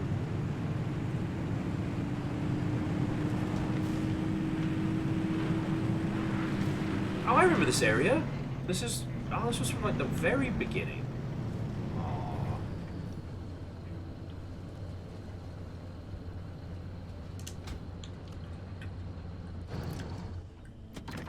All right. Let me grab my my torch.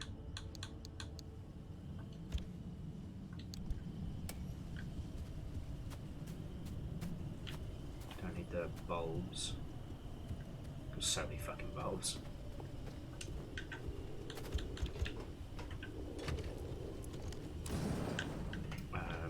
But yeah, so, and again, sorry to pick on you. You bring a raid in and I keep pointing the conversation at you. But have you been playing anything that's been really standing out for your good self? Because friends, one thing that Live Action Pixel has been very good at is oxygen not included. And so I love that game, but I've never had the time to get good. So I get to basically live vicariously through them. You notice a lot of my streaming friends is they play a thing that I wish I could spend more time on.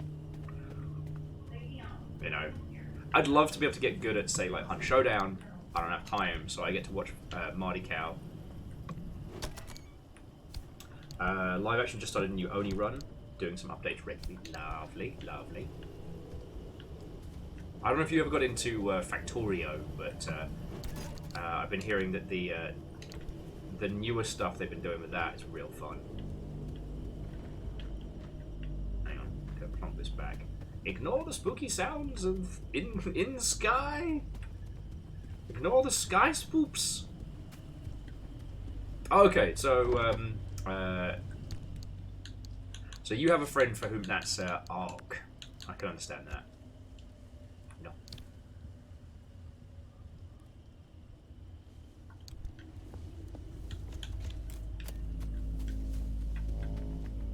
God, I'm trying to think if there's any like stuff from this that I've learned.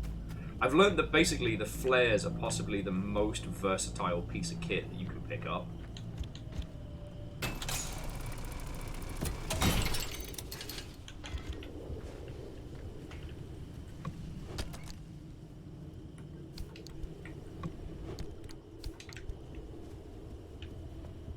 Like, the flares have saved my life so many times in this. And, you know, props to this game for just being confident enough to...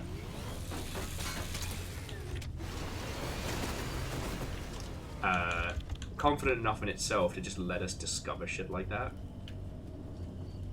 Sorry, I realised, friends, that we need copper wire. One of the best ways to get copper wire is to shred mechanical parts.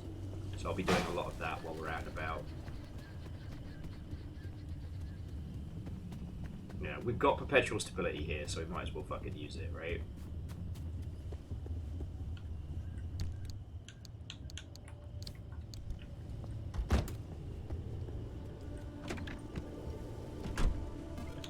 Oh, you've been on Against the Storm. God, that looks good.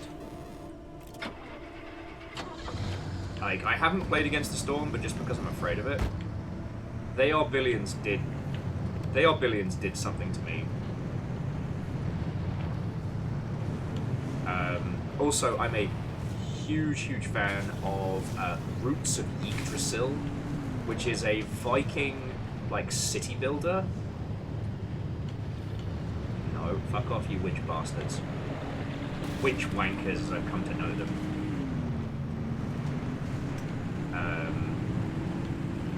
I should better turn off my... This is what fog does.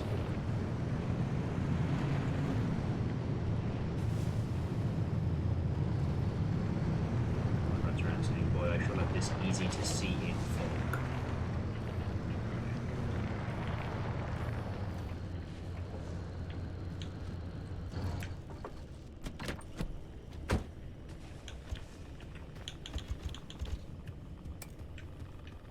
alright. We'll get to try out the healing tool in a second. But no, so Roots of Yggdrasil is a deck-building, city-building Viking game, where it's basically post-Ragnarok, and you and your friends are attempting to build settlements on the shattered pieces of Earth, floating in a rainbow void. It's fucking brilliant. And so it ends up being this almost like Tetris-y kind of puzzle, because the one card you can always draw is just a house for more Vikings, right? But each one is a random shape, so you got to kind of slot them together. But then, so like for example, a hunter's hut will generate warriors and food, but it has to be far away from anybody. A winch mine allows you to draw extra cards each turn, but it requires X number of houses to be nearby. Stuff like that. Like, I know that seems real basic, but it's fucking fun. Alright, there's one more down the road. I'm just gonna head down to it.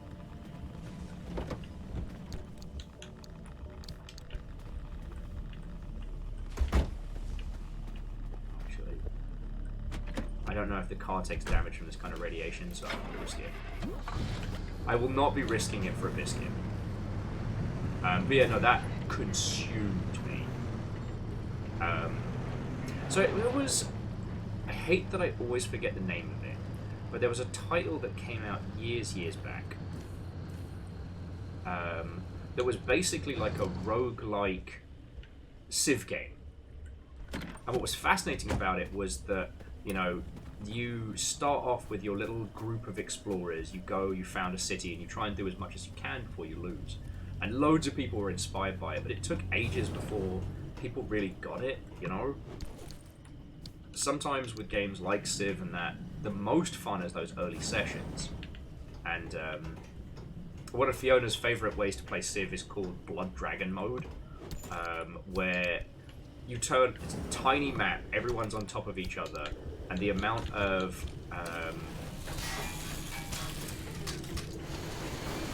disasters is turned up to 11. And it creates this like panic-inducing goodness.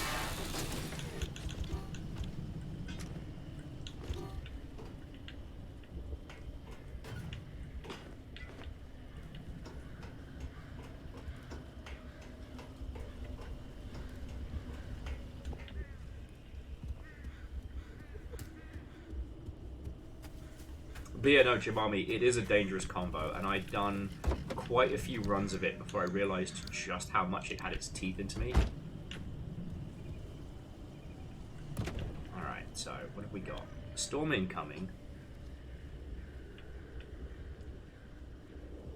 Oh, there's a gas station ahead.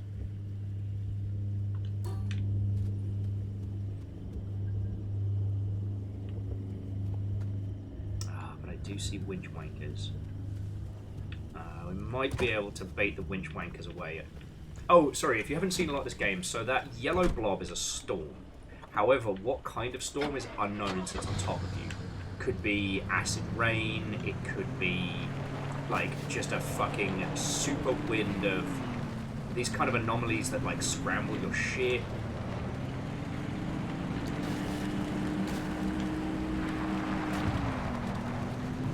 Big Dan. Coming down to Big Dan's.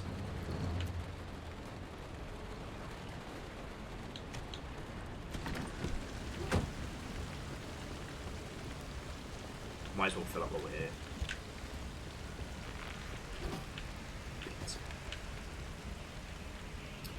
Alright, so there's one. So the others are nearby, and we do still need those. Alright, so we're just gonna risk it for a biscuit. It's time for some severe biscuit risking. Remember, friends, perpetual stability doesn't mean perpetually safe.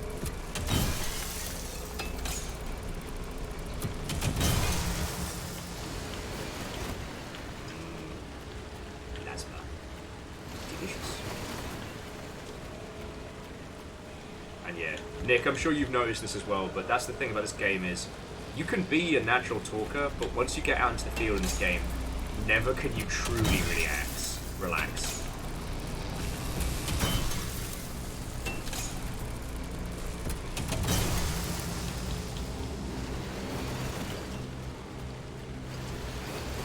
As soon as you start thinking that you're safe in this game's like, oh, that's so cute that you think that. That's positively adorable. Wait!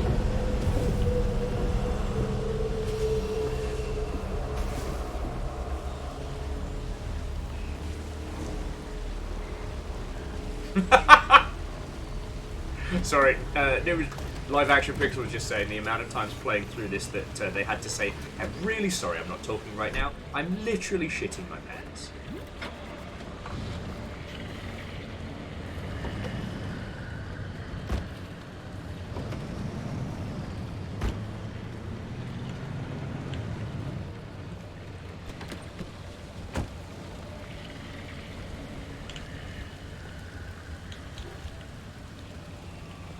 Holding a fuel nozzle and a flare at the same time is probably the smartest thing I could do today.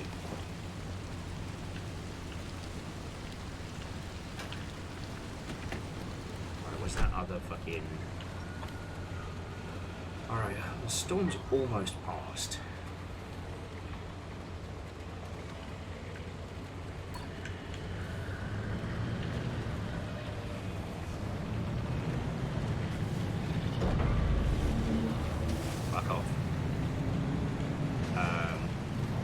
Was it right in that acid section? Yeah, nah.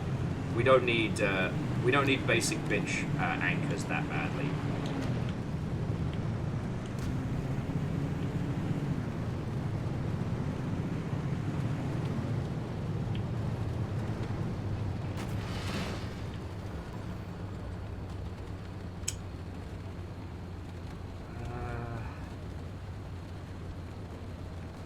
You know what, let's check the facility up on top of the hill, right? Again, perpetual stability means that we can just hang out. Okay, we got this. As the sparkly winds have changed and fuck up my dashboard.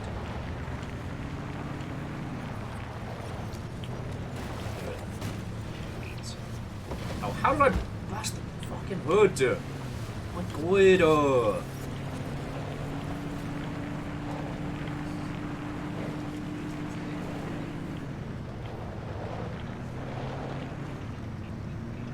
Watch it. We'll get up here and there'll be like 50p in a bag of skips and that will be it. All this effort for nothing.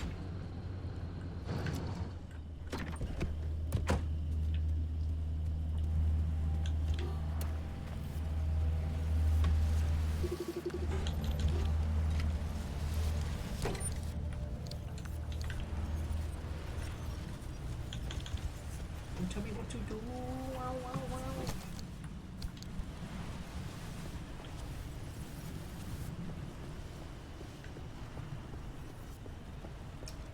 As predicted, fuck and all. Oh, wait, no.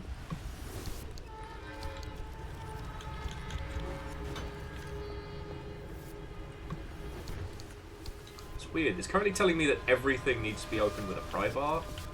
I think that might be a bug, friends. I think that might be a bug.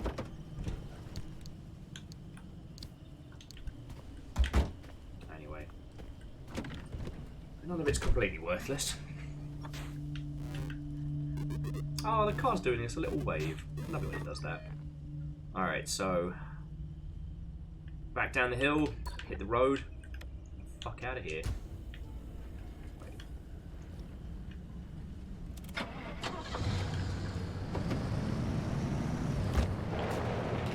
man, this headlight is so good.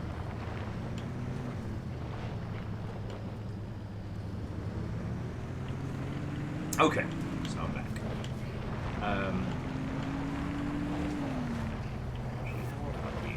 Oh shit. Sorry, car. Don't even worry about it. Look, I didn't want to deal with an anomaly. Okay? Was that a smart move of mine? No.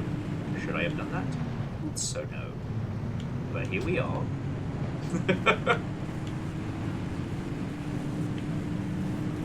No, I'm trying to think what else has been like consuming my time. Like everybody else in the games industry, Balataro or Balatro or however the fuck you say it, has eaten my life. And I'm a little bit scared about this other one that's doing the rounds, which is a the same concept, but instead of poker, it's roulette. I went through a very unhealthy phase of Tarkov again. I'm starting to realize that Tarkov fits in the same space in my brain that Speed did when I was spiraling. Now, obviously, I would never ever condone the use of illegal substances on this Twitch.Television, but if I had done copious amounts of drugs years ago when I was in a very bad place, I would be very familiar with the compulsion, and I found Tarkov hit the same thing. Tarkov's like, what if this, but you were trying to make yourself feel anxious as shit, right? Because you have the inventory management of the base, and then you have the out in the field. I also found a mod for Tarkov that turns it into a single-player title, and it's so much better. It's no less stressful, but it's so much better.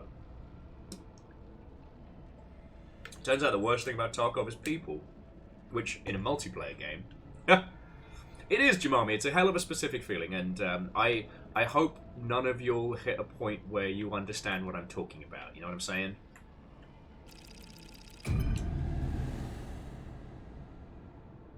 But, I don't know.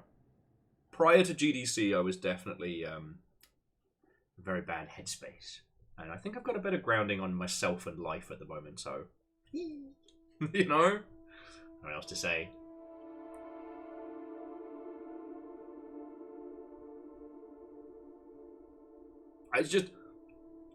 I'm trying to get better as I get older about recognizing when I'm in bad patterns, you know? And I could certainly stand to get better at it. Okay, so this place is fucking huge. Stream conditions, shocking speed. Alright, we've got one anchor here. Alright, so there's loads of places to hit. We don't have much in the way of time, so... let's... grab what we can. The plus side is I've got...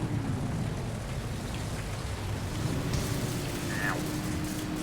The car's well insulated, so I'm not too worried about the lightning stuff. Oh god!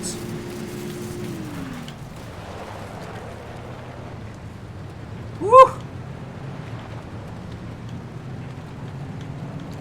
And between the insulation and the high winds, we'd have to worry about battery for this whole run. But I also can't afford to...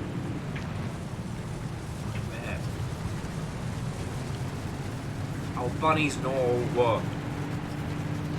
Bad bunny! No! Fucking bunnies!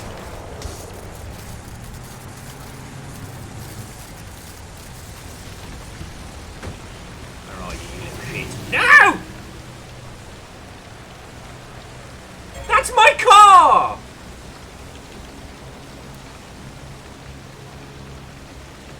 It's my fucking car, mate!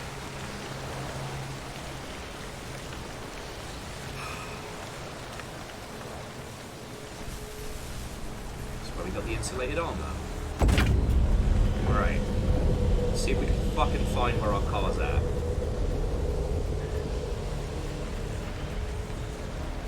But yes, Dustin, sometimes hell is indeed other people. And watching your car scream off into the darkness without you.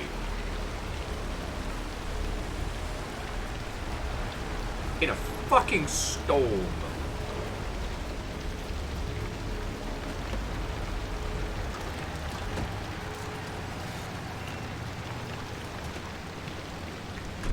How we doing? We've got a broken window. Front bonnet is fuck-a-doodle-dood. Alright, we just throw some putty on it now. Nothing else to be doing. I really don't want to lose the insulated stuff because we'll have to remake it. And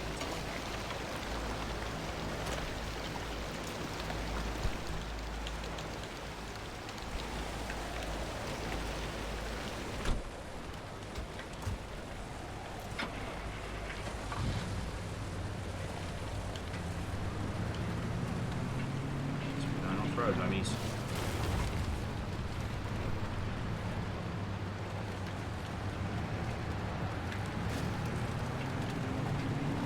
In theory, this should give us a little bit of a shortcut. In theory. I know! I know! Car's mad at me because we don't have traction going up this hill. Headlights are both fucked.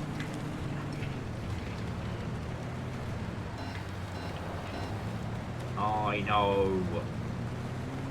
Bullying me. Okay. This is the road. This is the way we're supposed to be going. I guess that's the thing of it doing very well that other survival games don't necessarily do, because they're not quite as systematic as this, but this is an area where we have all the equipment we need. Oh, fuck! Fuck!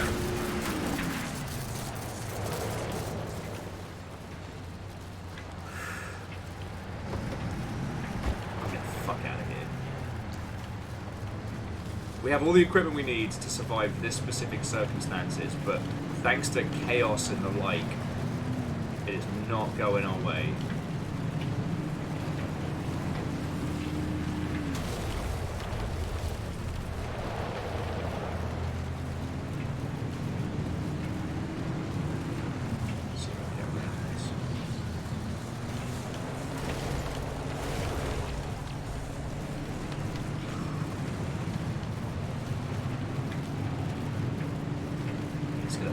Out of here. This is going very badly, very quickly.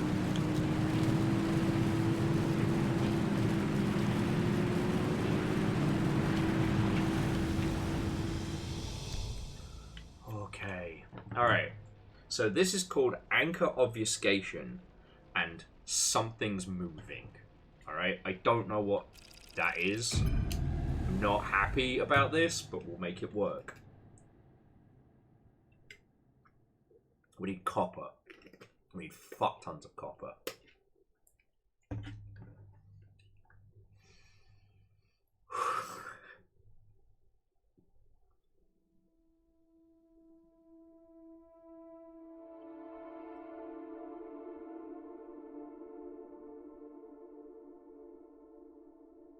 Oh, Quasi, I'm so sorry, friend. I saw you sandwiched in there between banter. I did not say hello. How are you doing, friend?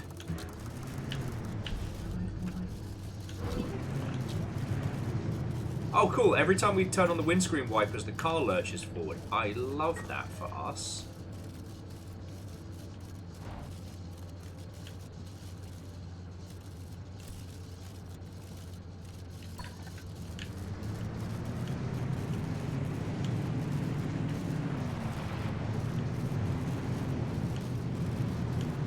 Alright, friends. Welcome to the wall. Well, one of them anyway.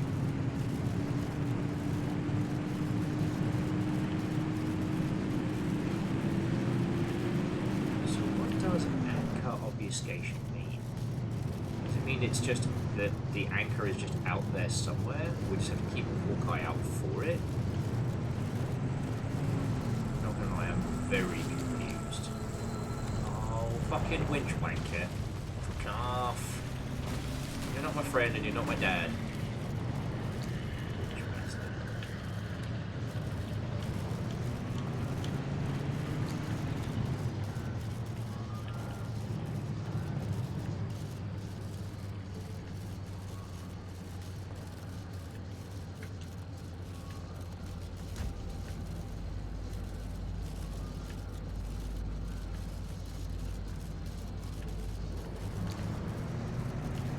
So I've realised that we're basically in a lot of trouble here.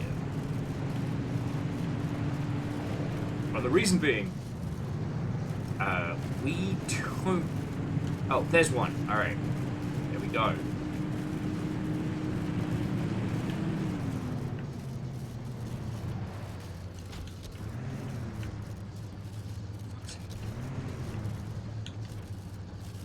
Okay. So whenever we turn on the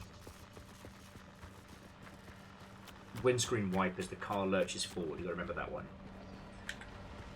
I'm sorry, friends. As I said, my ability to banter has completely dropped off. I'm a fucking tenterhooks again.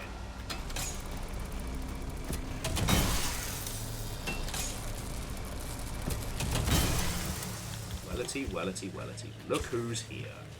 Get fucked, tourists. Damn it, I needed that. I needed that. Please come back.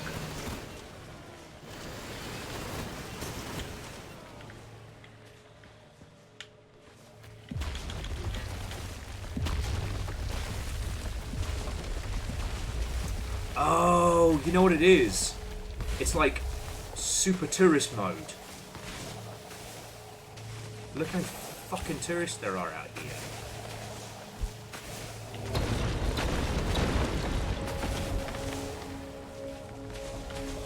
I think I've got some more road flares in the car, but I'm not sure.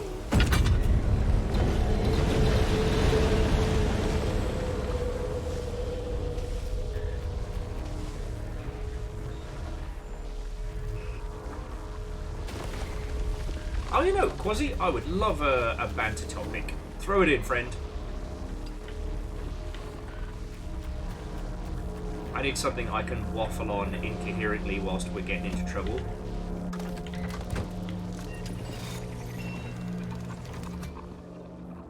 Oh, damn, that was a lot. Okay, and we've got some buildings up ahead we can go check. Alright, let's see what this does. Oh, that's fucking cool. So basically we can use the power in the car to heal us. Yeah. Proper banter! Oh, doopty-doo, back and forth. Oh, I'm a conversationalist, me. Just... There's a lot of stuff here. Alright. Oh, cool. Possible. Let's strip mine this place. Oh, balls.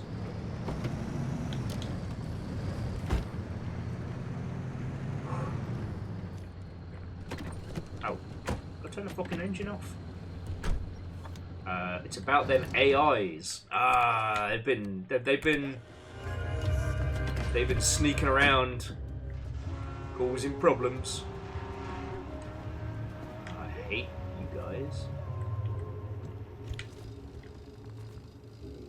What the fuck is that in the distance? Alright, fuck-a-doodle-doos. I got shit to do today.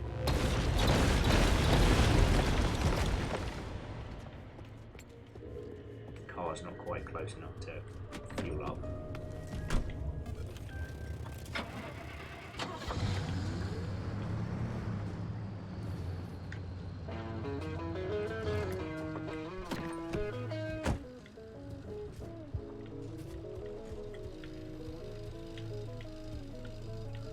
Kidding me? Have I driven over the hose?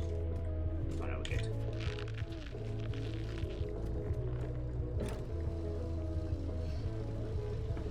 So Quasi says, so to level set, I'm not pro AI art ready for yet. But I'm sitting here 4 to 6 hours making a game and finding Copilot GitLab to be a big help. Now, see, I don't know Copilot, but give me the deets. Give me the info, friend. Because I mean, I don't know if you were there when Tommy was on the show or for any of the kind of the subsequent conversations, but it's one of those things of like the generative AI and the concept of what we started calling at GDC was push button make thing, right? Where somebody comes to you and they're like, oh, we can solve all of your problems, and all you have to do is push button and make thing, right? Like, that's the kind of grift that I think a lot of people are taking exception with, and rightly so, right? Like, that shit can only ever be a grift.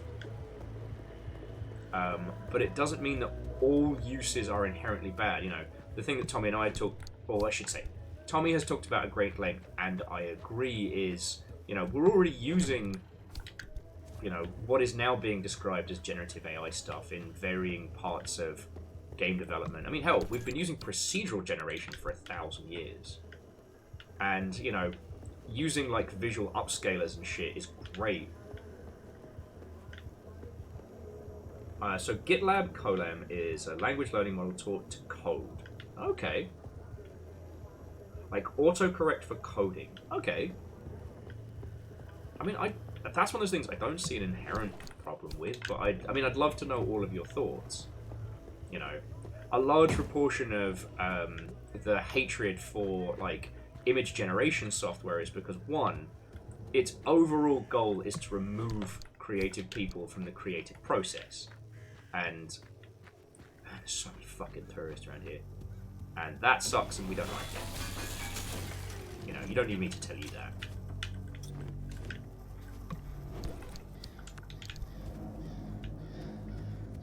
But with other uses, like, again, we've been using this kind of shit for ages. You know, Fearless and I were talking about this, about how some people are now trying to rebrand, like, automated testing as AI testing, right?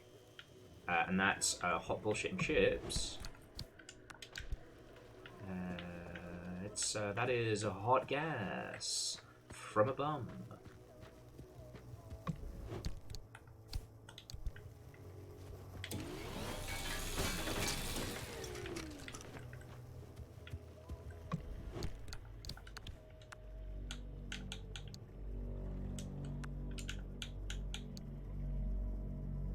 Where's the...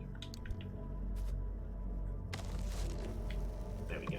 That's what I was looking for, the just I'll fucking eat it button. Don't worry about it, I'll just eat it. You're right, good. Oh. Thermo crystals, don't mind if I thermo do. Okay, let's continue our little road trip.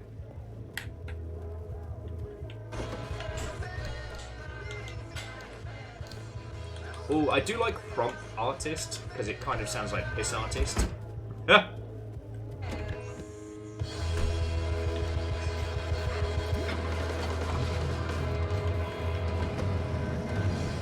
Alright, bye tourists.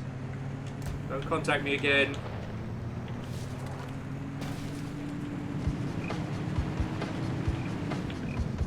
But yeah.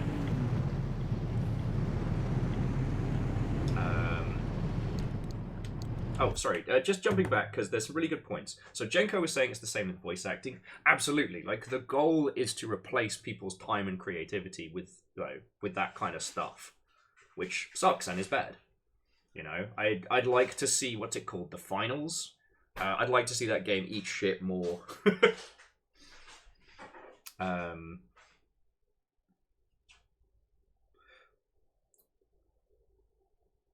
But yeah, so Quasi, like, that sounds fine. Like we've talked a lot about, like, okay, so ChatGTP is not an ethically created system. You know, you all probably saw the same videos I did, but, like, the majority of ChatGTP's core stuff was put together by, what's it called, like the Something Turk, which is a site online where you can do small translation or, like, you can do tiny tasks for Amazon, so they can help train this gigantic model.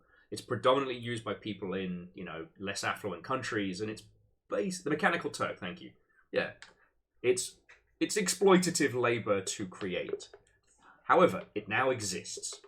If you use ChatGTP to give you the pieces of a cover letter that you can then create, good on you. ChatGTP cannot be used for research purposes, and it can't be used for, you know, creative purposes. I don't know if you've read an article that's been generated by it, but holy crud, it's the Grandpa Simpson of infinite conversations looping that go nowhere. So bad.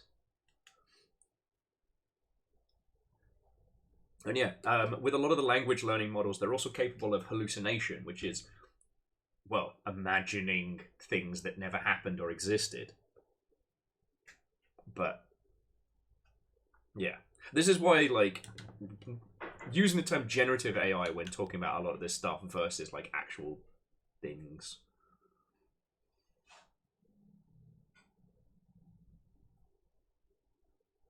Yeah.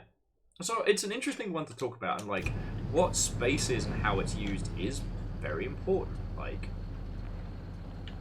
you know, the bit where I start being a grumpy crumb bum is, you know, when people like EA are talking about like implementing it in their work pipeline. What they're saying is, we want to hire less people because people are the expensive part of making video games, right? I really should have got one of those anchor detectors. I'm just gonna be fucking Hawkeye's McGee out here.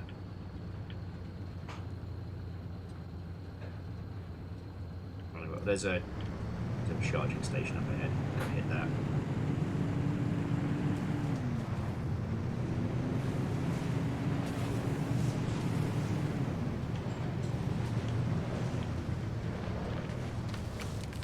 Yeah. You know. The other thing that does need discussing, and I know Tommy brought this up, I'm trying not to just parrot the things that I have been told myself, but it's like, with quite a lot of this stuff, you don't own what you create with it, at least not currently under the law. So like, if you generate code, you cannot claim that code is yours. If you use it as a framework or as a side checker, you know, and it's looking unlikely that that philosophy will be changing anytime soon.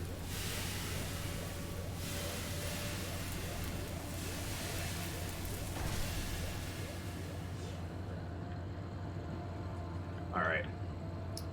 We're going to drive down into the marshes and just keep an eye out for the yellow anchor, because if we don't find one, then we're in shit. The car will be fine in the water. It's just I'm desperate for summit. In theory, there's an anchor out here somewhere. Maybe. Is that one there? Oh, that might be one there. Wait! I see it! So yeah.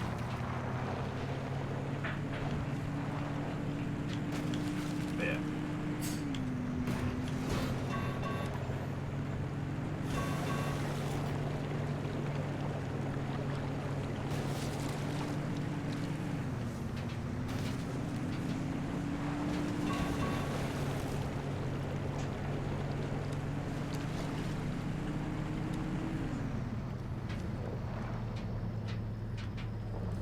Nope, that wasn't what I needed. It was the exit. Now I'm in trouble. Alright, let's head back to the marshes, see if we can see something. Oh, is that it? Yes! Eyes of a hawk, breath of a puma. Unconventional thinking philosophies of a dog.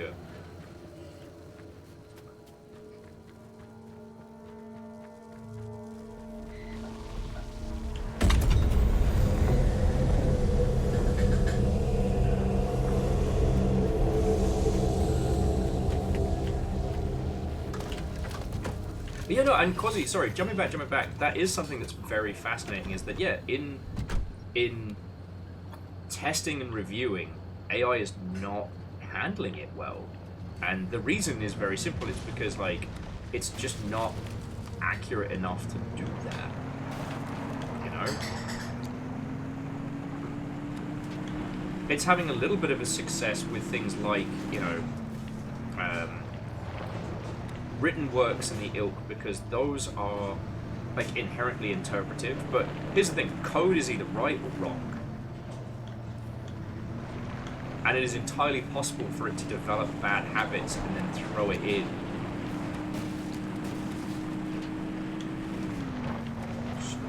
Fucking tourists tonight. Well, at least we know what this particular setup is.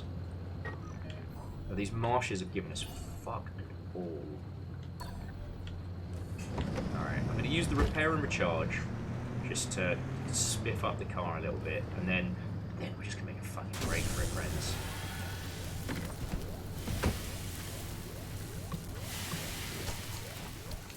Yeah, it's the most London opinion I could have of this place. It's fucking tourists. I tell you. Back in my day.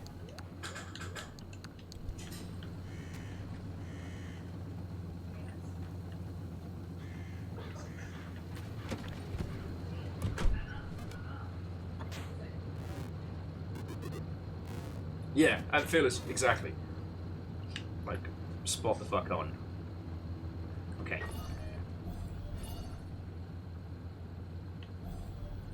Let's get a little bit further down the road, and then we'll activate the get the fuck out-ometer.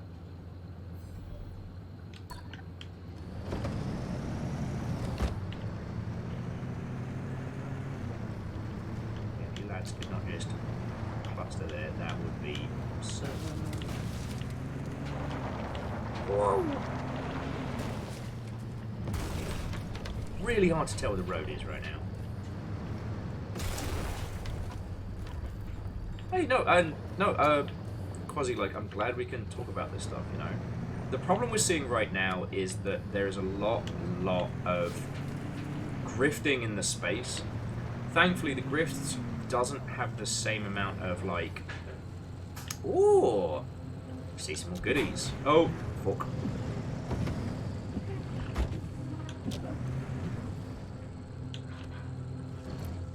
Gonna go grab that anchor before we get the fuck out of here.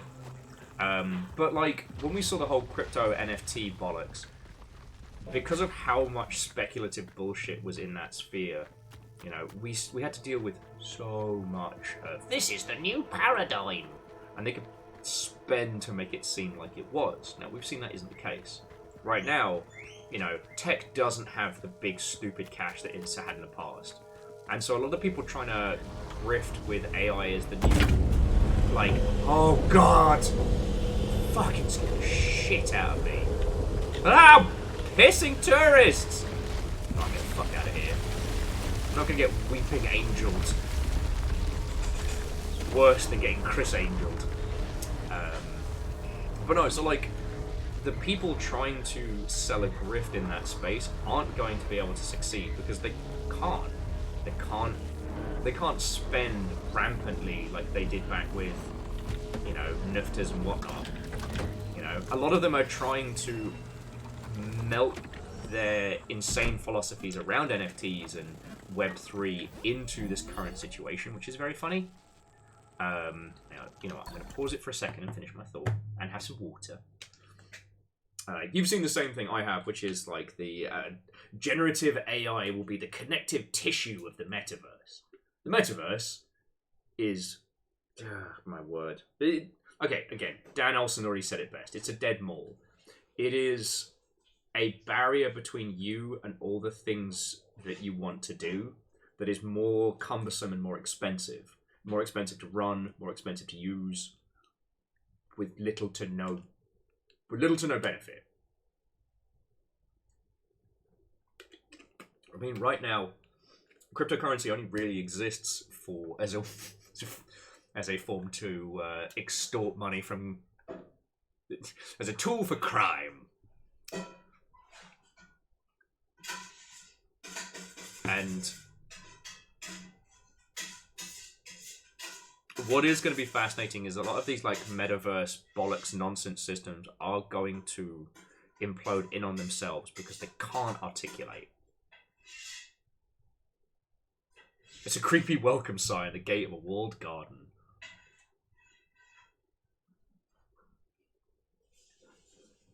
Well, yeah. Well, so more Len, you're not wrong that in terms of like the Snow Crash / you know, Neuromancer style metaverse. I mean, okay, technically, that's a group hallucination where we basically plug computers into our brains and just trip tits together in a collaborative space.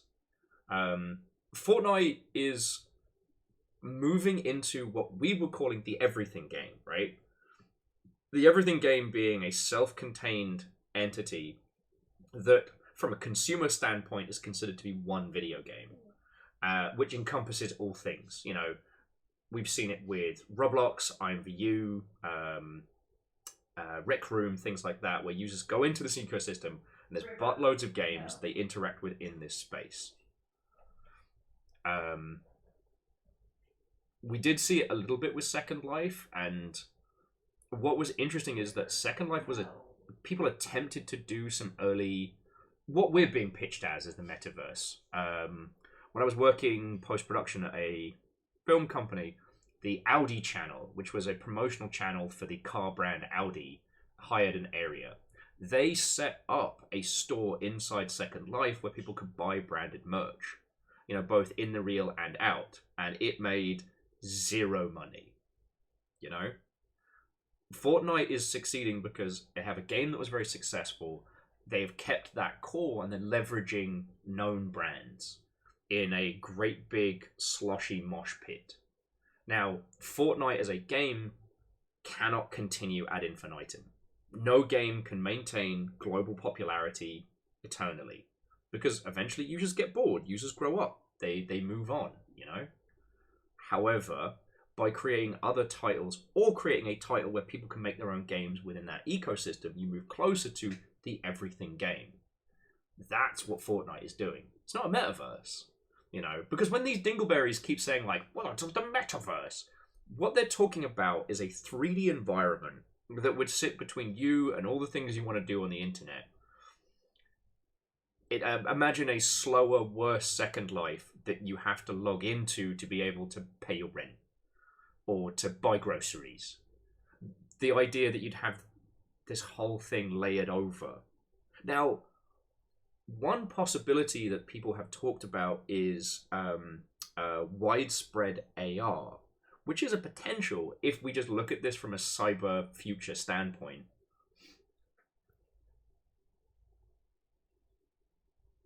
Oh yeah, no, sorry. So Jenko, I want to continue this thought, but I do agree with you, and I do think that a lot of the big voice people getting their voices just basically stolen and used without their consent is the fucking worst.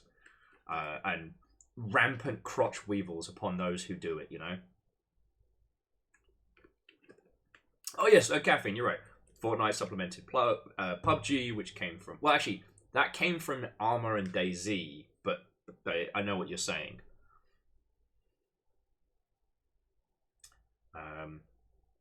Now, so the possibility of an AR scenario is if we reach the point where we have, either, augmented vision devices or augmented vision, that we would be able to apply additional information over our existing environment. That's a possibility, right?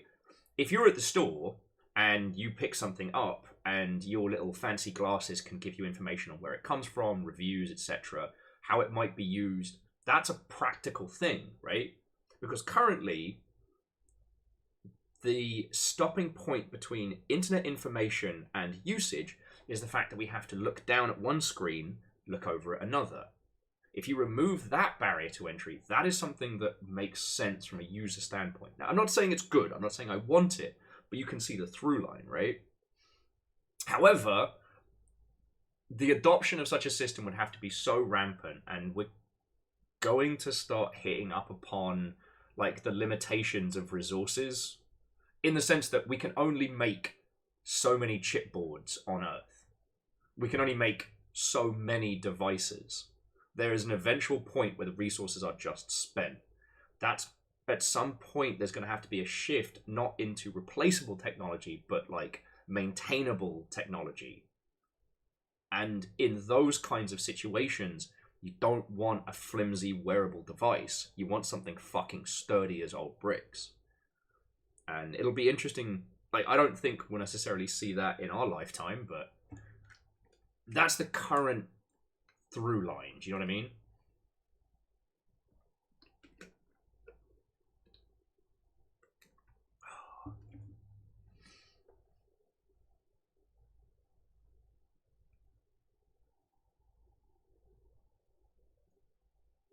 Yes, Fearless. I mean, I do agree with you.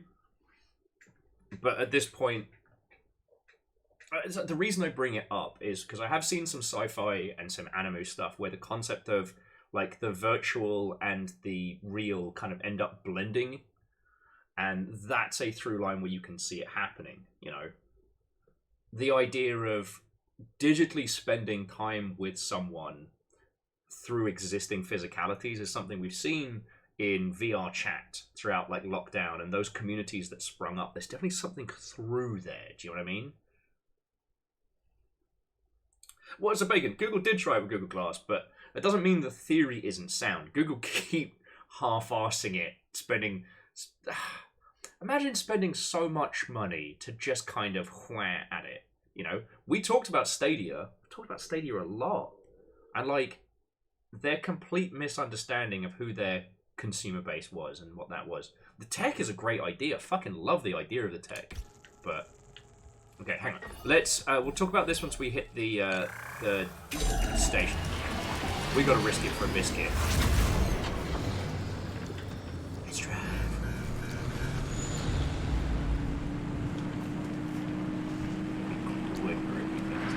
Whoa! It's squirrely. A lot of tourists. Sun's getting real low. Ah, we should be fine.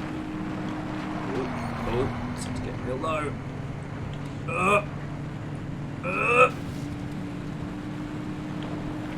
Whoa! Whoa! Gonna make it. Fuck yeah! First time every time. First time every time. Whee!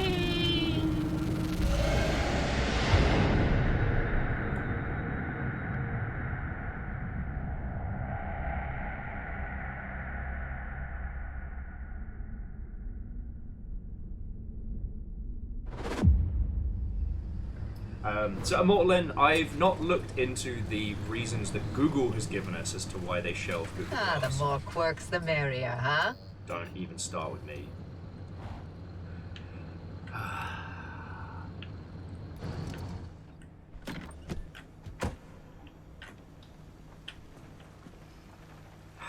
Alright, let's get this thing fixed up. Definitely fixing that fucking quirk in a second though with the every time I turn the windscreen wipers the car goes whee!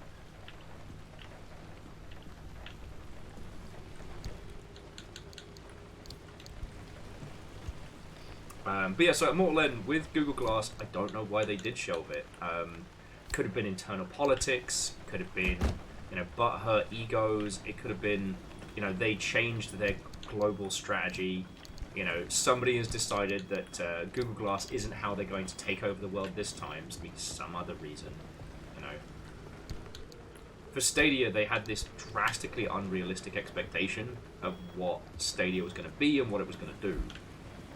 And kind of, frankly, it's fucking hilarious.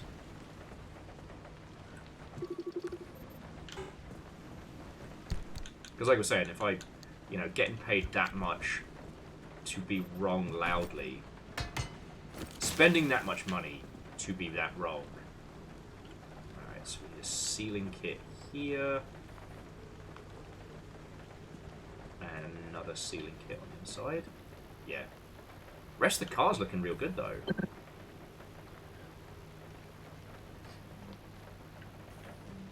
Yeah, just got a couple of cracked windows, but jobs are good.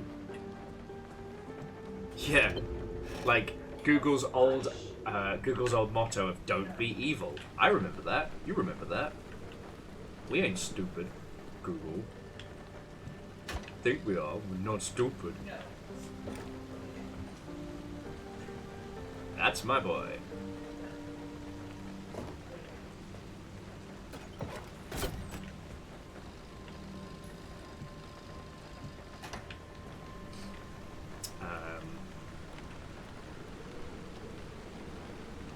So Scotty is saying that the legal issues over privacy pretty much killed it. Interesting. I hadn't really paid much attention to it.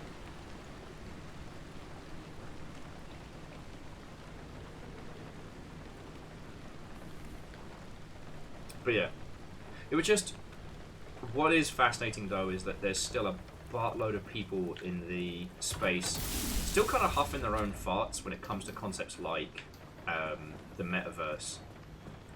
And they seem either, I don't know, unwilling or unable to understand that it's not good. Like, it's not good and it's not viable.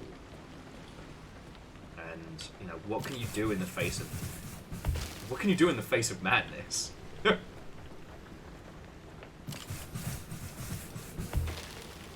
know, I worked for a company that now claims to be like one of the go-to metaverse solutions, and it's all I can think of is, oh honey, no, honey, no, no.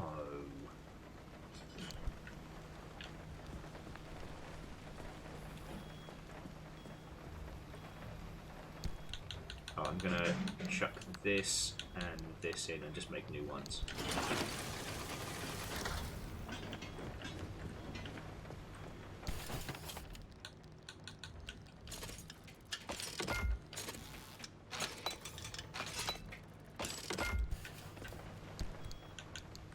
But you know, what can I say? I got a lot of thoughts and feelings on this one. You know.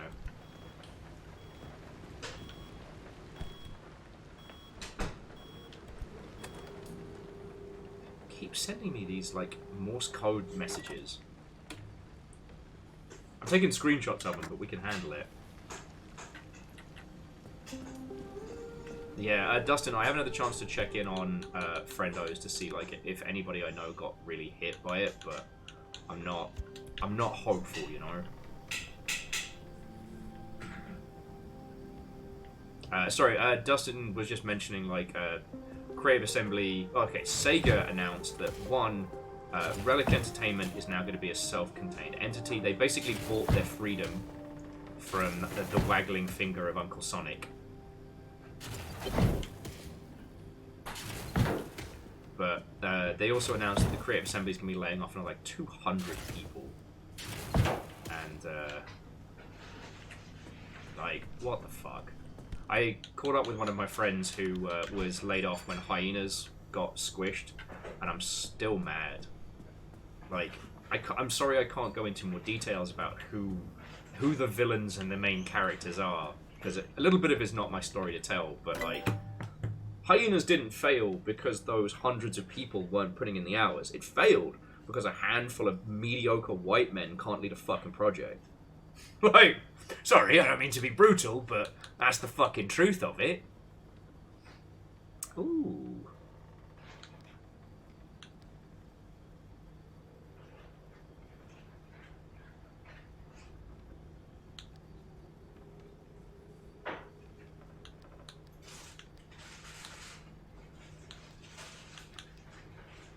We could build a circuit board. We could go through the analysis module. If we put together 2 circuit boards, we get rapid refill.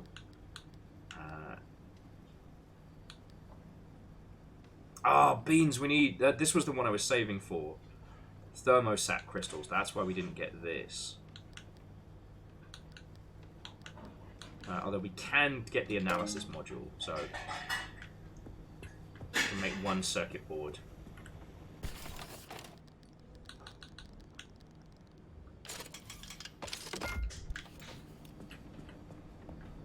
Because some of these quirks are driving me up the ruddy wall.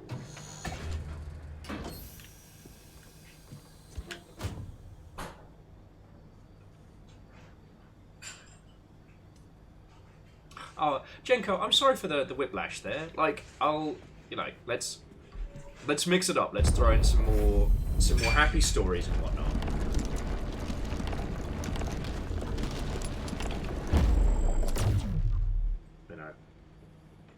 I'm not saying that any of us should practice like active ignorance, but sometimes we don't need to talk about the bad times. Okay, so wipers, toggles, car, jolts forward.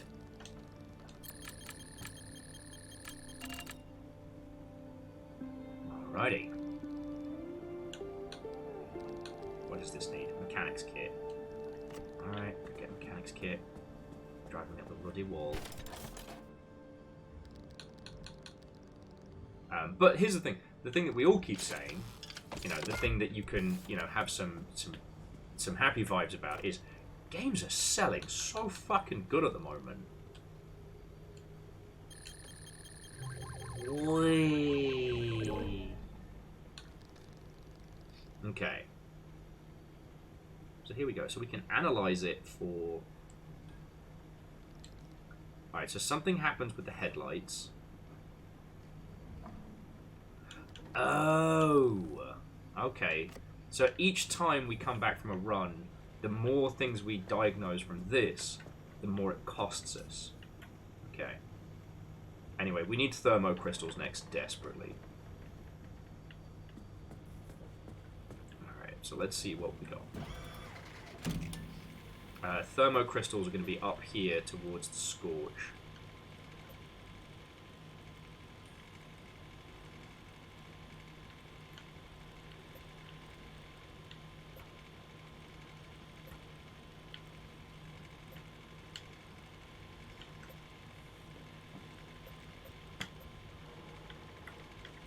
Okay, yeah, so G6 was what we hit. That's just another highway that leads up to this way. Damp forest isn't going to... so yeah, we want blistering woods.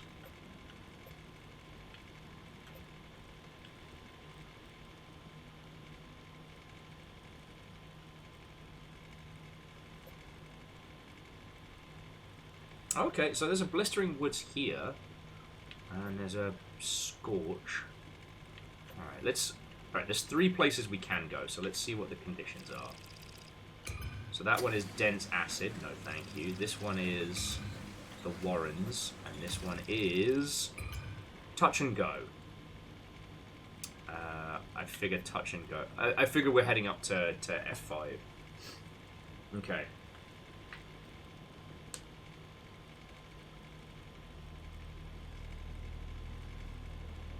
Yeah. Well, and Jenko,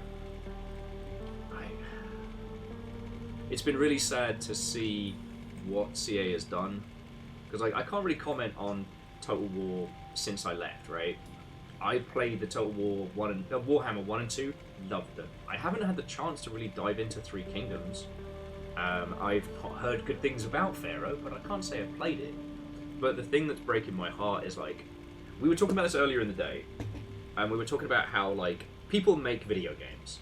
Like, you can't just rehire a programmer for a game. You're not making, you know, functional tools. You're making art. And one of my good friends, Guy Davidson, who has been instrumental in Total War throughout the years, he's gone. Like, another friend who, I don't know if they want to be known or anything, so I'm not going to name them, but, like, they were one of, like, the secret... They were, like, one of the secret pieces holding that whole thing together. They're gone as well. And you can't just rehire them. Or you can't just go like, oh, looking for senior programmer. Because, you know, Total War is it's a custom engine. It's a custom process. It's unlike anything else kicking about, right? You can't just do that, right? You can't just be like, oh, it's alright, we'll hire another Guy Davidson. Well, there isn't another Guy Davidson, is there? Anyway. That's where I'm at with a lot of this. Okay. Sorry, okay, I said I was going to bring in happy topics and then immediately bounced back. Yeah, let's hire a new Da Vinci. But, jumping back. Again, it's never been a better time to be selling a video game. Like...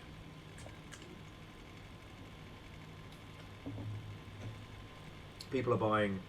so many. And it's great to see the breadth and depth and variety. You know? I got really, really grumpy when people were comparing it to, like, the Atari crash, and I'm like, no! We're actually in a capitalistic crash and a video games boom. Which is why everything is so fucking weird. God, like, I remember what it was like back during, like, 16 and, you know, 8, 16, 32-bit era, where, you know, you'd hear pitches for projects and people would be like, oh, no, it's just a video game, we can't do that. Now I'm like, here we are, we're playing a non-combat survival driving game about, like, a retro future Pacific Northwest. Fuck yes! what else is on my bingo card at the moment? Poker Roguelike. A farming game with a giant robot in it that contains also no combat. Like, spoiled for choice here. And the fact is like, users are going back to the buffet for seconds, time and time again. Time and time again.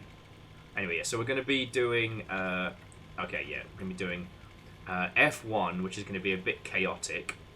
It says Swift Storm. Alright, so basically for this, we only grab anchors and we bomb through at high speed. That one's battery sapping, but we're pretty good for batteries and whatnot. And then, yeah, up here for the 5 rest stop, and we're looking for crystals. For Genko crystals. Remember, Fearless told me where they're at. Friends, I'm going to take a little break because I've been hydrating and now I've got to pee because I'm a fool. But I'll be back with you all in just a second. And yeah, go grab yourself some water, stretch, pay attention to your pets. I'll be back with you all in just a second. Ciao. And Genko, yeah, we can talk 40k mech knights and all that goodness, and the idea of a farming game with that. Alright, back in a sec.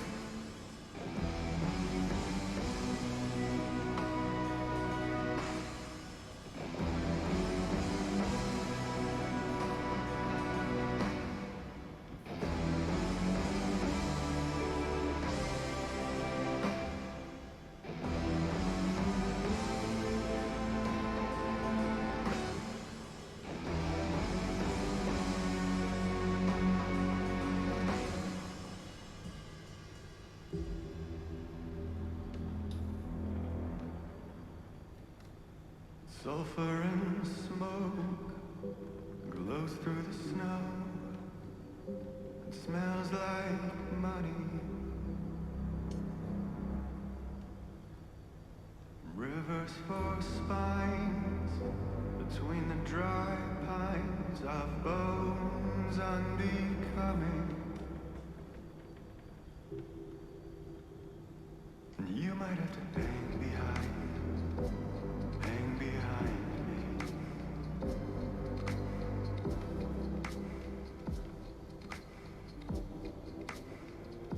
You might have to hang behind the red eyes on the highway.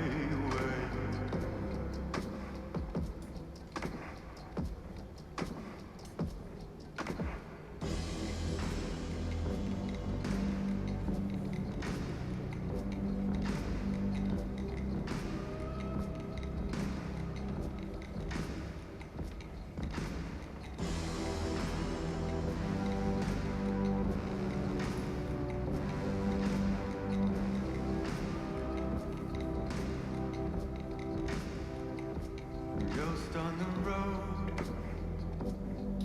it's a cold one. What a white one. Okay. I have acquired driving cheese. I have a song in my heart, and we need crystals. It's a cold one. Thinking of home. You might have to hang behind me. Fred, what? No, you can't take my poor things. Next you'll say I'm not allowed to apologise for shit. You might have to hang behind these lights on the high. So what you're saying, Fred, is it's alright as long as I also yell, "Are you ready? Burn knuckle!" What's his other one?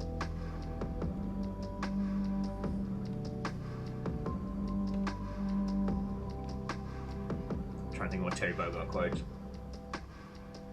No, brain empty. No thoughts.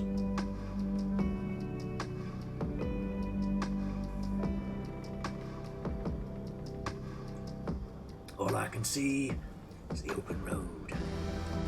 Alright, so we've still got the hammer, bus, or... Oh, we're going to be going out today, so I don't need to worry about that too much. I might make another one before we set off.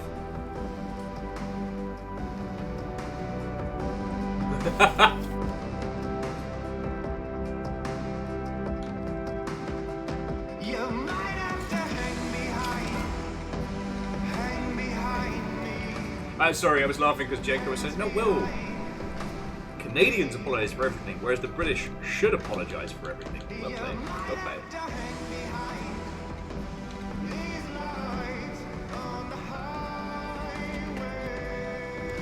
Are you okay? Burn knuckle! Alright, come on, car. Let's fucking do this.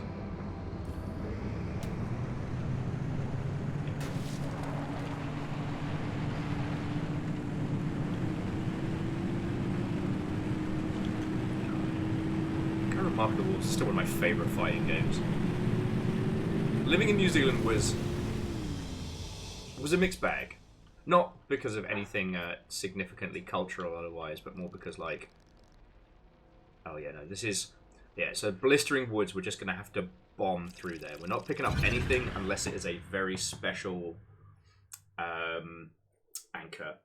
But there's this one calf that did breakfasts late, because I'm not an early riser, and they had an arcade cabinet with Guru Mark of the Wolves, so I'd order like a little Eggs Benedict, wait for it to be done, whilst playing. If you don't know, so Guru Mark of the Wolves is an offshoot of the Fatal Fury series. You know, kind of like the fancy. Hang on. Oh, this isn't the area we were heading to. This is just the road there. Alright, so we can just quickly check this. Fedra truck's in, so I think good there.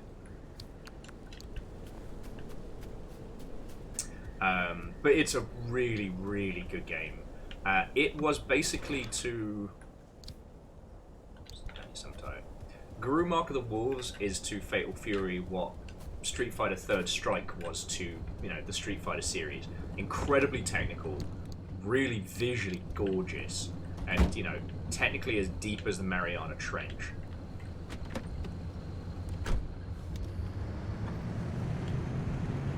Like, absolutely worth looking up.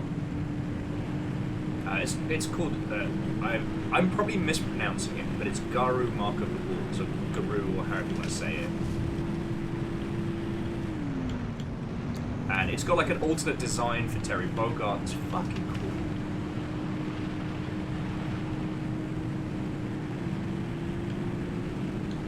cool. Fred saying City of Wolves was the next one. Was that Rock Howard's introduction? Because his dad's the monstrous dickhead from the Fatal Fury series, if I remember correctly.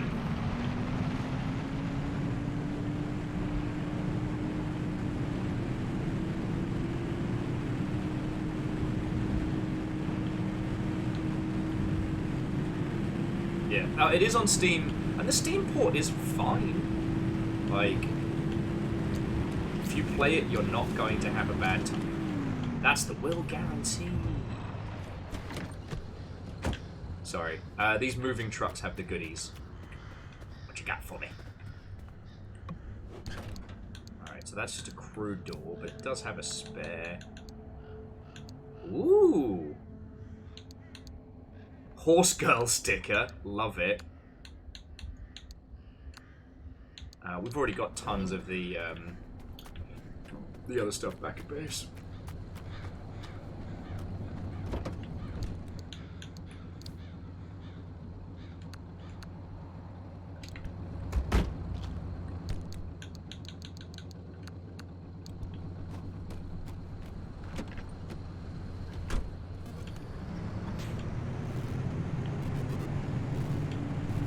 Yeah. Oh, sorry. Jenko was saying I love the bloody Raw games growing up. Yeah. That's a series that just... It deserves love that it's not getting. Like, on the list of things I would do if I was stupidly wealthy is definitely just adopt that franchise. The one I wanted... the one I wanted was Time Splitters. And Earthworm Jim. And you'll notice I don't own either of those franchises, because apparently my industry friends don't love me. I did once drunkenly text one of my previous bosses, being like, hey, we could buy Earthworm Jim. We could just do it. No one could stop us.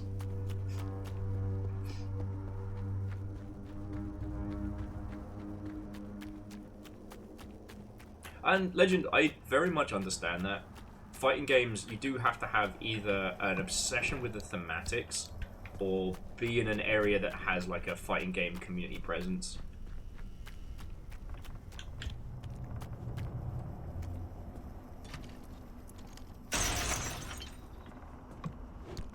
Oh, I mean, Dice Goddess, abso-fucking-lutely.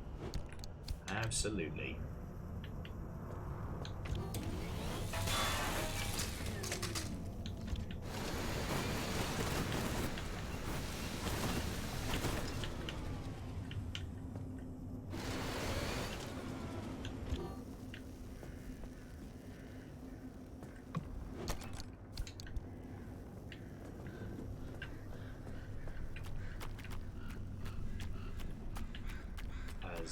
Sorry, I was,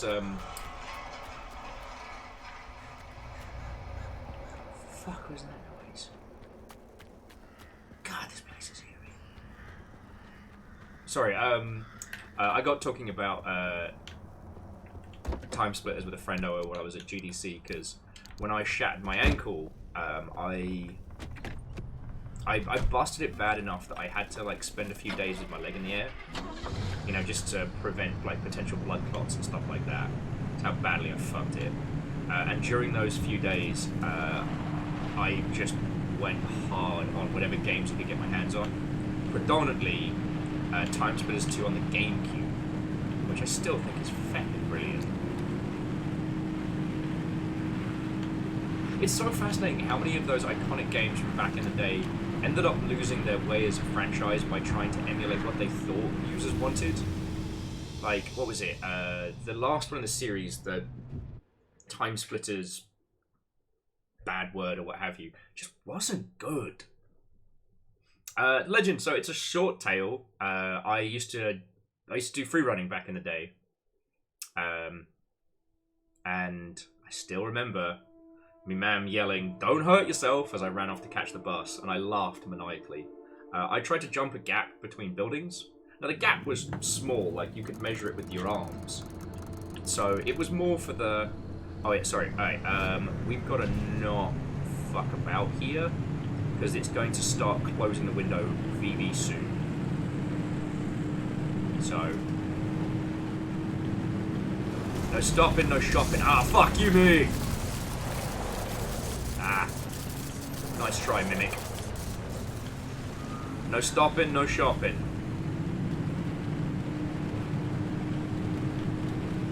There's a... Alright, hang on right here. And we're just gonna cheese it down this road. If we make it down there with fast enough time, we'll grab the tape, stash that. But...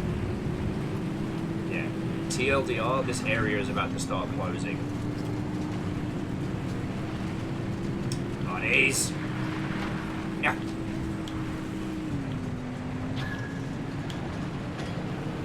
Did it get us? Can't tell. Alright, well we've got to stop down the road anyway. We'll quickly check. Woo! Drove off the fucking bridge because I'm not paying attention. Oh, cool. Floaty anomalies. Sky gravel, my favourite.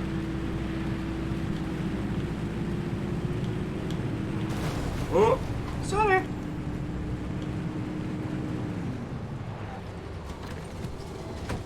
Oh, you little shits!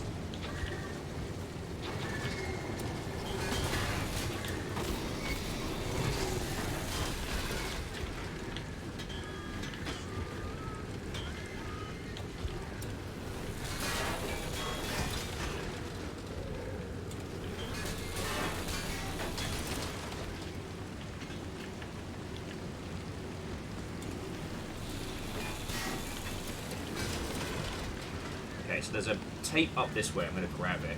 TLDR, so I'm jumping between buildings, but you know that gravel you sometimes get on like cheap roofing? My back foot slips on it, so my ankle is trailing as I jump. The trailing ankle lands on the edge of a brick like crack. There's the bad noise. Here's what we know. Over 50 years ago, in November of 1946, Dr. Ophelia Turner was 27. She had recently returned home to the Olympic Peninsula to lick her wounds after a failed stint in academia. In a fit of obsession or redemption, or, quite frankly, both, she cobbled together a laboratory in her basement and produced the first limb wave on nothing but a killer hunch and plain ingenuity. Or so the story goes. It's never clearly stated anywhere what limb waves and limb technology really were. It's all vague claims and wild theories, dreams that border more on the mystical than the scientific. What we do know is that limb stood for unlimited frequency. Radio waves, once souped up and modulated just right, supposedly enabled the control of matter in a way that modern science both back then and now could only dream of. After Dr. Turner's discovery, she and a few friends, scientists and PhDs all, toyed with limb in their garage labs for about 4 years. The local police and fire departments start making regular house calls, spurred on by increasingly disgruntled neighbors calling in about incidents that seem to grow larger and more disturbing as the years go on. After one too many reports, the federal government takes notice. Thus begins their severe interest in limb technology. The next part happens quickly. In 1955, the United States government seizes not only the physical area where Dr. Turner and her scientists live, but the entire concept of limb technology. The area is at first evacuated under the pretense of safety, but quickly commandeered by the government. They establish a brand new department called ARDA, Advanced Resonance Development Authority, which was to be headed by Dr. Turner herself. Over the next 15 years, the government expands the zone's borders. They clear out civilians as they go and erect massive 500-meter walls to keep out an increasingly curious public. The zone started in the northernmost tip of the peninsula, then expanded outward twice. Once in 1961, again in 1967, to the outer perimeter we see now. Okay. So Spiller, Watto, welcome back. Yeah, we've been going for about 5.5 hours, but I did start a little bit late.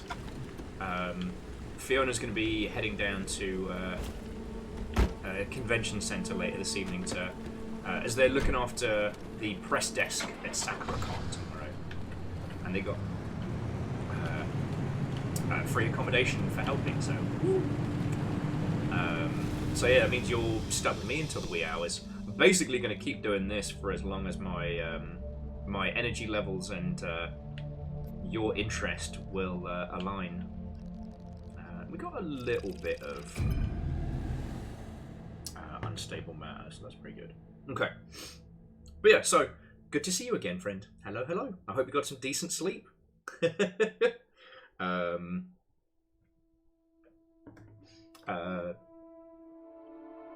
Oh yeah, so, Jenko, this is good. Outer Wilds is perfect. I will tell you nothing, I will spoil nothing. Outer Wilds is absolutely beautiful. It is one of the great games.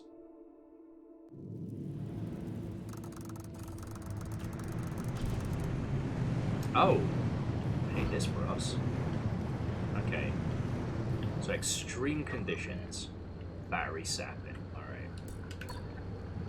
Also, the time here is quite low, so I don't want to fuck about too much. But if we see anything that looks like we can... If we see anything like a fuel truck or otherwise... No. Yeah.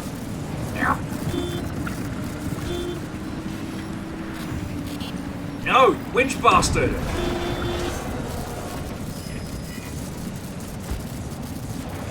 Fucking winch wanker!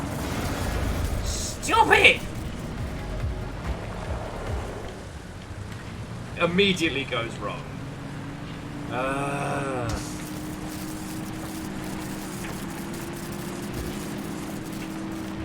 Yeah, let's not fuck around in this area too much.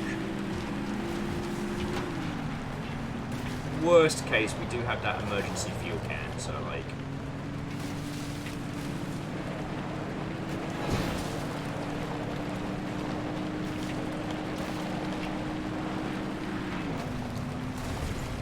This is where I get the off-road tyres.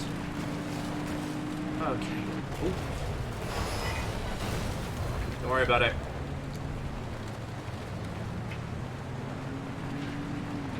Everything's fine. Everything is fine. Oh, please. It's fine. I know.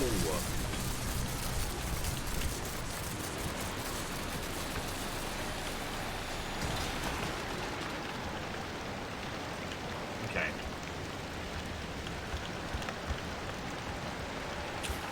There's good news, bad news things. Bad news, the bumper's fucked. No, take it, take it. Take it, take it, take it, take it.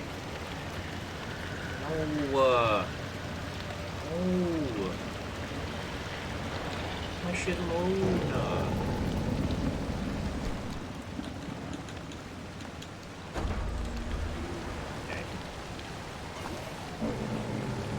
Oh, Scott, thank you kindly for the bits, friend. I was so in panic mode here.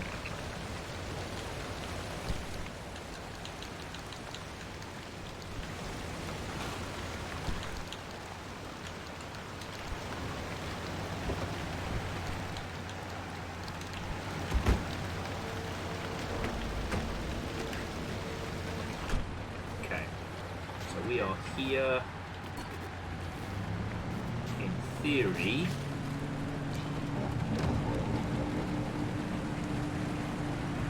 There's the anomaly.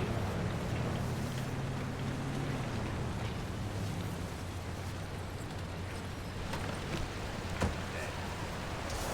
This is not good. Plus side, get some fuel out of this. Shit. Well, okay, so Megalon, usually I would super agree with you. The problem is right now, the thing I'm lacking is predominantly copper wire, and our system is, for the most part,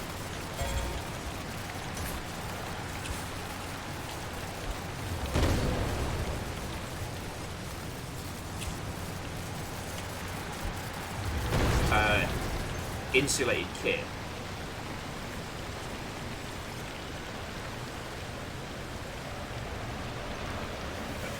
Theory, I can grab this anchor and then we can get the fuck out of Dodge. In theory. So, it's not that I can't, it's like I'm trying not to get to the point where we're remaking stuff, because our bottleneck right now is copper and crystals from the Maya. Sorry, crystals from the Scorched Forest.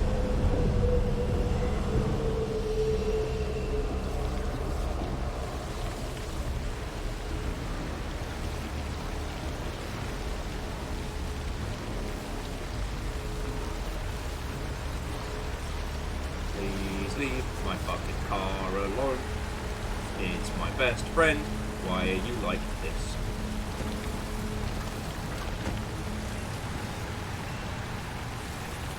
Oh, cool. Take it. Okay, let's get the fuck out of here. Whee!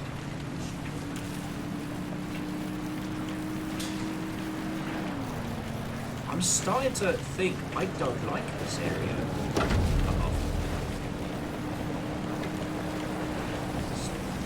High-speed panic driving constantly. God damn it!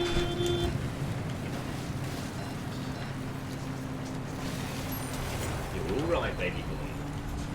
Now, beans. Amos is fine. I, however, am in trouble.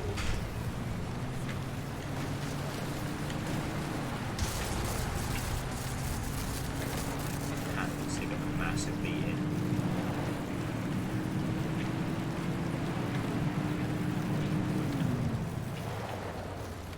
Turn that off. I'm going to put the fuel and power, but I'm just going to patch this side bit up now, so we don't end up having to lose it.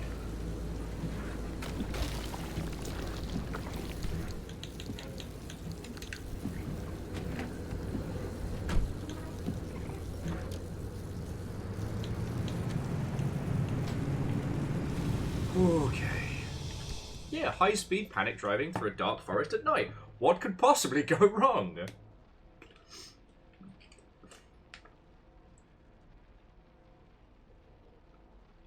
Yeah, Megalyn, honestly, I think I'm going to go for, like, as much completion as I can before we clear it all. Because I don't know if I'd replay this personally, just because the kind of person I am, but I'm fucking loving this. And hey, there's crap loads of you all hanging out here. You know? So long as you're still enjoying it, and, you know, I'm still able to, you know, feed the menagerie, then we're good. But at some point, I wanted to feed myself.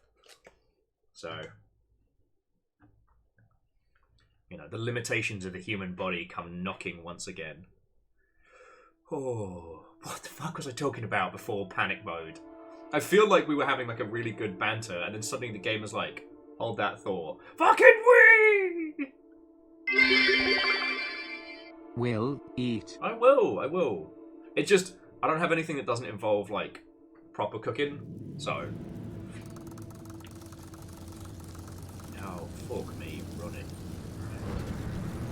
Fucking size of this place. Okay, is there anything like a healing station or a refresh or what have you? No. Alright, so we've got 2 down this way, and then we've just got to keep an eye out for the red crystals and whatnot. Don't need lead. I do enjoy the stable areas because it just lets us go absolutely ham in terms of like hoarding everything that's not nailed down. Big fan of that, not gonna lie.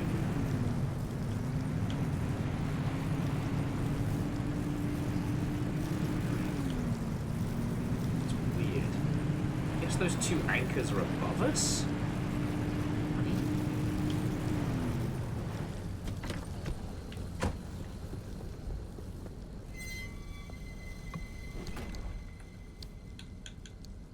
Old school steering wheel.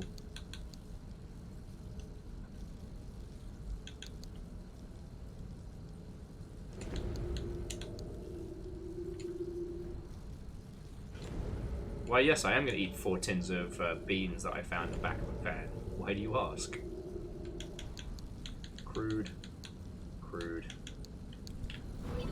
Delicious.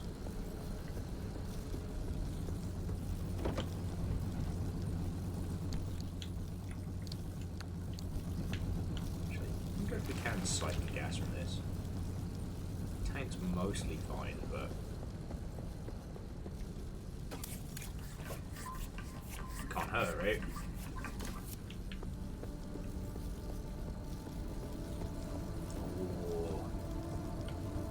Sorry, just Spiller was saying they have decent soup in the freezer.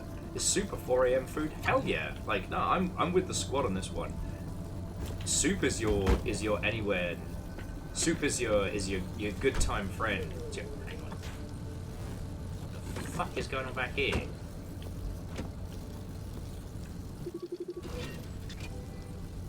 Swollen. Fix? None.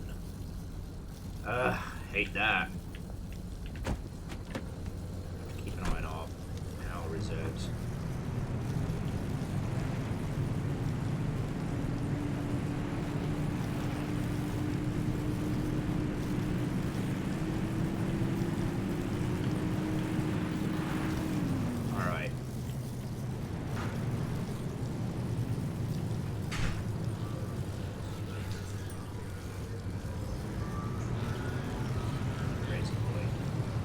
Trying to remember where the red crystals are in this place. Alright, so let's have a look. If we keep following this road here, we'll hit that. Then we can just scrape through those, hit those 3, and maybe hope that the forest will keep going. Alright. Okay, also, Night Soup is a fucking great name. Like, band, video game, what have you. Oh, what are you gonna go see tonight at the Showbox? Night Soup. Like, what the fuck is Night Soup? Well, it's awesome. You get to be like, oh my, you don't know Night Soup? Oh my god. Hey, friends, did you hear? They don't know about Night Soup. It's great. It's got all the good trappings. Oh, and those are tourists. Keep that for us. Amos, you're okay, buddy. I think he's realised that Fiona's going off on adventures. Man, this is a damn near pristine car and all.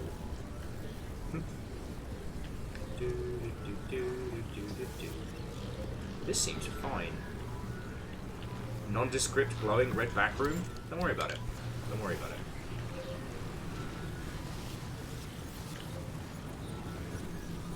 Ha! That's a great name. Sorry, Dice said the lady who used to rent a room from started a band with their daughter. And they're called Bourbon Legend. Bourbon Legend, I should say. I guess the difference, one is the biscuit, one is the alcohol.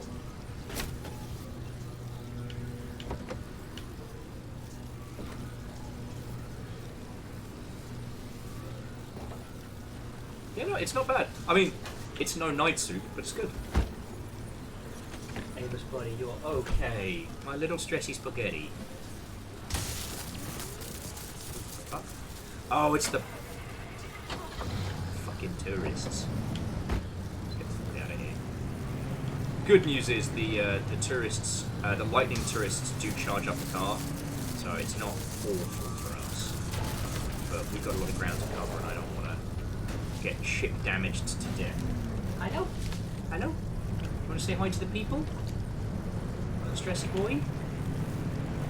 Yeah, so I tell you what, friends, judging by how the wee baby Amos is being, I'll probably have to bring our adventures to a close after this part of the stream, just because I think he's going to go into little puppy overdrive. And also, so far, not seeing fucking crystals.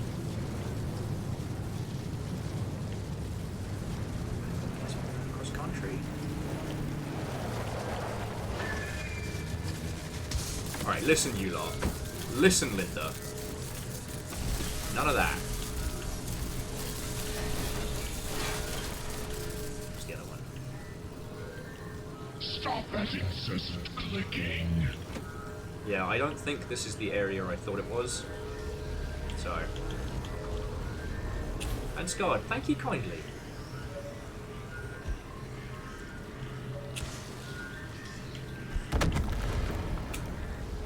Everything can be solved with flares.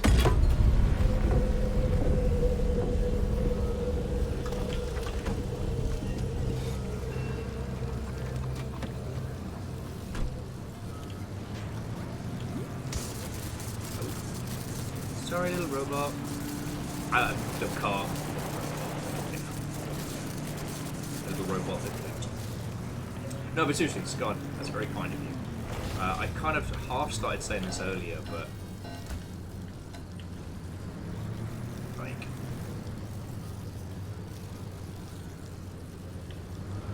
ads on Twitch can be so obnoxious. Like, I get it, like I get why they're there, and I get the business model behind it, but like, damn, homies.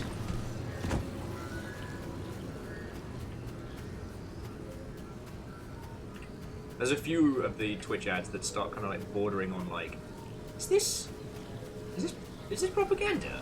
Am I getting propagandized?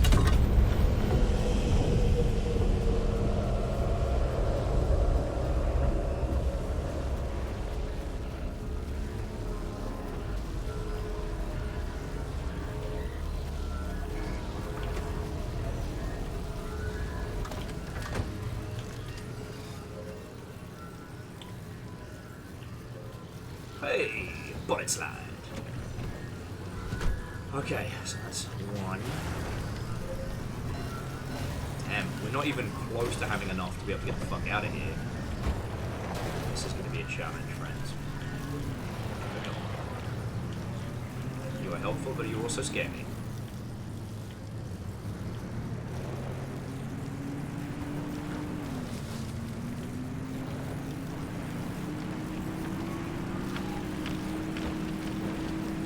I will say though, friends, one of the things that I've definitely become a bit more militant about is not doing adverts during a stream. so many friendos where I'm not able to like subscribe. I don't have Amazon Prime anymore because I had to drop it because, you know, we fucking poor and I couldn't afford to get the yo, leave my car alone.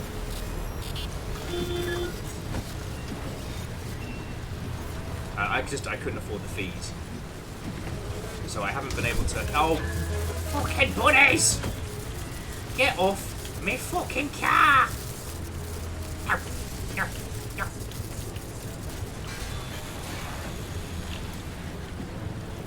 Fuck out of here. This is not going according to plan, this run.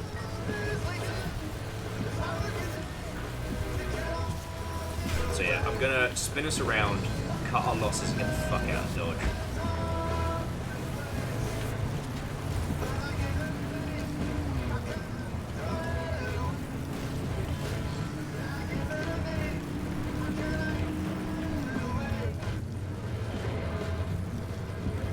But yeah, there's a load of friendos where I've been watching the streams, I've been really enjoying it, and then the fucking ads kick in, and I'm like, no, homies, no. Right, you're not helping, radio. You're stressing me out more. Alright, let's get the fuck out of here. To recap, we came for crystals. We've acquired no crystals. We go, oh, fuck a doodle-doo. We got some stable energy, which isn't bad, but right now, like, we don't need to be stable. We need to be unstable. Ah! Yeah. Ah! Don't even worry about it. Don't even worry about it. Whee! Oh, word. Oh, my word. Oh! So we got an achievement there called It Would Take a Miracle.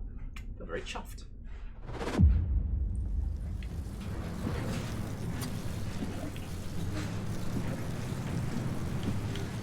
Ah, collecting quirks out there, are we? I guess that's one way to entertain yourself. Fucking grand.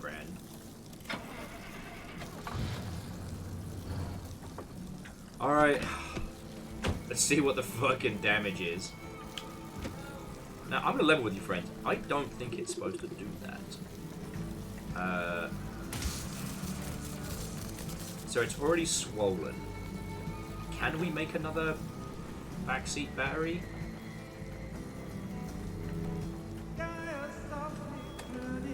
Why am I being blocked from this limb-related space?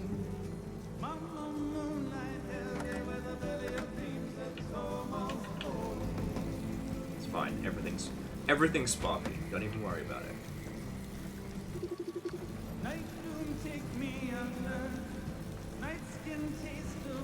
Oh, so the auto parker is now unreliable. You stop causing problems. You know what?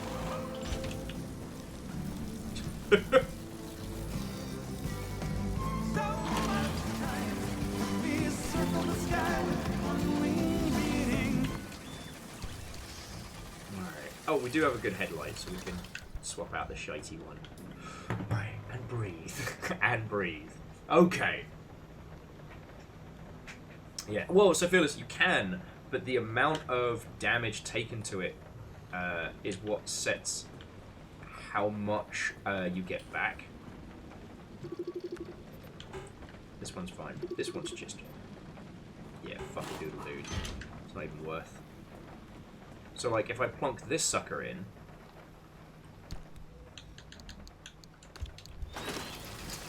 oh, it does spit us out some goodies. Oh, that's cool.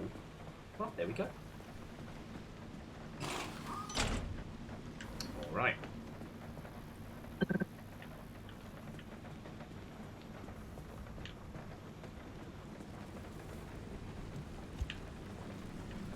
Let's at least get all the materials away before we start replacing stuff.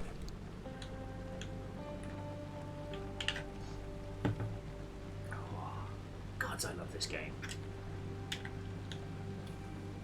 I'm not surprised that this has put its little claws into me, and so like the more I've been spending time with this, the more I've been like... So I love Subnautica, right? Fucking love it. Even though it scares the absolute fucking bejesus out of me. Love it. But one of the things I've been thinking about is how, like, you know, Subnautica is a story game masquerading.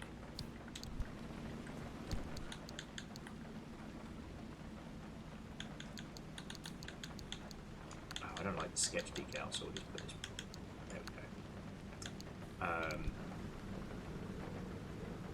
Yes, Subnautica is a story game masquerading as a survival game. But I really enjoy, like, in the first one, once you start, like, making headway and you've got, like, you've got the Cyclops and you're getting stuff done, and it really feels like you have your own little, like, mobile base of operations. You know, I love the idea of being able to spend more time in that environment. And I've been thinking more and more about how, because of how you traverse in this game and where you go and what you do, it kind of gives the opportunity to have more experiences like that. Does that make a weird sense? So, like, the idea is, like, each of the anomalous areas has different quirks and tweaks and things like that.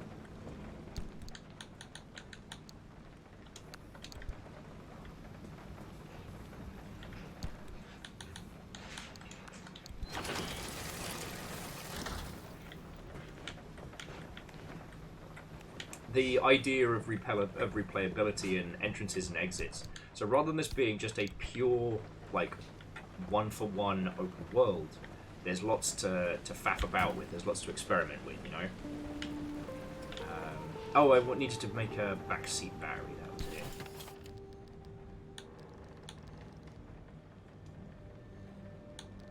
I mean, we can make a leak-resistant battery. That would be pretty cool. Because the last one we made did not help. Alright. No leaky battery. No leaky battery. There we go. Oh, it's cool. Looks like a little turntable. Love it. Alright. Is there anything that needs patching? Nah. Cool.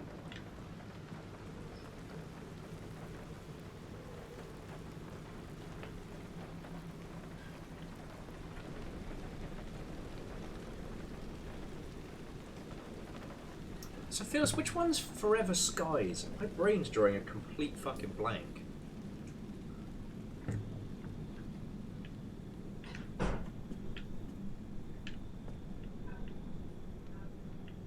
Fuel cans sorted.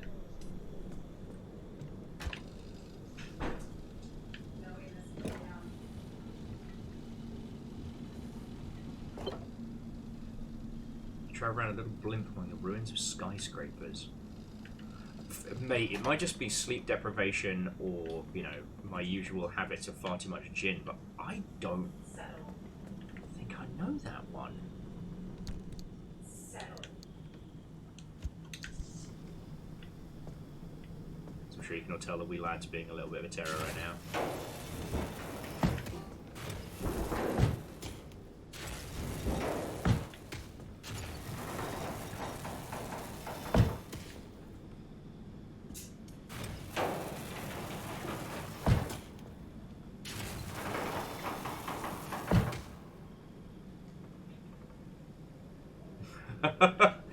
Hunter, I see you're talking about the Doom Wagon of Theseus. Oh man. You could try and scare me. Got real close. Got real close. Got real close. I heard the scuffage. So are you off on adventures? I'm off on my adventures. Okay, I pre-warned them that we're probably not going to do another run because Amos is probably about to be like, I'm the saddest boy in the world. We'll see what happens. Yeah, he's getting the good. I did give him like, do not do that. Oh, bye bye. Legend's like, have fun. I will try. Okay.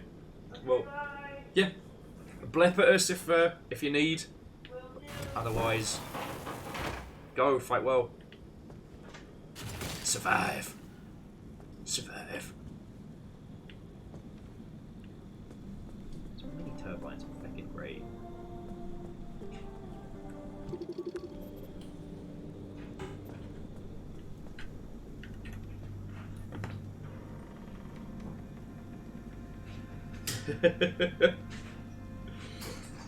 And yeah, so I think I already got the Car of Theseus achievement.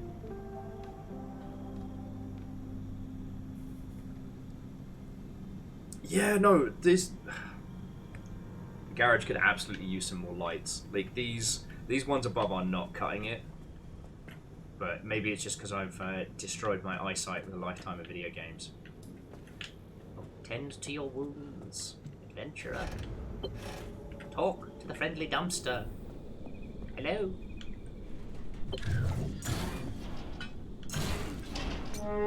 Hey! King Willpower! What ho and welcome! From one will to another. Yes, I think I'm funny. How are you doing?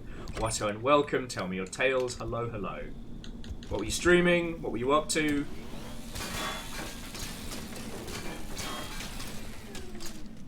Ooh, that's useful. This might be a way for us to start, like, boosting our copper intake.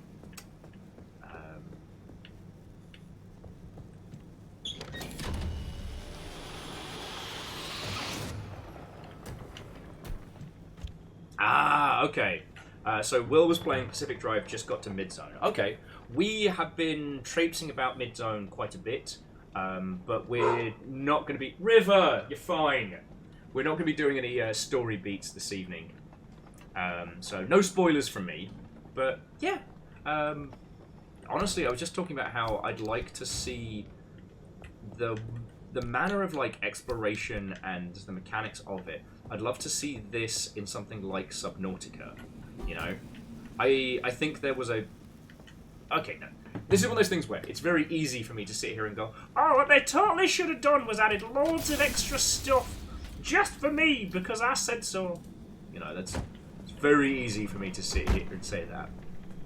But, especially in the original Subnautica, once we got the Cyclops up and going, like, I kind of didn't want to say goodbye, you know? I kind of wanted to keep going with that. But we've been talking loads about this game, like how it's kind of like the anti-game loop kind of game, and all the great stuff that comes through it. And you know what? That's a good point. The great thing about the space we find ourselves in games is that mod communities can make really specific things for very specific tastes. What are we working towards? Oh, the Rescrambler. We just need one more thermo crystal. Are you kidding me?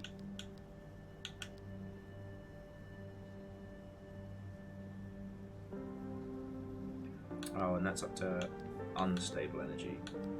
I'm trying to save for the reroll on this. But yeah, so Will, if we've never met, hi, I'm also Will. I've worked in video games for a gajillion years after I was cursed to do so by a witch who I crossed. But I also stream for a living, so this is also what I do to feed my little family. So make yourself at home, kick off shoes, grab yourself a cup of tea if you fancy. I'd make a gin, but I realised I haven't quite eaten enough, and I don't think we want sloppy drunk Will on a Thursday, you know what I'm saying? The possibility is there, but I don't think it's something we're after. Okay. So yeah, at the moment we're trying to hoard thermocrystals, or at least bloody find them. I'm low on rubber, I'm low on copper. This feels personal. Oh. Ah, good need. Sorry, I don't mean to turn this into... And then Will promotes himself! But we've got our big anniversary coming up next weekend. And it's going to do me damage. Will, we have found thermostat nodes.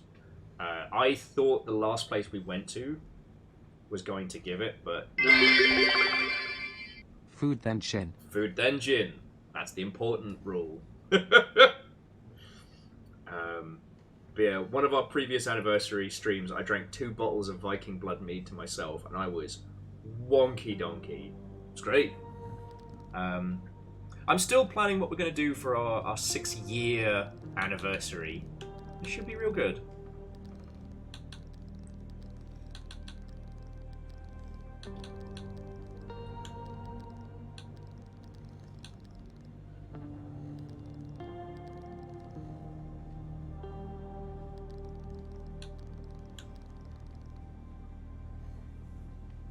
Ooh. Excuse me. Will was saying they have homemade blueberry mead. Oh, choice.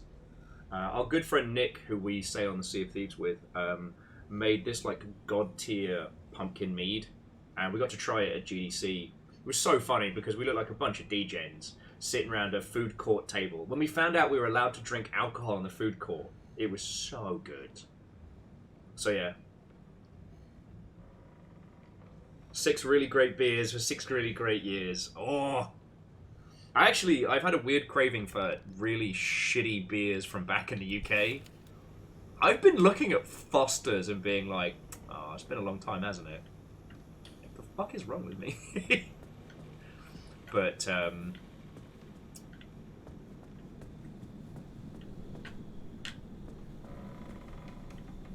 you know, absence makes the heart grow fonder. And absinthe makes the heart give up. God, I think I'm funny. Nostalgia blinds us all.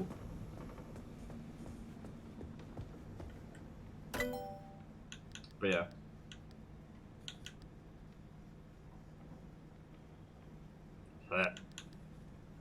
Carlsberg. Heineken. I know Heineken's not strictly a British beer, but ugh. Stella. Sheila goes out with our mate Stella. It gets poured all over her fella. 'Cause he says, man, there ain't no better than the next guy kicking out fuss. That video had Bob Hoskins in it.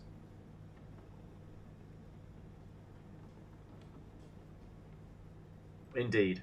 Well, okay, so no, I'm not saying beers that originate in the UK. I'm saying that for a ubiquitous pub evening from the 2000s to the 2010s, the beers that were on tap available to you was Foster's, Kronenberg, Stella, Carlsberg, or Carling as well. But Guinness is pretty ubiquitous, and Guinness is nice. It's just heavy.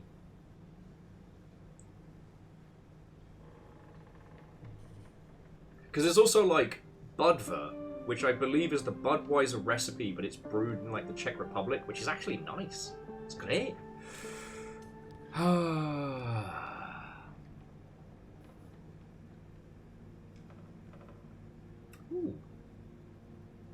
Interesting. I don't know what beer can chicken is, but like, color me intrigued.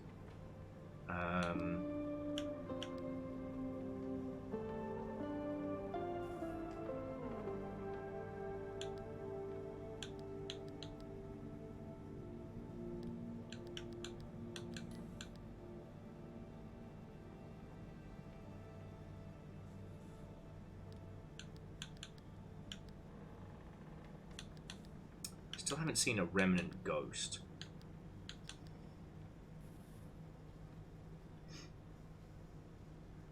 But yeah, that's the kind of thing I was thinking. Because, sorry I'm going over old topics, but one thing that I did find fascinating is that, like, when you grow up in the UK, you are constantly bombarded with this idea that Britain has great beers. And that, you know, beer that you get out in the US is bad, terrible, and bad.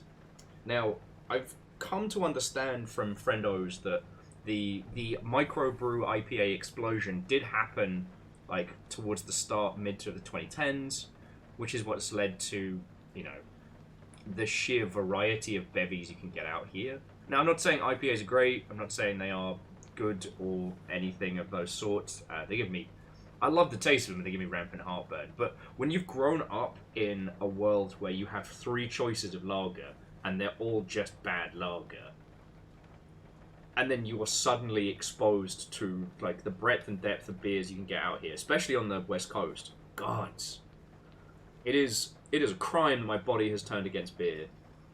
It's a crime, but it is what it is.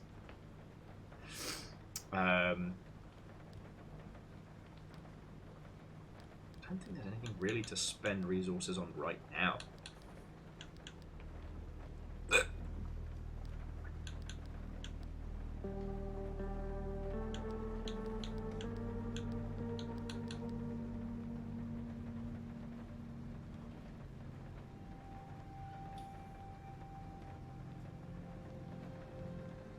Oh! That's fascinating. So what Will was saying is that crack a large can of beer, shove it up a chicken's bum, then stand the chicken upright in the baking dish and bake it like that. The beer steams it from the inside out. That sounds fascinating. Because obviously I've had like beer-basted chicken and stuff from barbecues, which is a fancy way of saying, and then they just pour a whole bunch of... Oh, I guess, okay. Should learn how to make a flare gun. Where you just pour a bunch of beer and a chicken that you're making. Oh, well, Scott. Thank you again. Like, that was an extra fucking tenner in bits. Like, I really appreciate it. Go, eat well. To be continued, friend.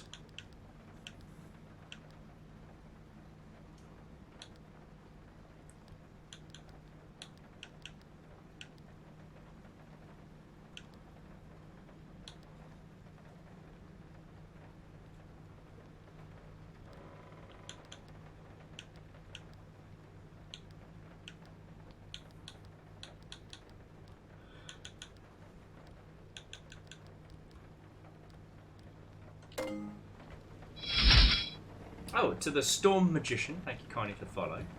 Watto and welcome.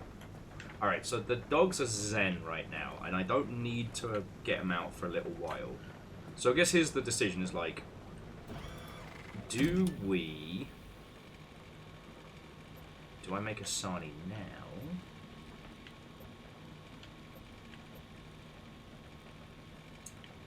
And then we hit the... Do I make a Sani now? And then we hit the run? Or do I hit the run and then risk it for a biscuit and have some food later? Oh, look at that, it's actually corrupted. And now we know that that means we don't need corrupted as much as we need unstable right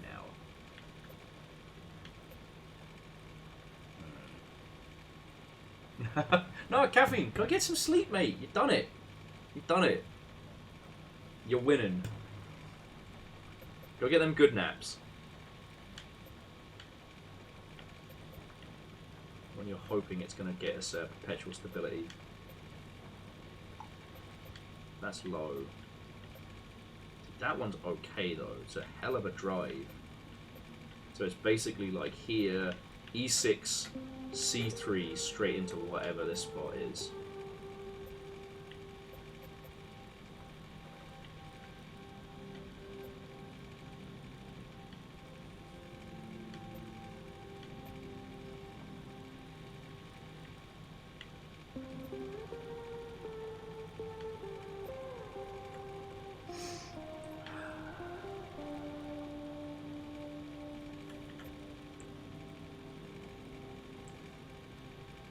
Well, no, Fearless, you're right. It does go through a storm. And we need the crystals. The crystals aren't in the Blistering Woods. I guess they're in the Scorch, right? Or whatever the Red Forest was that we went to earlier. Because it wasn't the Blistering Woods. You got the Scorch, the Myers...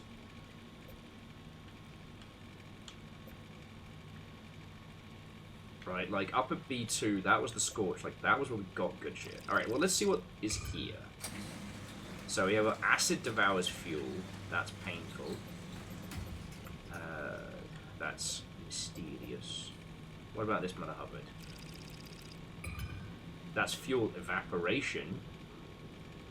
What's the fucking problem with fuel? And this one, we have to go through 2 storms to get corrupted energy, and I'm like, fuck that. Soup in 5.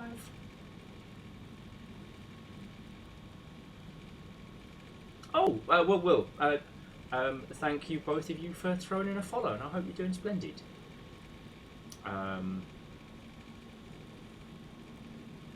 So yeah, so aside from Pacific Drive, like, what has been intriguing you lately? I am...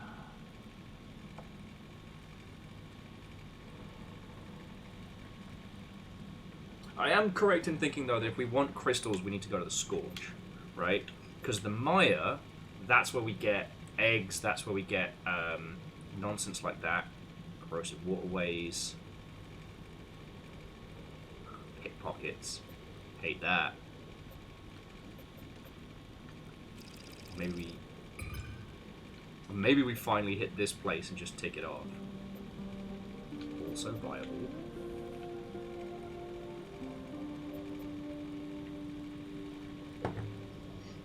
We'll just finish the run of my time at Sandrock. Lovely. Oh. And they're playing Dead by Daylight. I am still hoping that Dead by Daylight finally becomes the interconnected horror universe that we've always deserved.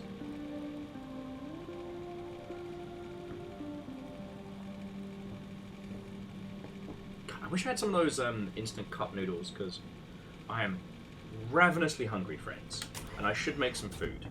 I think we can do one more run before things go sideways.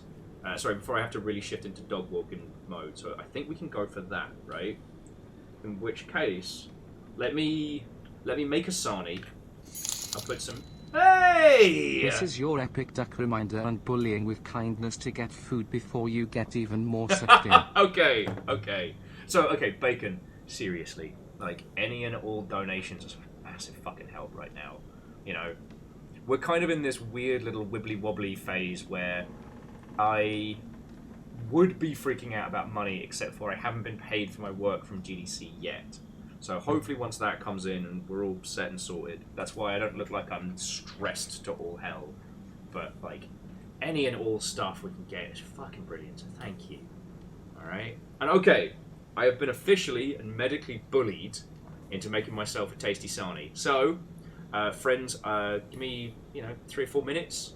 I'll make a sandwich up. You have to forgive me for my crunch, because I will be toasting bread. And then we do one last, rush for unstable energy. Hopefully for some crystals as well. Because then we can craft the limb shield. And that means that this time next week, we'll progress the story.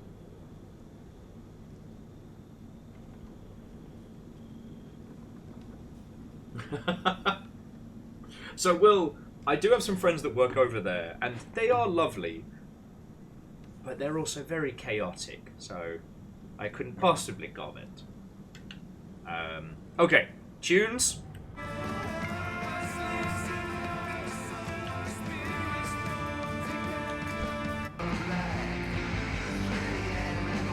There, King Dude. Alright, it's Sarnie time, and I'll be back with you all in just a second, alright? So, thank you again. Oh yeah.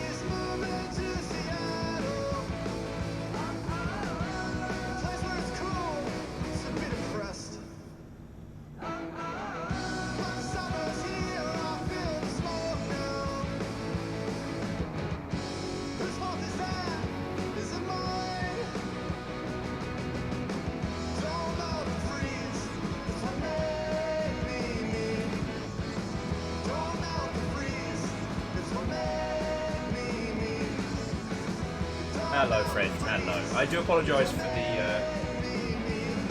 I do apologise for the wait. Would you believe me if I said the fucking guinea pigs were bullying me? We'll just grab some water very quickly. Well, I started making my sonic. They heard the slightest rustle of salad.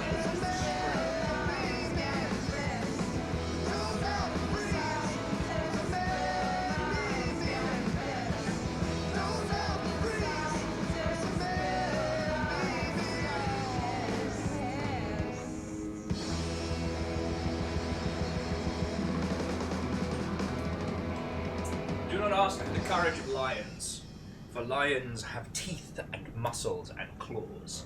Dear friends, ask for the courage of a guinea pig, a tiny creature the size of a potato with zero offensive or defensive capabilities that will scream at a kaiju if the salad is not delivered to them on time. Yeah, Nub's bullying. Say it ain't so. I'm gonna leave the BRB needs tea up and the tunes going while I get some food in the gob. Yeah, yeah, look at that. Look at that. Older sisters always hated when we blamed them. I needed this.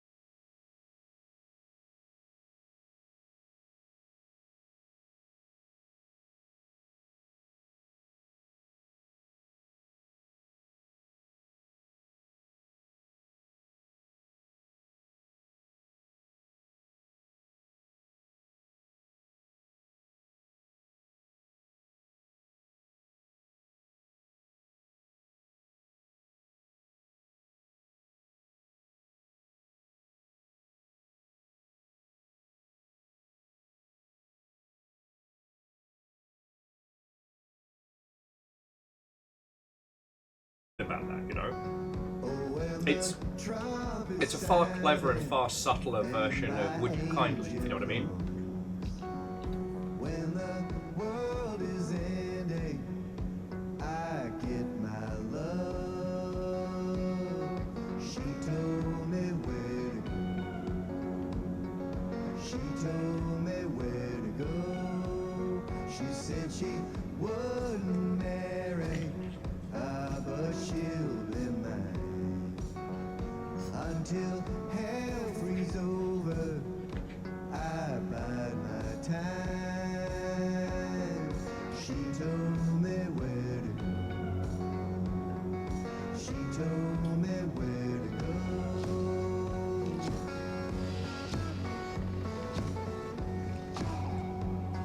Oh, good on you. Oh, sorry, Will was saying it's a good enough game they actually went through the trouble of writing reviews. Right now, if you buy a game, reviewing it is one of the best things you can do to support it post-launch.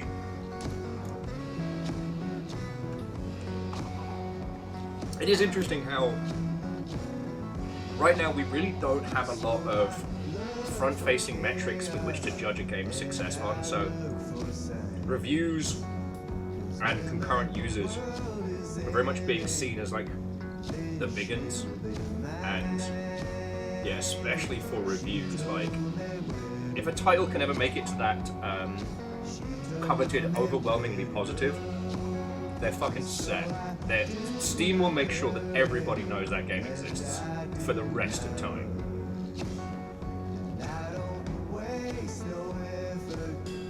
And like, this is one of these games I'm hoping this is going to have a nice long tail, you know?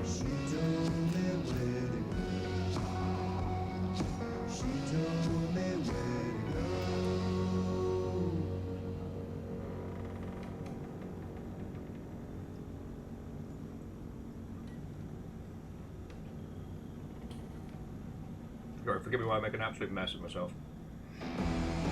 I like to make the kind of sandwiches that one should not be observed eating, yet here we are in a live recordable format.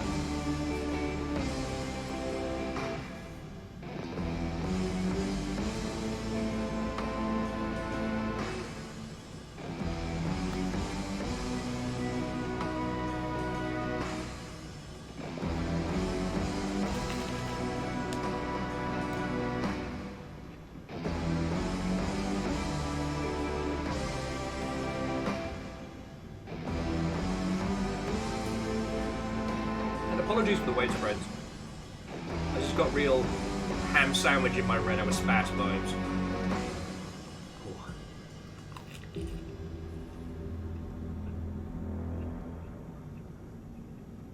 Sulfur and smoke glows through the snow. It smells like money. Rivers for spines between the dry pines of bones unbecoming. You might have to hang behind me.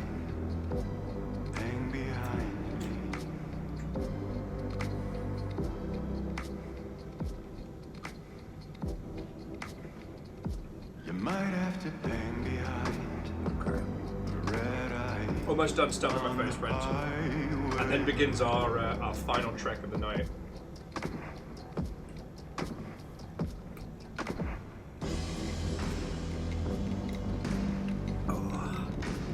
I mean, if we can't find any crystals, then that just means we've got to do more stuff next stream, which isn't like, it's not like a be all and end all.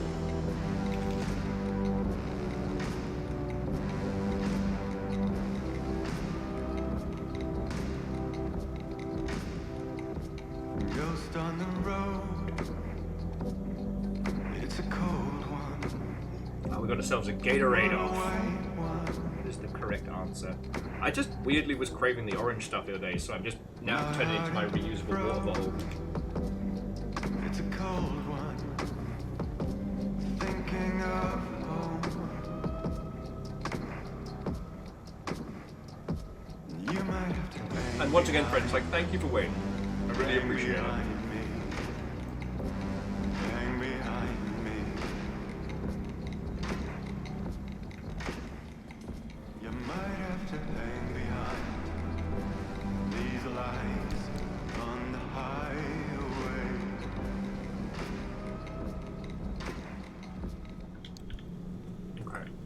And we've got more than enough kit.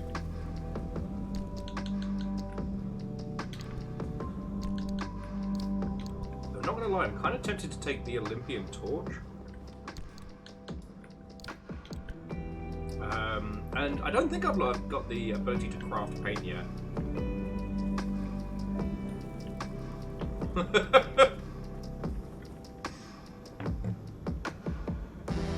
Well, Spiller, I got no horses in this race.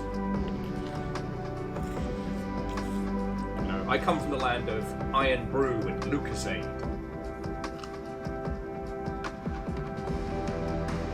Hope Lilt, rest his soul.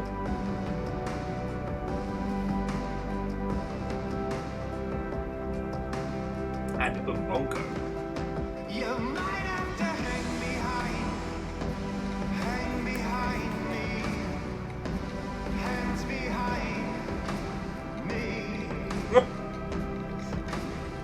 You might have to hang behind these lights on the highway. See what you're seeing? That's my secret. I'm always afraid. Alright.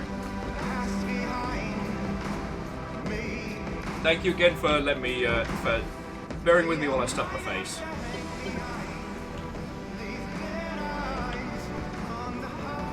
I don't think the friendly duncer's got anything for us.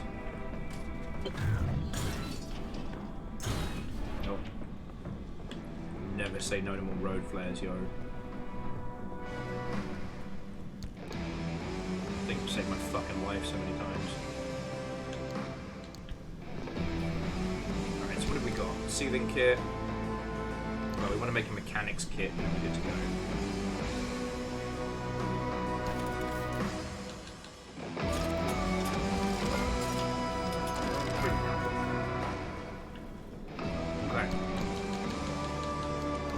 Alright, enough of this Alan Wake flavoured nonsense. We've got shit to do. Buckle up, buttercups. Going for a ride. Thank you, tiny car.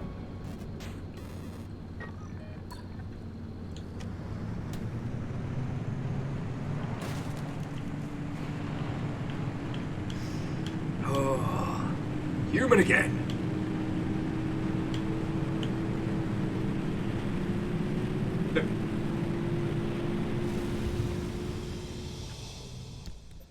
Alright, so we're going for the big beastie, alright? We're gonna hit E6, grab what we can, we're gonna beast through C3, and then head to the Scorch. Where possible, we want to just be grabbing fuel and goodies. Not yet, Spiller, not yet.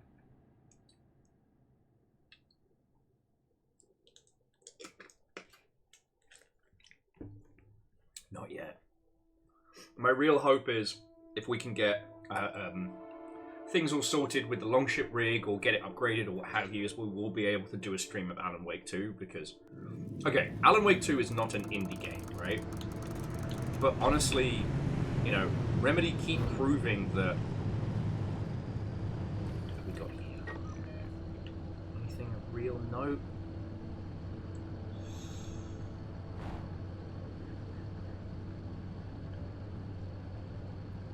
We'll go here and then flip around and hit that. Okay.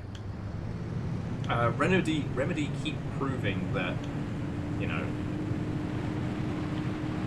sticking with the safe and the well-trodden is no way to survive.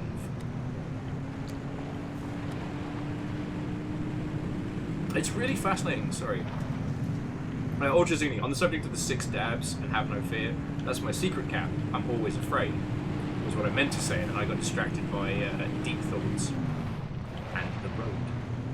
But yeah, it's interesting that when you think about it, like Max Payne 3 was probably the air quotes safest game that Remedy has ever made, with Quantum Break coming in as a close second, but mainly because like Quantum Break was coincided with a TV show. It had real actors. They were a lot more safe with that than they've been with a lot of other projects. Like, understandable, but nope.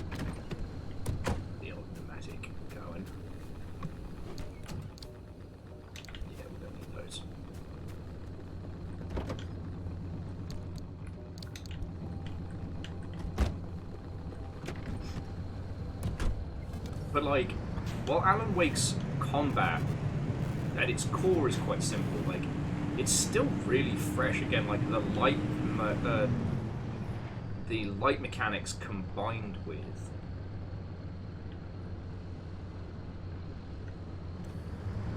okay, I get you. Alright, let me clear out the tower first. Should grab that fucking flashlight and all.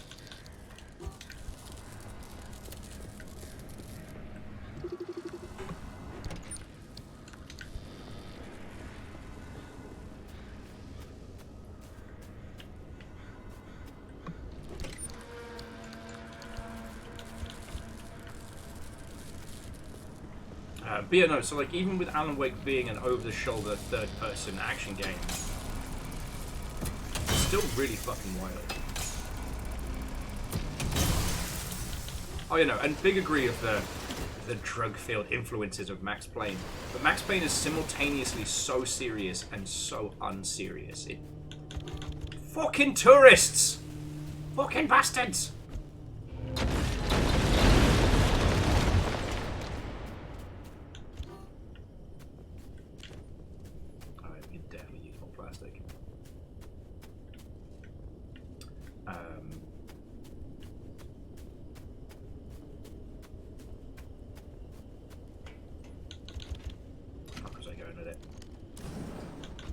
Oh yeah, just between Control and Alan Wake 2, like, Remedy embracing their fucking weirdness has definitely shown that it's, you know, it's a real potential for success.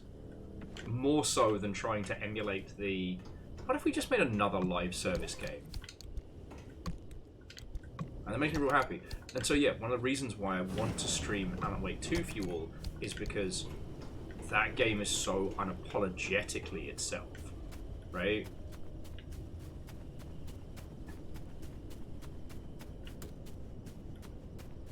Like, it does not give two hecks if you like it or not.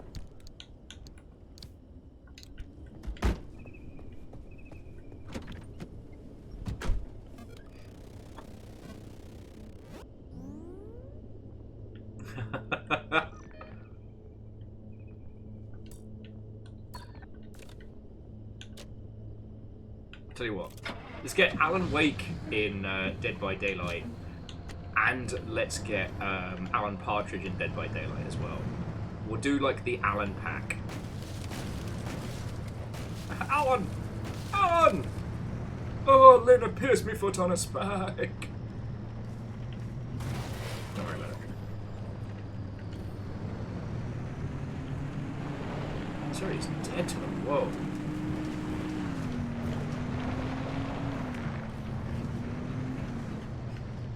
Thing is, if you wanted to... Oh, it's a bastard. I was going to say, if you wanted to get really silly with it, Dead by Daylight, where Alan Wake is a survivor and Alan Partridge is, I forget what they're called, killer, hunter, murderer, just traps you in boring conversation.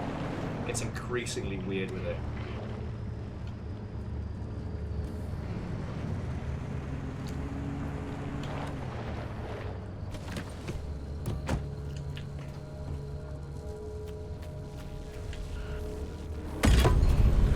Oh, you fucking tourists!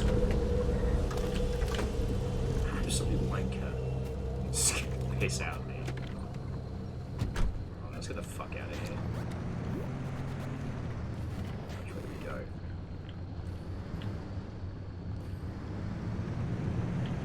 Yeah, this is the right way.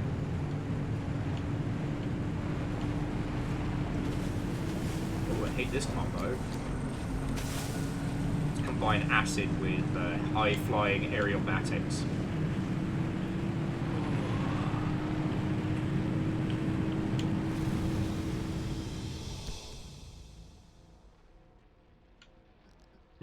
Things included the killer and Alan Davies. Jesus. Alright. So for this area... What's up, Amos? Where's that river? Oi, cheeky madam. Stop trying to steal things in the kitchen. Yelling at the dogs.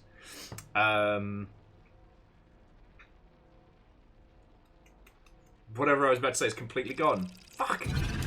Dog's throwing me for a loop. Anyway, so is there anyone here who hasn't had a chance to play through Control yet? Because if there is anything that I can say or do to convince you, I will.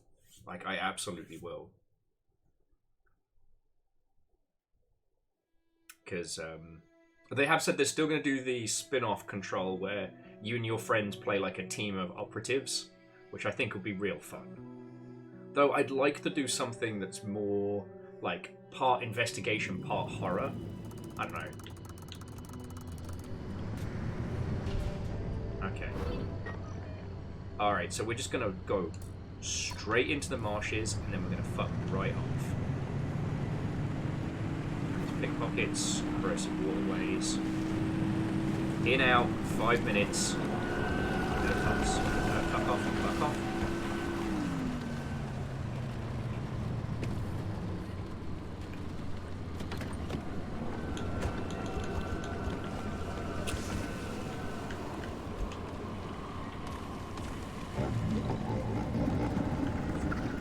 Yeah, you're welcome, mate.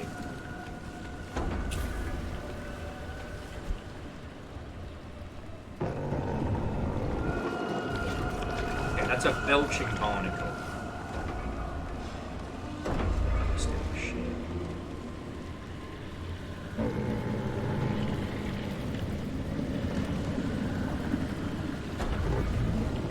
Alright, we are absolutely the fuck out of here.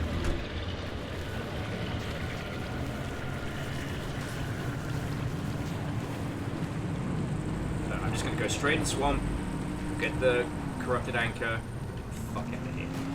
Oh, that's a fucking boulder. Ooh, though, do you want to grab some eggs? Like, do you want eggs? I could eat. Egg?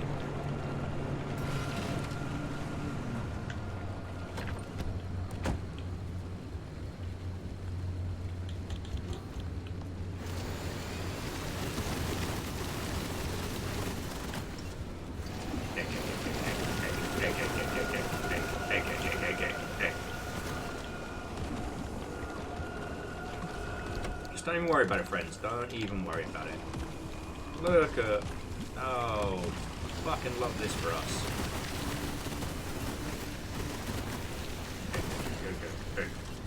Go.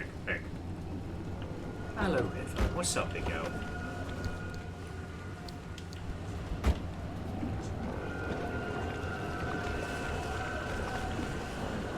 No, let's get the fuck out of here.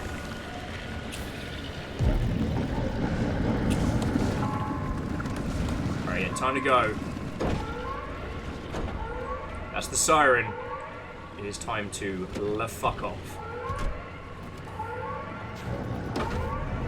Okay, and sorry, I do love chatting about like SCP influences in video games because I think video games, probably more than any other space, have massively benefited from the SCP.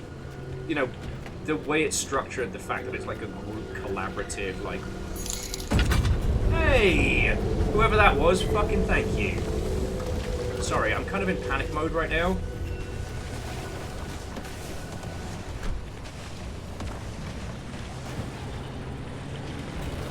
But... Fuck off. Ow! No, you're not my dad. No!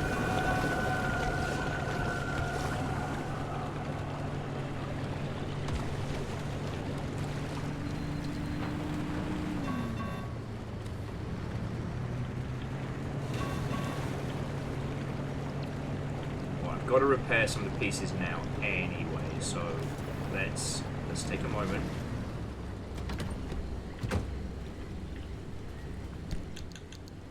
Oh shit, if we didn't bring enough party. This guy!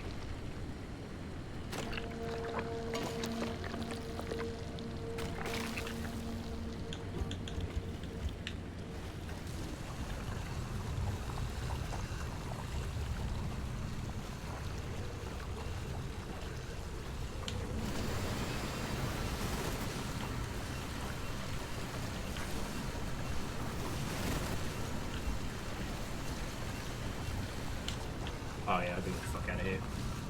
Turns out, water bad.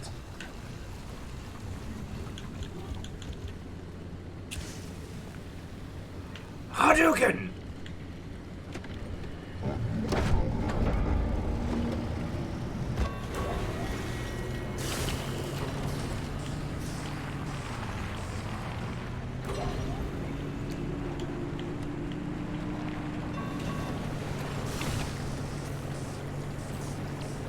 We're almost there. We're almost out, friends. Well, so I will say, like, Will, I didn't spend much time in the SCP communities and things like that. I've just seen the things that come from it. And, like, I know I'm saying something very, very obvious, but I feel it warrants saying that, like, because all of it is considered, like, open for use, it's a great resource. I met some of the team behind, not the original story, but the game SCP-5K at GDC. And I love the whole concept of that. I think that's really...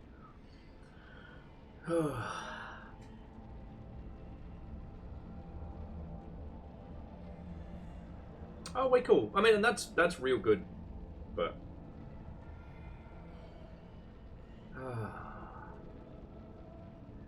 Okay, so what do we need from here?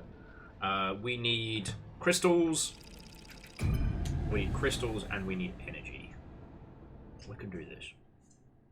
River, you're all right. I think she's protest sitting behind me. Sorry, here's me trying to carry on a cohesive conversation, and I'm just fucking nervy.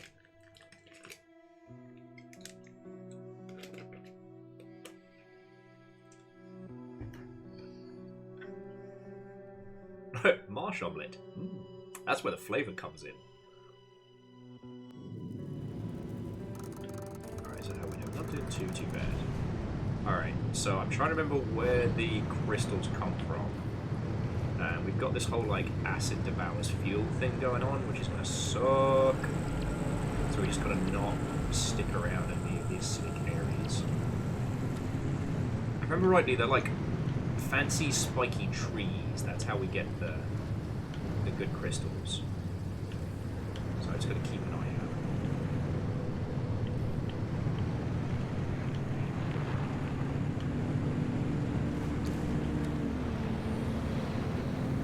Oh, I hate that.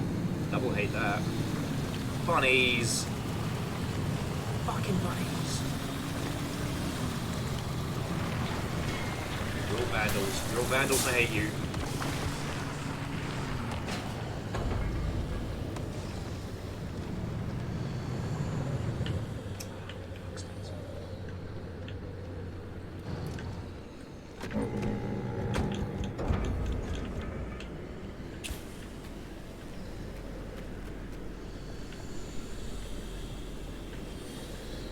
Present for you.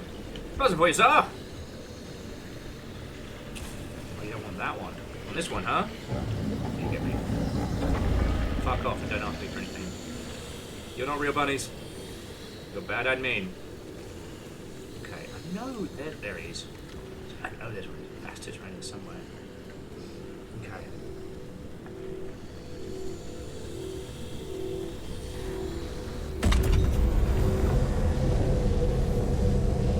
No biting. Biting, no biting.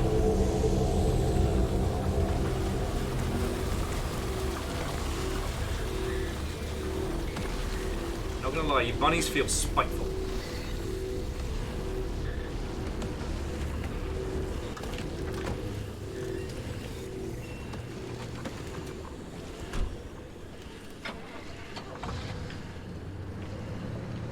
Okay, so we're not here for any other resources other than those lovely shiny crystals.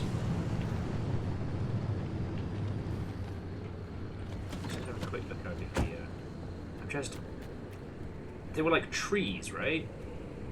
So it's basically down there is where we want to go. Alright, we'll go get the other anchor just in case, because I don't think we've got enough to get out here. No. We need fucking loads. And yeah, sorry to leave the conversation hanging.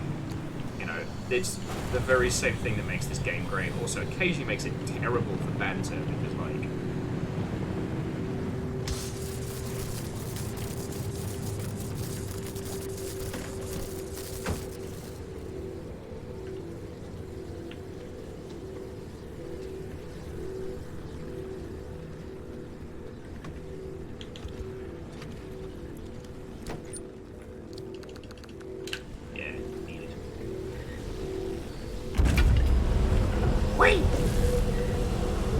Bunnies! Bunny no! Alright, these bad words. Alright, get off my fucking car! Get off my fucking car.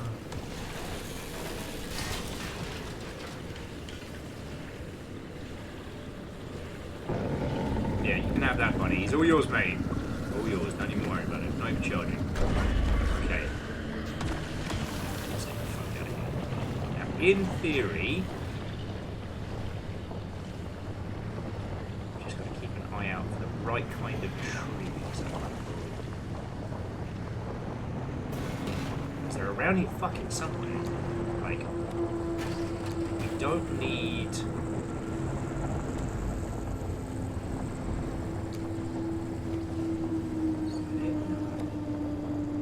Honestly, because we don't need anything really else.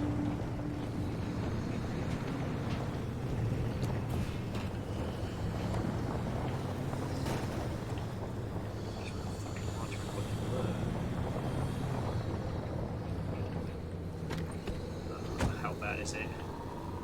Alright, it's puncture. We can handle that.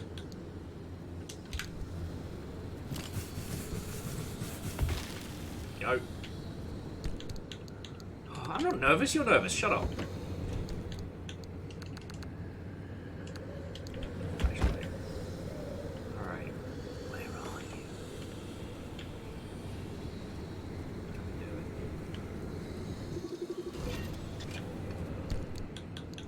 Fucking course.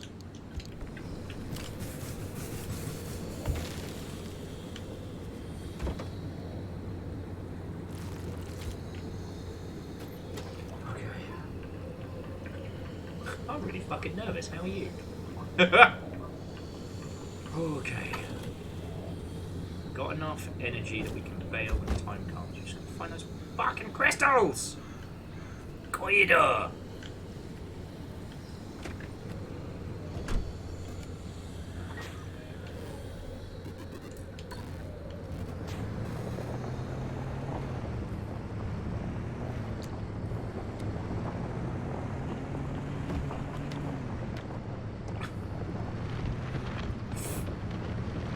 Sorry, Squarepeg with the hi, I'm nervous. I'm Squarepeg, glad to meet you. I am dealing with crystal-related stress right now.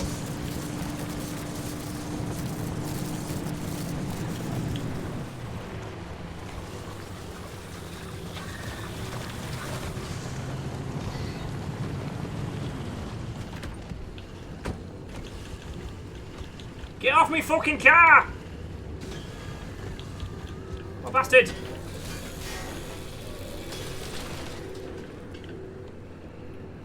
Okay, so we'll grab that, but... What the fuck is that?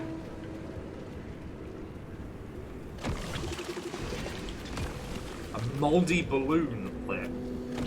Thanks, I hate it. Thanks, I hate it.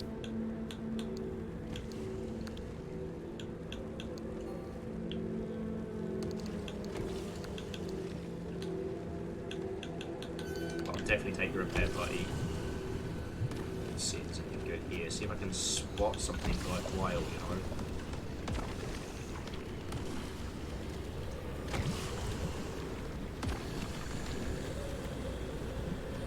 Fucking crystals, man.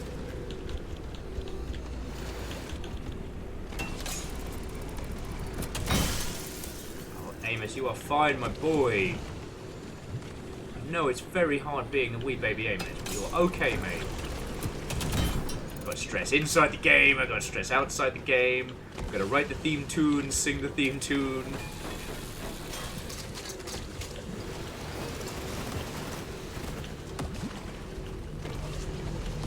Alright.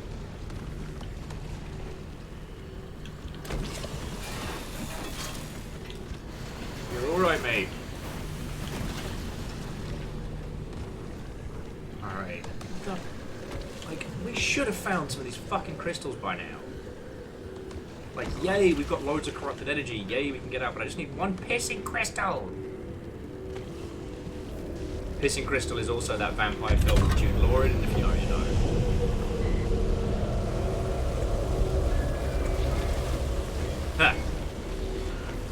farts, bunnies. He farts.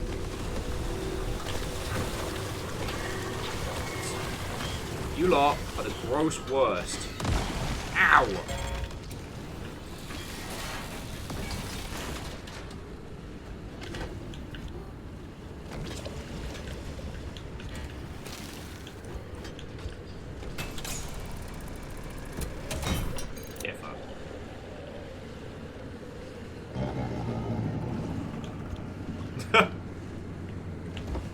Spiller, you absolutely should. If you've been pissing crystal for longer than 4 hours, please consult a physician. Amos, you are okay. Settle.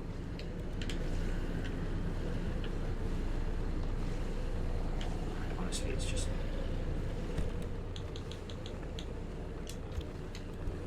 It's just front bumper. Back bumper is just a steel setup. So I'm not too worried about it.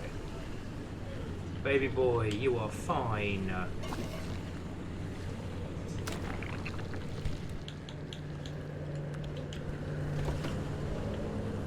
We've got stuff to make a ceiling kit right now. We do.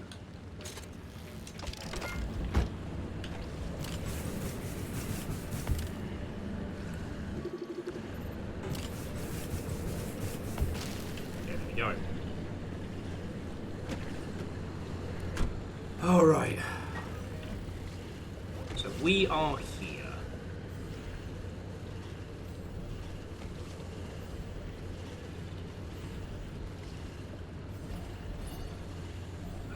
We'll try driving up this way and just do a big old loop. But right now, yeah, nothing really matters except for the crystals.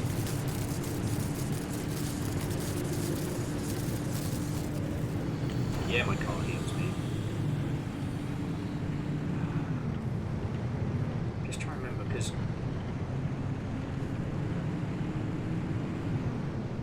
No, the scorch crystals were really easy to spot, weren't they? They were like little...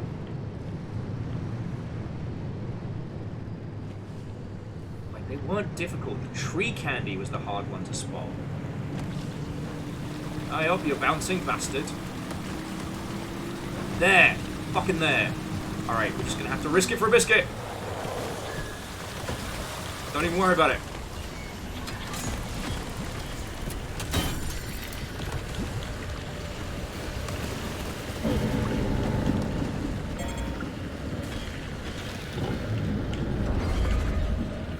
Thanks, random guy. It was actually really cool of you.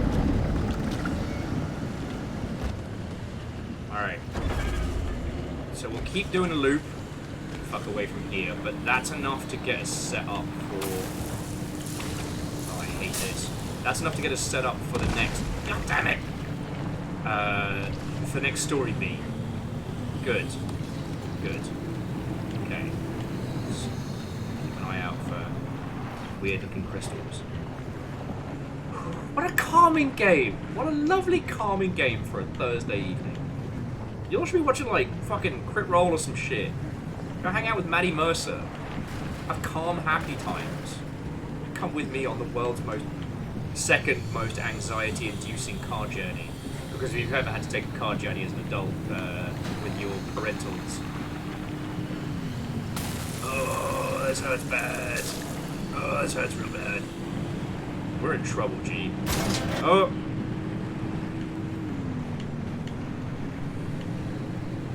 Don't worry, all the repairs and fixings, that's gonna be a problem for future world. Alright, so that's where I got the goodies.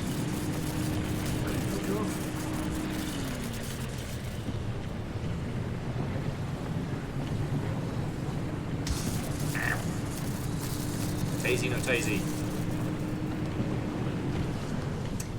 Tree candy. We're running so far out of...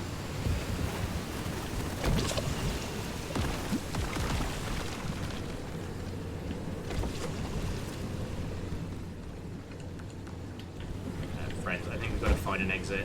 The car's not going to last much longer. And there's no repair stations, what have you. Alright, we're going.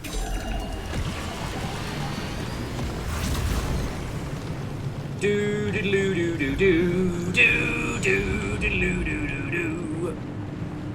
Marty, Marty, you piece of shit.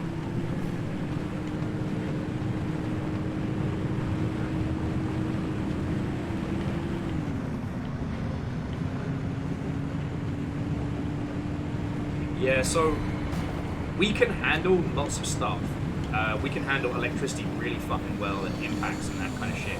But when it comes to acid, it just eats through the fucking car. Now, ideally, we'd be able to make like an anti-acid setup, which would be real good for handling all this shit. However, we don't have the tech yet. Oh, how's that for a fucking thread the needle? How's that for a how's your father? Oh. Whee!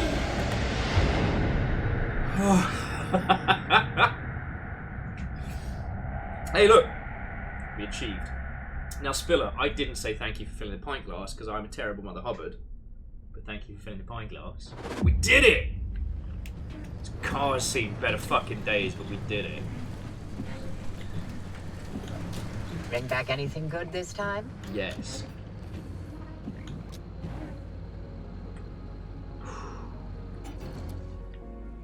Poor car. Poor car. You defeated the soup, and I mean, I brought the car back in one piece.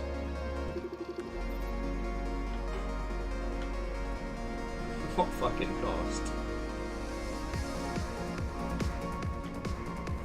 We did it! We did it! We fucking did it!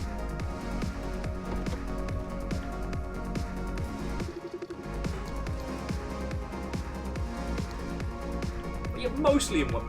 Nothing fell off. I think some of it wanted to.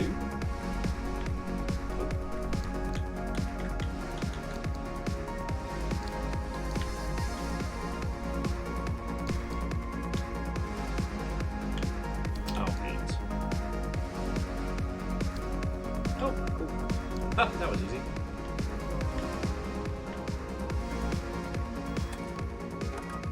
Houston, we have a problem. It's back.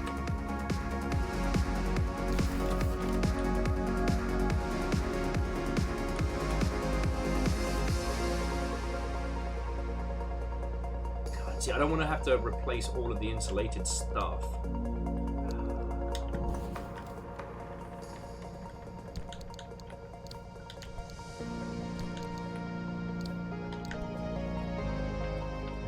We should be able to make up enough putty to put this back together again. We got loads of chemicals earlier.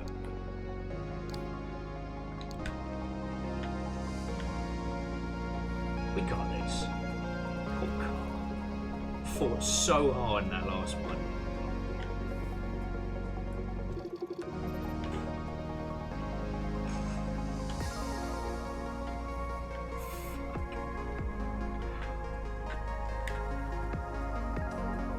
But in theory,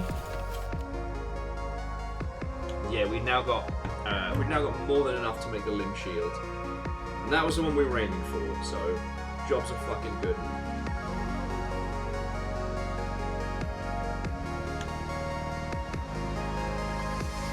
Oh yeah, the ion.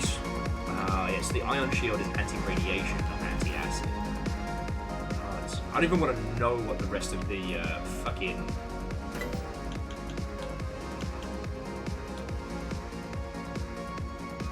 Oh, the junction restabilizer. That's what I was aiming for. I'm a fool.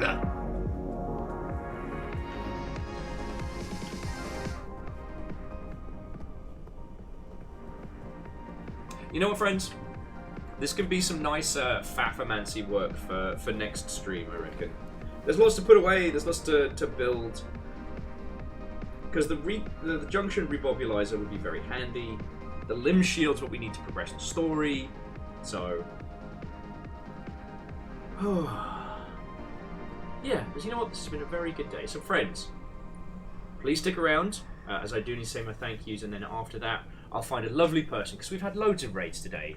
Like Marty Cow, King Will, Reckless, I think, did we have Job Jab today or yesterday?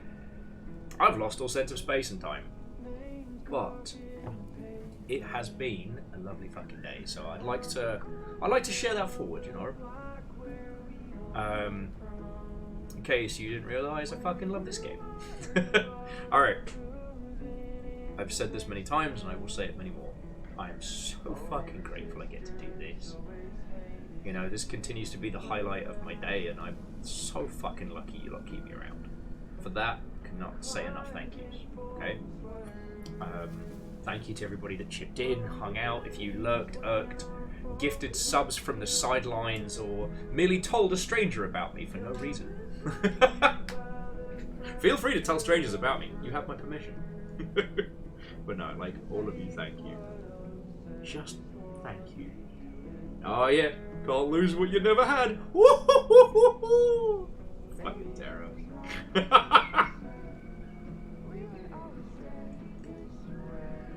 Legend, that's a very good point. And I appreciate that, I really do. You know?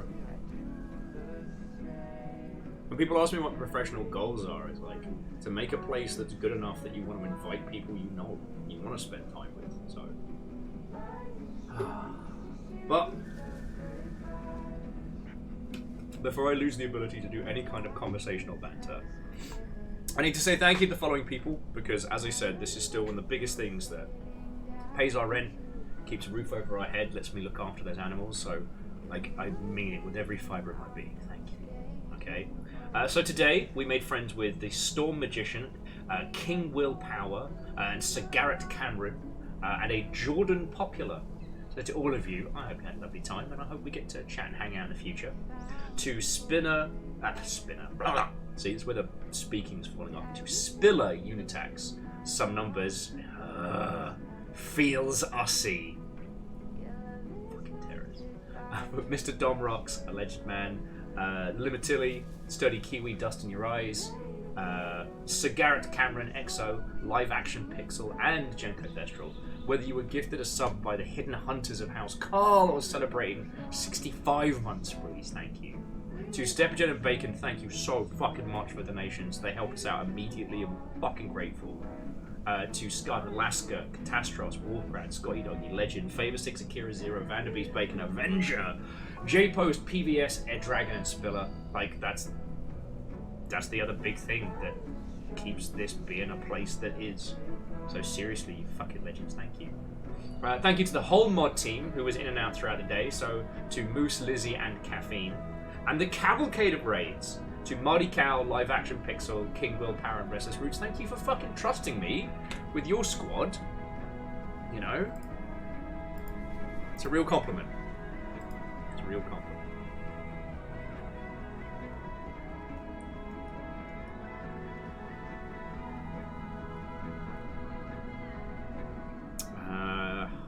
So the thing is, I do want to go over to the Jorbster, but they are in spoiler territory for those of you that are avoiding Final Fantasy Rebirth at the moment. So to avoid that for the moment.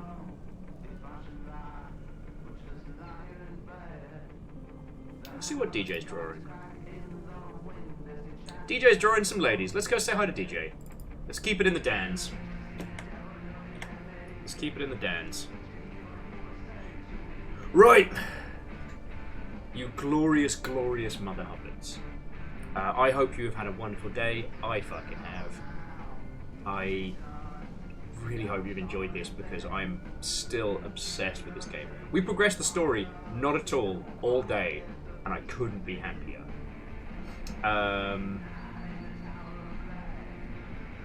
Yeah. Tomorrow is Sea of Thieves. We won't have Fiona because Fiona's working, but we will have my good friend Star Saint Germain with Deus and Nick. And I don't know what night shift's going to look like, but today was Nessa's birthday, so yeah.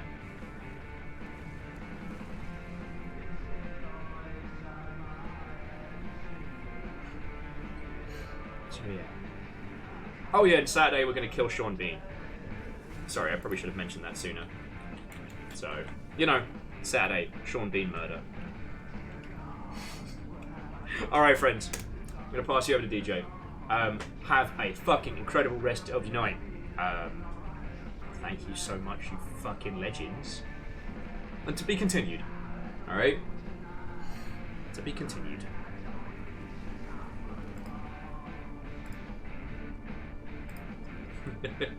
Yeah. Good night, folks. Good night.